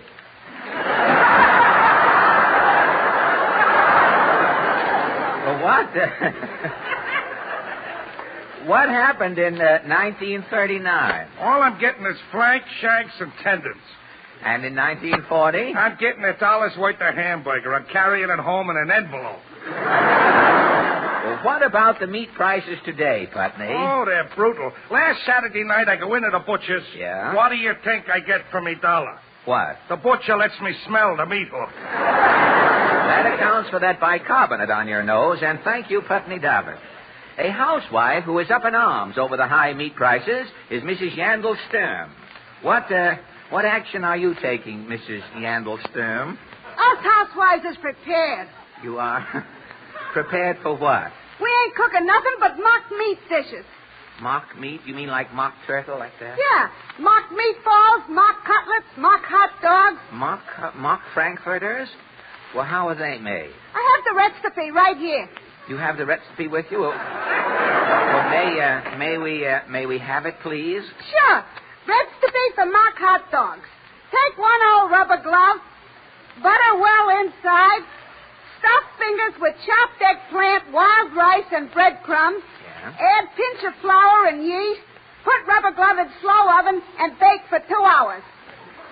And this comes out frankfurters? Yeah, you cut the fingers off the rubber glove. You got 4 mock hot dogs. Oh, what do you do with the thumb? Don't ask me. I got 2 closets full of them.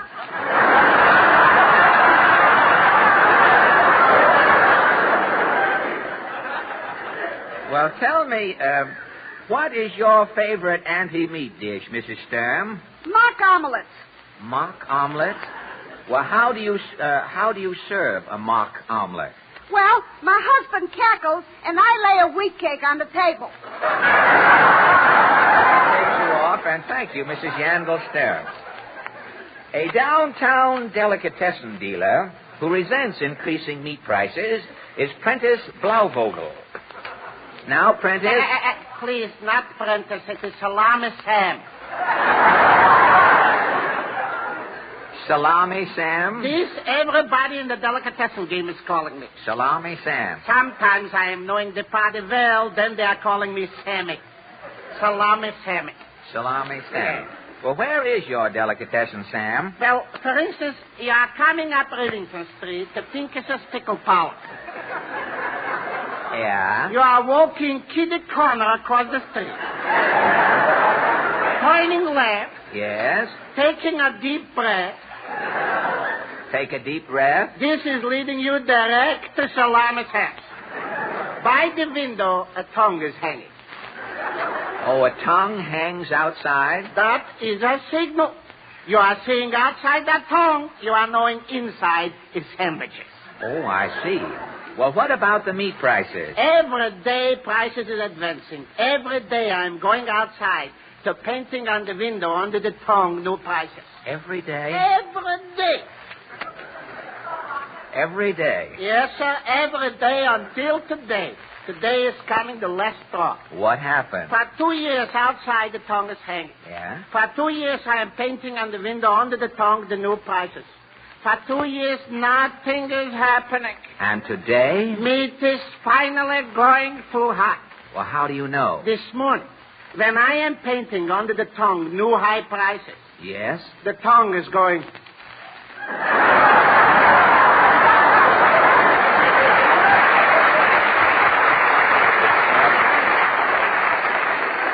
The receivers will eventually hold your tongue, and thank you, Prentice Blauvogel, alias Salami Sam, alias Salami Sammy. If meat prices continue to rise, meat may soon become a luxury commodity. Meat may become so rare, the day will come when we will hear romantic episodes like this. 2 sweethearts sit on a divan. The lights are low. The boy speaks. Close your eyes, darling. Yes, John. Hold out your hand. Yes, John. Now open your eyes. Look. Oh, John, you shouldn't have been so extravagant. Are we engaged now, darling? And how? This is the biggest solitaire calf's liver I've ever seen. Darling!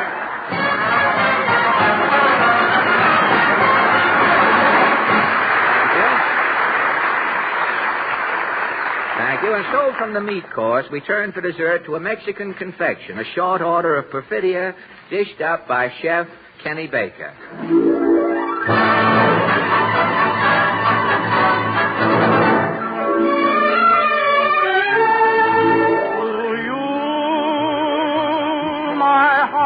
cries out perfidia, for I have found the love of my life in somebody else's heart. Your eyes are echoing perfidia, forgetful of a promise of love, you're sharing another's charm. With a sad lament, my dreams have faded like a broken melody,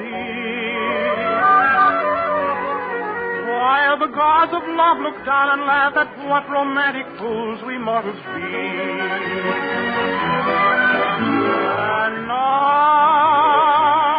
I know my love was not for you, and so I'll take it back with a sigh, perfidious one. Goodbye.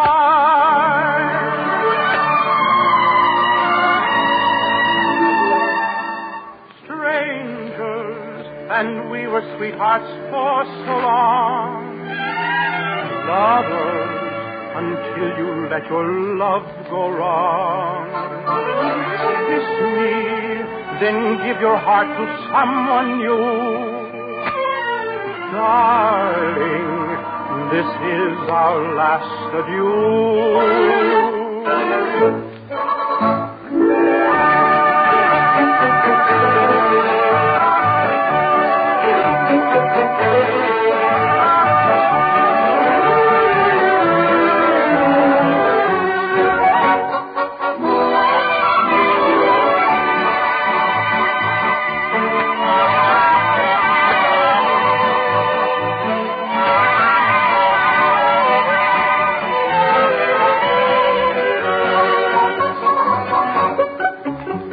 The sad lament, my dreams have faded like a broken melody, while the gods of love look down and laugh at what romantic fools we mortals be. And now I know my love was not for you, and so I'll take it back with a sigh, perfidious one. Goodbye. Thank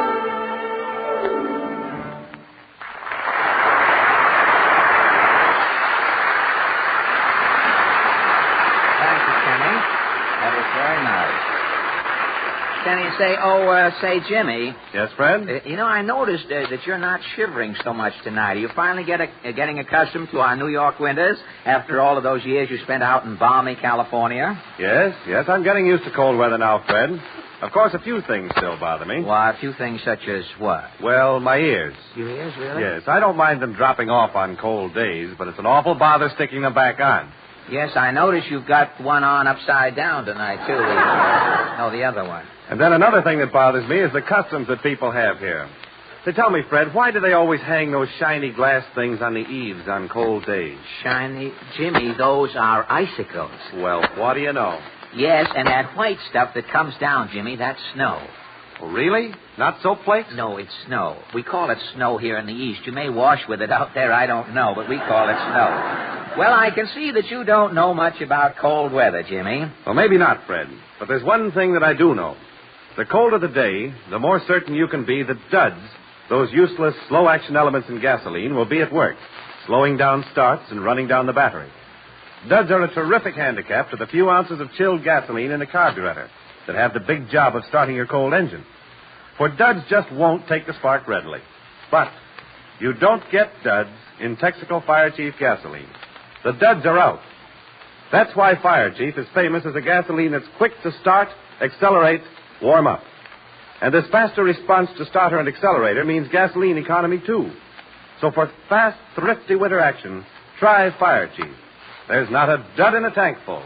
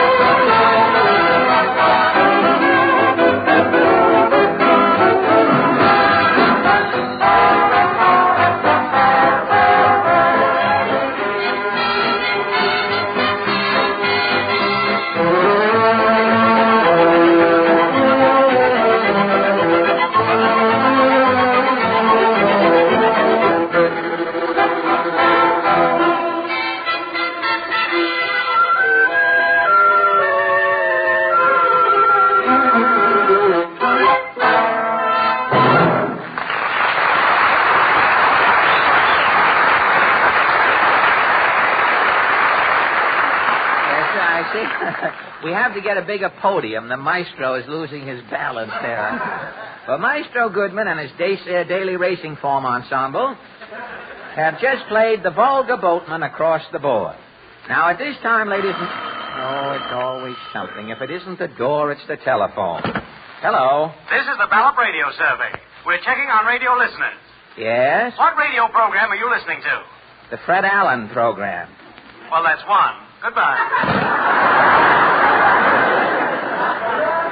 Well, at least it cost him a nickel to insult me. I didn't... Hello? That party reversed the charges. A million places I can go and get insulted for nothing, and I have to come in here... Mr. Allen! Well, Portland.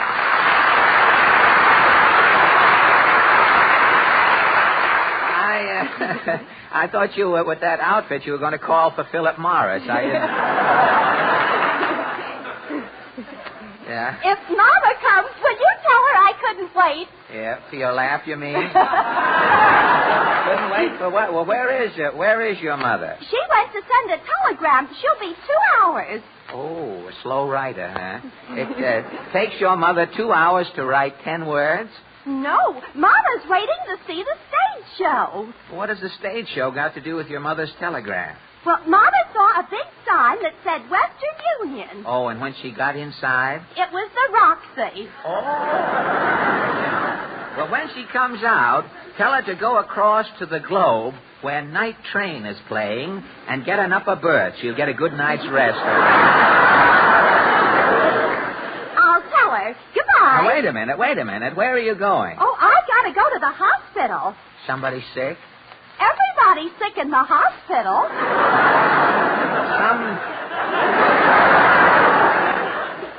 Someday I will learn to keep my big mouth shut. Now, I'm going to open it just once more to ask you a leading question. Who is our guest tonight? He is Lindy, the gentleman who runs the most famous restaurant on Broadway. Well, you don't mean that New York's beloved keeper of the Kipper has been coaxed out of his haven of hospitality for an interview? Yes, Mr. Allen, meet Lindy. Well, good evening, Lindy. Good evening, Fred. Well, Lindy, this will be the first time I have ever talked to you that I didn't wind up getting the check. That's right, Fred.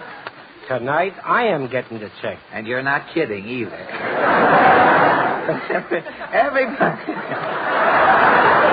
Everybody on Broadway calls you Lindy. Lindy, is that your real handle? No, my name is Leo Lindermann. Leo Lindermann. Well, do you think I ought to call you Mr. Lindermann, to give the interview a little class? If you want me to feel at home, Fred, just call me Lindy. Okay, Lindy. Now, before we start, let's have an understanding. You're relaxed and at ease, I hope. I'm fine and enjoying it. You locked the cash register before you left? I mean, you won't start worrying now and running out in the middle of the program. No, Fred, I'm all set. Well, good. Well, first of all, Lindy, for the benefit of those who haven't read about your famous restaurant in the Broadway columns, where is your meal mart situated? I have 2 branches, Fred. The old Lindy's next to the Rivoli Theater, and the new Lindy across the street from the Capitol. I thought you didn't know where the second one was there, son. So what? You have these two cafes, restaurants rather, and you personally supervise both places. That's right. Well, do you have a split personality? Or do you use the same magnetism at both places? I'm just Lindy all over. Lindy? Well, how long have you been a main stem Boniface? 20 years, Fred. This week I'm celebrating my 20th anniversary. 20 years. And during that time you have been host to about every celebrity that I dropped a nail in there. There's so much of it to pay these days, you have to lose track of one occasionally. But, and during that time, you're looking for a relative or someone? My wife. Is Mrs. Lindy here? Oh, well, Mrs. Lindy, how do you do? Just as long as he knows where you are. I mean, then we can go along. Because He's on the air and he doesn't trust you yet. Well, during these 20 years, you have been host to about every celebrity known along the gay white way. Yes, actors, authors, producers, and songwriters, they all seem to like my place. Especially songwriters. Yes, Fred. The boys say some of America's greatest songs have been written on my menu. Well, isn't that rather risky for composers? If a songwriter got some of your dishes mixed in with his lyrics, the nation might wind up singing Jeannie with the Light Brown Blincer. But apart from the Tin Pan Alley boys, who are some of the other famous folk who dine at your gastronomic grotto, Lindy? Well, there's Damon Runyon, J. Edgar Hoover, Gertrude Lawrence, Oscar Levant, Walter Winchell, Morse Hart, Ed Sullivan, Louis Solo. Say, you don't, now these gossip columnists, you don't serve the gossip columnist asparagus with hot tips, do you, when they're in there? Very good. You're waiting for the laughs and everything.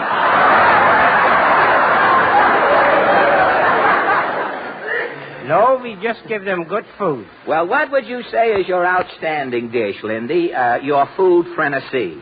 It depends on your taste. If you like it, I have it, and it's the best. Well, do you have any one tidbit that no other restaurant boasts here in New York? Yes.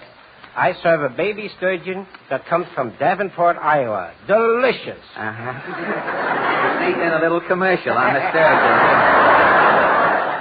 Well, a sturgeon is only a salmon with class, isn't there? Well, besides the local celebrities, your place is also a rendezvous for Hollywood stars when they come east, isn't it?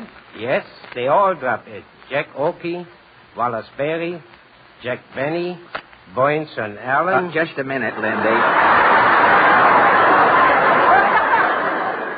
There was a name in there for show, I just noticed. The name Benny sneaked into that roster there. Now, I said stars, not bit players. You know that Mr. Benny has only one claim to fame. In my last picture, he played the longest extra part in Hollywood history. Jack is a nice fellow, Fred. You are in business, Lindy. I can tell the truth. You know, Benny is strictly an automat gourmet. A slot glutton.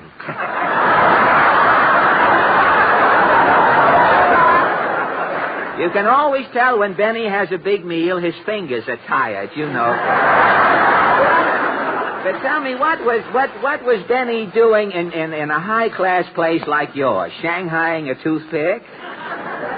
No, Jack told me to send 2 portions of the filter fish by airplane to a friend of his in Hollywood. The filter fish, that's aquarium hash, isn't it? Well, that's not so remarkable. After all, Benny himself has been in planes, and if the airlines will fly a ham across the country, there's no reason why they shouldn't fly a fish.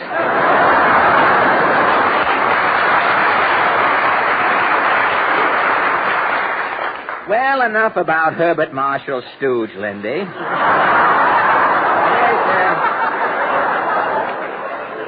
There's one thing I've forgotten to ask you, Lindy. It's really the acid test of a restaurateur. What's that, Fred? Did you ever eat in Lindy's, Lindy? 3 times a day I eat my own food, so help me. That's good enough for me. But tell me, to what do you attribute the fame and prosperity of your celebrity canteen? To my wife's help and suggestions, Fred. Some of her best dishes, the gefilte fish, the boiled chicken, and the marinated herring, are from my wife's recipe. Well, that's swell. You know, most people attribute their success, most men, rather, attribute their success strictly to themselves. And it's mighty nice of you to give the little woman a side order of credit. It really is. After all, she's listening in, Fred. She's not only listening in, she's here in case you didn't mention. Well, I want to thank you for this little glimpse behind the table d'hote, Lindy. And with all of this talk about boiled chicken, roast beef, steaks, and chops, I feel pretty good about our interview tonight. Why, Fred? Well, this is one time the sponsor can't say that there wasn't enough meat in the script. Good night, Fred. Good night, thank you, and good luck.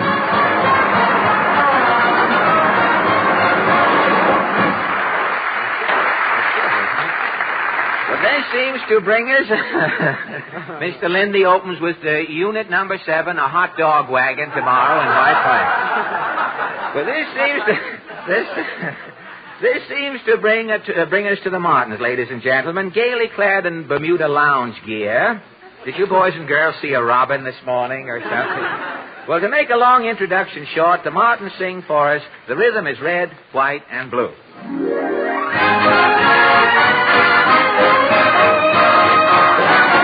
Put that shim-sham and that Lindy hop away. There's a brand new rhythm that's the top today. Now that it's even topped way up on Mars, 100 million people give it 48 stars. Birds in the trees, they're all singing, even the breeze seems to say, you better get hip and jiving to a rhythm that's red and white and blue. When you feel low, just get swinging, you can be so bright and gay. The rhythm in you bids gloom adieu when the rhythm is red and white and blue. We all know how much it's worth to laugh and make our livings. There's no other place on earth where we use up to Thanksgiving. The future may hold lots of changes, things will grow old, still I say the music forever will be new, while the rhythm is red and white and blue. From Maine to Texas, from Texas to Maine, the whole darn country is singing this strain. From California to South Carolina, they've caught the spirit and fallen in line. They're singing a new song, a red, white, and blue song. 'Cause we all know how much it's worth to laugh and make a living. There's no other place on earth where we use up to Thanksgiving. The future may hold lots of changes, things will grow old, still I say the music forever will be new, while the rhythm is red and the rhythm is white. The rhythm is red and white and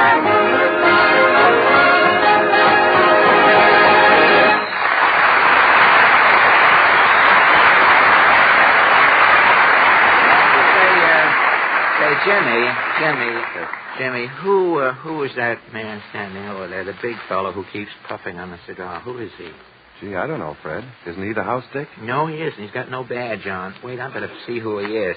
Say, pardon me, friend. Are you waiting for somebody? Oh, golly, can you see me? I thought I was invisible. A big side of beef like you?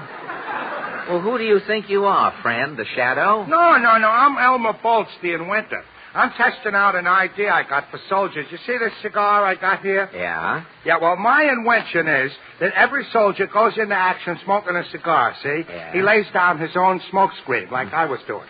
It makes you invisible. Oh, well, it doesn't make you invisible. I can't understand it. They hide battleships with smoke screens, don't Yeah. they? If the Navy does it, why can't I? Well, for an answer to that, I refer you to our Navy expert, Admiral Wellington. Elucidate, Admiral. Well, it's true that in modern naval maneuvers, a few destroyers can lay down a smoke screen that conceals an entire fleet. But the smoke from that cigar is like smoke pouring from the exhaust of an automobile. It conceals nothing, reveals everything. Smoke means trouble. So before your car becomes a smoker, help reduce excessive wear in your motor. Wear due to heat, wear due to cold, and wear due to oil impurities. Change to insulated Haviland. Insulated Haviland stands up under the high temperatures to which oil is subjected in modern engines. Insulated Haviland flows quickly, too, guards against the wear of cold, dry starts. Haviland also is distilled to remove carbon-forming impurities. Change now to insulated Haviland at your Texaco dealer. Help reduce excessive wear in your motor.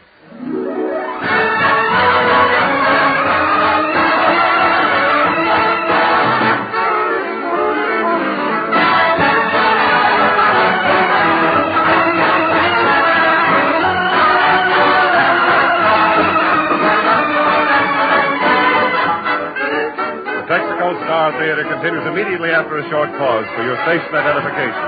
This is the Columbia Broadcasting System. WABC, New York.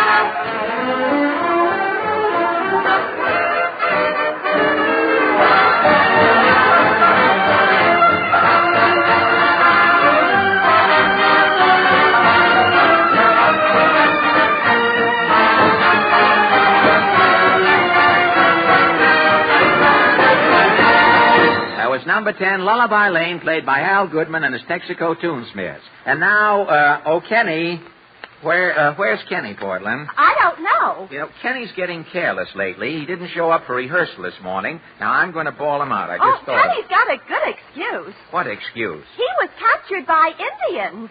What? Captured by... Kenny said it was terrible. There he was, surrounded by savages. Oh, look, Portland, if you're going to believe everything that Kenny tells you, you'll go bake a berserk. Now, Kenny has got to stop eating before he goes to bed at night. But Kenny said... Kenny's conversation all stems from nightmares. If he ever gets insomnia, he won't see anything to talk about. He'll have no topics for conversation. You know that boy's imagination stretches farther than Don Wilson's girdle? You mean Kenny's fibbing? Why, of course. Now, last week we had an Indian on the program. Kenny needed an alibi for not showing up at rehearsal today, so he invented a lie sprinkled with Indians, you see. This week, Kenny should not be lying. Saturday is Papa's birthday. Saturday is also George Washington's birthday, Mr. Goodman. What else? This is precisely what Goodman is saying. What has George Washington got to do with Papa? Elucidate. This I will do later. First, Goodman will explain. Oh, fine. Goodman is a citizen of this country. So? Washington is the father of this country. So? So Washington is Goodman's papa. And? Saturday is Papa's birthday. So? So this week, it is obvious Kenny should not be lying. A masterpiece of broken logic. Hi, folks. What's the good word? Truth is the good word, Kenny, if you know the word. You mean truth as in truth and consequences? That's the one. What is this story you told Portland about being snagged by Indians? Boy, was I in a spot. My hair was a pompadour all day. Really? You were so frightened, huh? Kenny, this Indian story of yours is a crude, half-breed fabrication. Now, you missed rehearsal, and you invented this Penobscot peccadillo, hoping that we'd think it was the truth. But I tell you, those Indians Look, Kenny, when we want a fibber on this program, we'll get one complete with Molly. Now, you had better stop telling these stories. Yes, you'll be drummed out of the Boy Scouts, Kenny. I'll handle this, Portland. Kenny, are you acquainted with the story of George Washington and the cherry tree? No, you don't, F.A. I didn't make up that one. You see, now that happens to be a true story, Kenny. Your Indian story is a pure but clumsy invention. Honest, F.A. May I never live to stop another good humor man. And don't take those vanilla oaths, either. All I want is the truth now, Kenny. What happened? Well, I was on my way to rehearsal, and I got lost in Central Park. That's when the Indians got me. But there are no Indians in Central Park. Not even little Indians? No. Well, whoever they were beating tom-toms, and they got me. Well, if they got you, how did you get away? I paid the ransom. What ransom? I had to give the chief my yo-yo. You gave the chief your yo-yo and he let you go? Honest, Mr. Allen. Kenny, you're lying. No, Mr. Allen, I'm not. Do you think anyone will believe that routine? I believe it. Quiet, Portland. You still believe in Orson Welles. Mr. Allen, if you don't believe me, you can ask my Uncle Phil. What does this blood relative by a transfusion know about it? Uncle Phil was with me. Another lie, you see. I've caught you again. You just said when the Indians caught you, you were alone. I was. I was a lookout for Uncle Phil. I was watching for cops. Watching for cops? Yeah, on account of the grass. Oh, your Uncle Phil was walking on the grass? No, he was eating it. Your Uncle Phil eats grass? Yeah, he thinks he's a horse. Well, that's done it, Kenny. Aren't you ashamed of yourself? Now, look where one little lie has led you. You started trying to alibi missing a rehearsal, and now you wind up by trying to make us believe that your own Uncle Phil thinks he's a horse.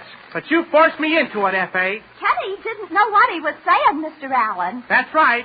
If it wasn't for you, I wouldn't have said my Uncle Phil thinks he's a horse. You wouldn't? No. It's a family secret. Well, that is the last straw, Kenny Baker. Now, first you say you ransomed yourself from an Indian chief by giving him your yo-yo, and just to save your own skin, you're willing to say that your Uncle Phil thinks he's a horse. Why, shame on you, slandering a member of your own family. Gosh, maybe I shouldn't have said that about Uncle Phil. You ought to hang your head until further notice.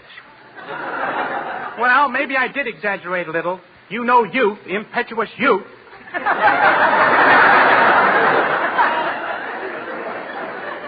Yes, I do, and I hope you realize now where lies can lead you. Will you promise to stick to the truth from now on, to try to emulate George Washington? I promise, F.A. People will like you better for it, Kenny. In the beginning, frankly, telling the truth will cost you money. Quiet, please, Maestro. But honesty is the best policy. Well, that's right. Although personally, I'm with Metropolitan. A 20-year endowment to keep up the policy is killing me. Look, please, back on your podium, Maestro, and start Kenny's music. Now, Kenny, your song is... Come in. Well, Kenneth? Uncle Phil! I'll attend to you later, Kenneth. Mr. Allen, I heard my name mentioned here on your program. I'm Kenny's Uncle Phil. Well, I'm sorry Kenny embarrassed you, but I'm sure he has learned his lesson. You really think so? Well, I can assure you, sir, that Kenny will be a truthful boy from now on. And the family's very grateful for what you're doing for Kenneth, Mr. Allen. Well, we like him a lot, and we're trying our best. And we thank you. Well, I don't want to intrude. Goodbye, Mr. Allen. Goodbye, sir. Goodbye, Kenneth. Goodbye, Uncle Phil. Well, I'm off.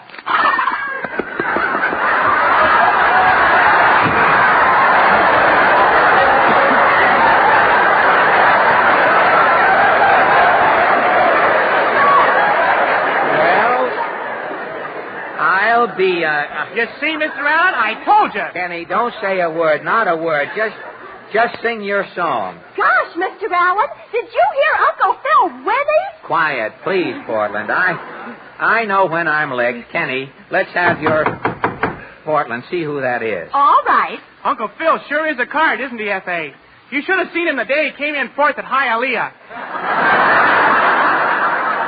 Look, I don't want to either discuss or lay a bet on your Uncle Kenny. Mr. Allen! Yes, Portland? Look who's at the door. An Indian chief. How? How what, Chief? How you work this yo-yo? No, not that.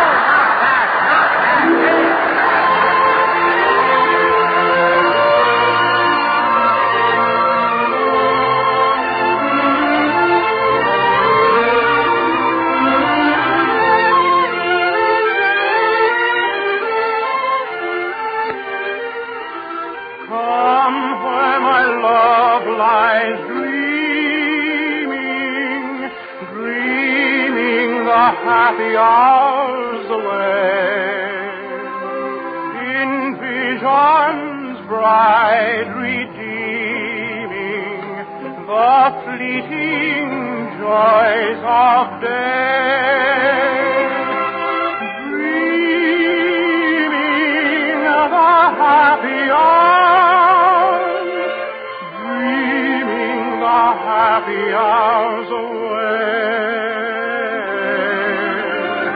Come where my love lies dreaming, is sweetly dreaming the happy hours away.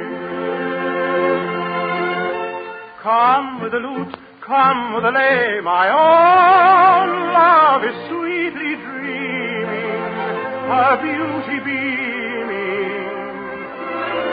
Come where my love lies dreaming, is sweetly dreaming the happy hours away.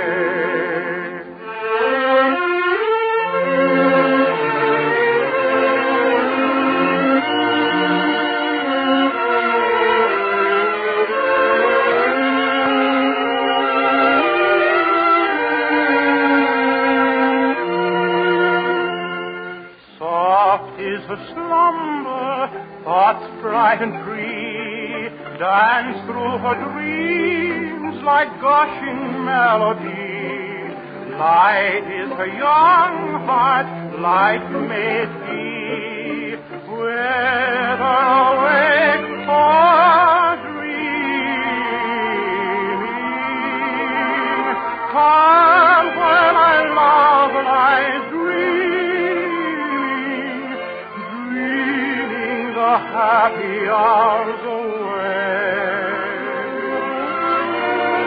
Come where my love lies dreaming, yes, is sweetly dreaming the happy hours.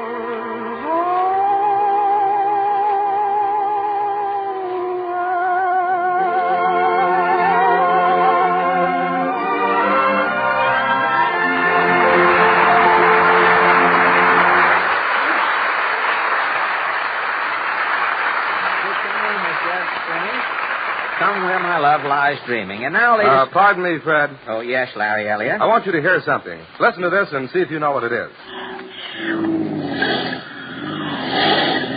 Well, it sounds like a man with asthma blowing at a bowl of noodle soup, Larry. No, Fred. Those are automobiles pouring off the factory assembly lines. Today, the automobile manufacturers of America are producing cars at the rate of 1,500 each working hour. 25 shining new cars every minute. Almost one new car every 2 seconds of the working day. Well, if I only had on my hat, Larry, I'd certainly tip it to those automobile makers. It's marvelous how they can speed up production when the occasion requires. Yes, Fred, and just as marvelous as their flexibility of production is the flexibility of the modern car itself. Just think what you may call upon your car to do, even in one short drive. Pick up from a standing start to cruising range. Throttle down to a crawl in heavy traffic. Swiftly gather speed as the road opens up ahead. When your car answers that wide range of demands with constant yet flexible power, that's really driving. And it's the kind of driving you'll enjoy with Sky Chief, Texaco's different premium gasoline. For Sky Chief responds to your most fleeting whim. A split-second opening in traffic and flash you through. The challenge of a hill and zoom, you're over. Enjoy that kind of flexible power. The highways with Sky Chief, your Texaco dealer's premium gasoline for those who want the best.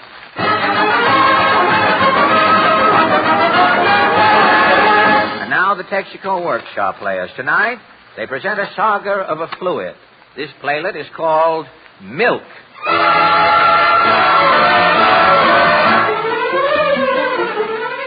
Milk. What is milk? Where was the first milk discovered? What is the story behind this nutritious lactic extract of Guernsey? Professor Quiz on a recent program said to a lady contestant, "Where does milk come from, madam?" And the lady answered, I don't know. It's always there when I get up. "That is the common theory. It is always there when I get up." But where does milk come from? Who discovered milk? Hippocrates, the first Greek physician, once remarked, "We didn't have milk in ancient Greece. It was B.C., before cows." Yes. Hippie was right. Milk wasn't discovered until 1807. In March 1807, during a severe windstorm in Tampa, Florida, a farmer's baby was blown under a cow. As the cow was about to be whirled away in the typhoon, the little baby reached up and held on. 3 days later, the father said, "Gosh, the baby's fatter than when he was blown away. What's the little rascal been living on for 3 days?" The father resolved to find out how the little baby had lived under that cow for 3 whole days. And one morning there in Jacksonville, the farmer said, "I'm going to tamper with that cow."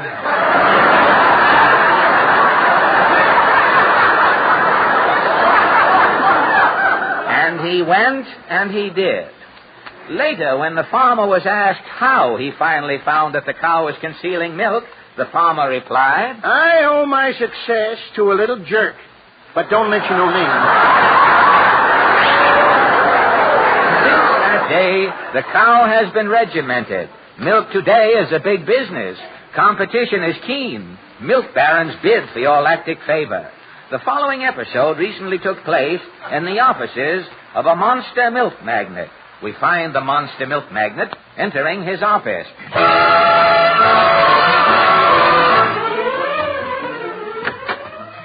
Good morning, Miss Curd. Good morning, Mr. Allen. Call an advertising agency. Call the nearest broadcasting company. Call the reporters from all the leading papers. Get them over here right away. Yes, sir. What's all the excitement? For 20 years, Mammoth Milk has fought off all competition. I know, sir. When other companies pasteurized milk, I pulverized it. Yes, sir. When they homogenized milk, I pragmatized it. Yes, sir. Today, other companies are dramatizing milk.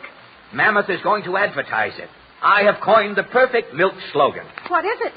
Mammoth, the milk from happy heifers. The milk from happy heifers. Wonderful. Thank you. Here's a Proofsy magazine ad, F.A. Who is this? It's a candid camera shot. John Barrymore drinking a glass of Mammoth milk. Well, how did you get Barrymore to drink milk? They put an olive in it to fool him. Yeah, Barrymore thought it was a cloudy martini. Great. Now, rush this copy right out. Okay. There's a man waiting, Mr. Allen. Well, show him in. Yes, sir. This way, please. Oh, thank you. I'm from the advertising agency, Mr. Allen. You phone? Yes. A lucky phone. Don't mix me up now. What agency are you from? Beaten, batten, mutton, and button. Which one are you? My name's Fish. Well, I don't talk to small fry fish. But I'm a member of the firm. Beaten, batten, mutton, and button? Yeah, my name won't fit on the door. We have a small door. You don't use the knob? Not in the advertising game. Oh, naturally, I forgot. Well, Fish, I'm launching an advertising campaign on milk. I'm going to use a slogan. Oh, yeah, we got a million slogans. Have you got wastebasket hair? No. There's that mattress slogan, good to the last flop. No. And then there's that toupee slogan, ask the man who combs one. No. I have a slogan that will make these sound like double talk, Fish. Yeah, what is it? Mammoth, the milk from happy heifers. A classic. Thank you very much. Now, I want this slogan in every newspaper and magazine in the country. Oh, you can depend on beaten, batten, mutton, and button, Mr. Allen. Well, thank you, Mr. The name is Fish. I'll do a whale of a job. Well, don't flounder, Fish. Get to work. Yeah, I will. Just for the halberd. Miss Curd? Yes, sir. Take a memo to the president of the broadcasting company. Yes, sir. Dear sir, Mammoth Milk is going on the air. I'm featuring my slogan, Milk from Happy Heifers. You got that? Yes, sir. Now, here's my radio show. Be very careful. Take this as I give it out here. The program opens with a cow mooing. Moo. Then into a milk theme song. What's this you're pulling on me? Yes, sir. Then bang into a 20-minute commercial. Mammoth Milk, blah, blah, blah, blah, blah, blah, blah, blah, blah, blah, blah, blah, blah. Yes? Then Elsie the cow is a guest star. A real-life interview. What the rotolactor has done to my shape. You know, the woman's angle. Then a 10-minute commercial, Mammoth Milk, blah, blah, blah, blah, blah, blah, blah. And into the finish, a male chorus, 200 milkmen singing, I'll take you home again, Holstein. Is that the buzzer? Yes, sir. There's a newspaper man waiting. One newspaper man, is it? Yes. Has he got a notebook or a camera? A camera. He's from PM. Show him in. Yes, sir. You're from PM? Yes, I'm flanking. We got a flash. Something's going on here. What is it? Labor trouble, I hope? No.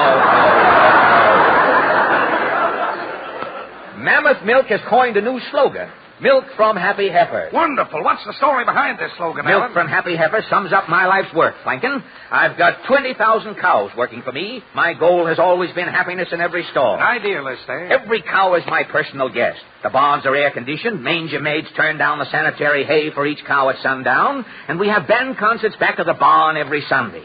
Toscanini informal in overhauls. Conducting with a pitchfork. Wonderful. Every cow in my employ is happy. We don't force them, Mr. Flankin. The cows are milked by men wearing soft silk gloves with pussy willow palms. And on the hour, my efficiency men check on each cow's moo. Well, I'll be a... Now, you see, here is the stall survey. We have the hourly survey. Here is the survey for 11 o'clock. Mr. Crosley goes into every stall personally. Now, you see here, number 53, lowing gently. 54, grinning. 55, chuckling.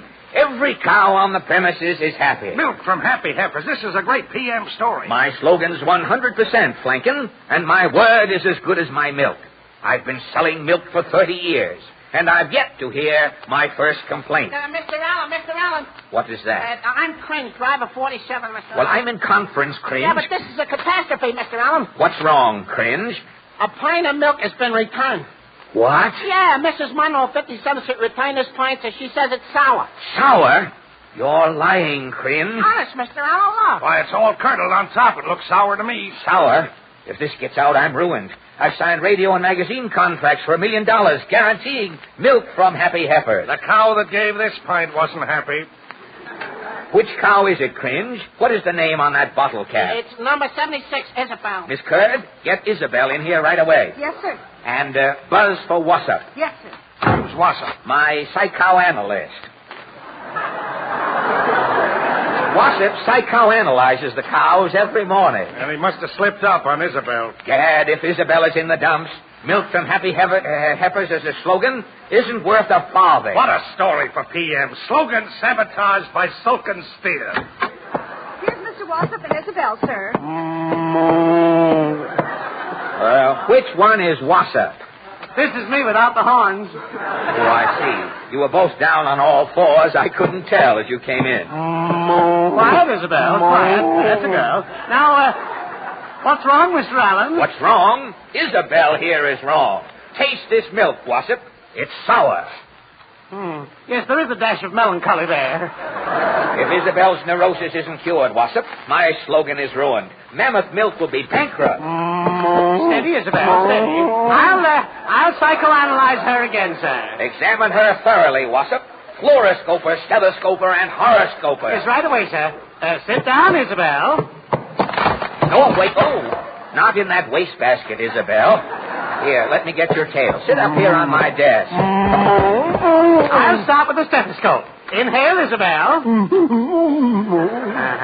Now, I'll try her reflexes. Stand back, everybody. I'll hit her knee. Your leg flew back. Quiet, please. I'm diagnosing. Sorry. Say ah, Isabel. No, ah.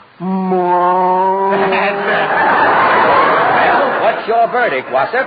Well, physically, Isabel's perfect. Maybe it's something mental. Impossible unless it's hereditary. Well, where's her chart? Her chart is right here. She was in good spirits at roll call, Yes. frolicked in her bath, Yes. ate a hearty breakfast, playful, being delactic. What could have upset her? Did anyone speak sharply within Isabel's hearing? No, Mr. Allen. Isabel's sign was up, quiet, cow giving. You say Isabel didn't sulk being delactic? No, she just stood looking out of the window. Isabel seemed to be lost in thought, like she was pitching moo. Pitching moo. That's it. What's it? Looking out of that window, Isabel saw something that upset her. Some horrible thing that caused melancholia to tincture her milk. I was right there with her all the time. What was going on outside of that window, Wassop? Speak up, man. What met Isabel's gaze? Well, nothing. There was just a big billboard across the street. No more there isn't. They're tearing it down to make a parking space. That's all I wanted to know. Miss Curd? Yes, sir. Call up and buy that property across the street. If I can put that billboard back up, my slogan, Milk from Happy Heifers, is saved. I don't understand, sir. How could tearing down a billboard upset Isabel? That billboard advertised tobacco, Mr. Flankin. Isabel thinks she's been jilted. Jilted? Yes, Isabel's been flirting with the bull on that Bull Durham sign.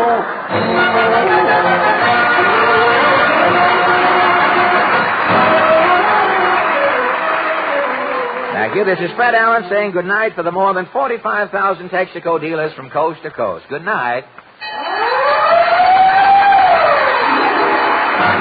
This is the Columbia Broadcasting System.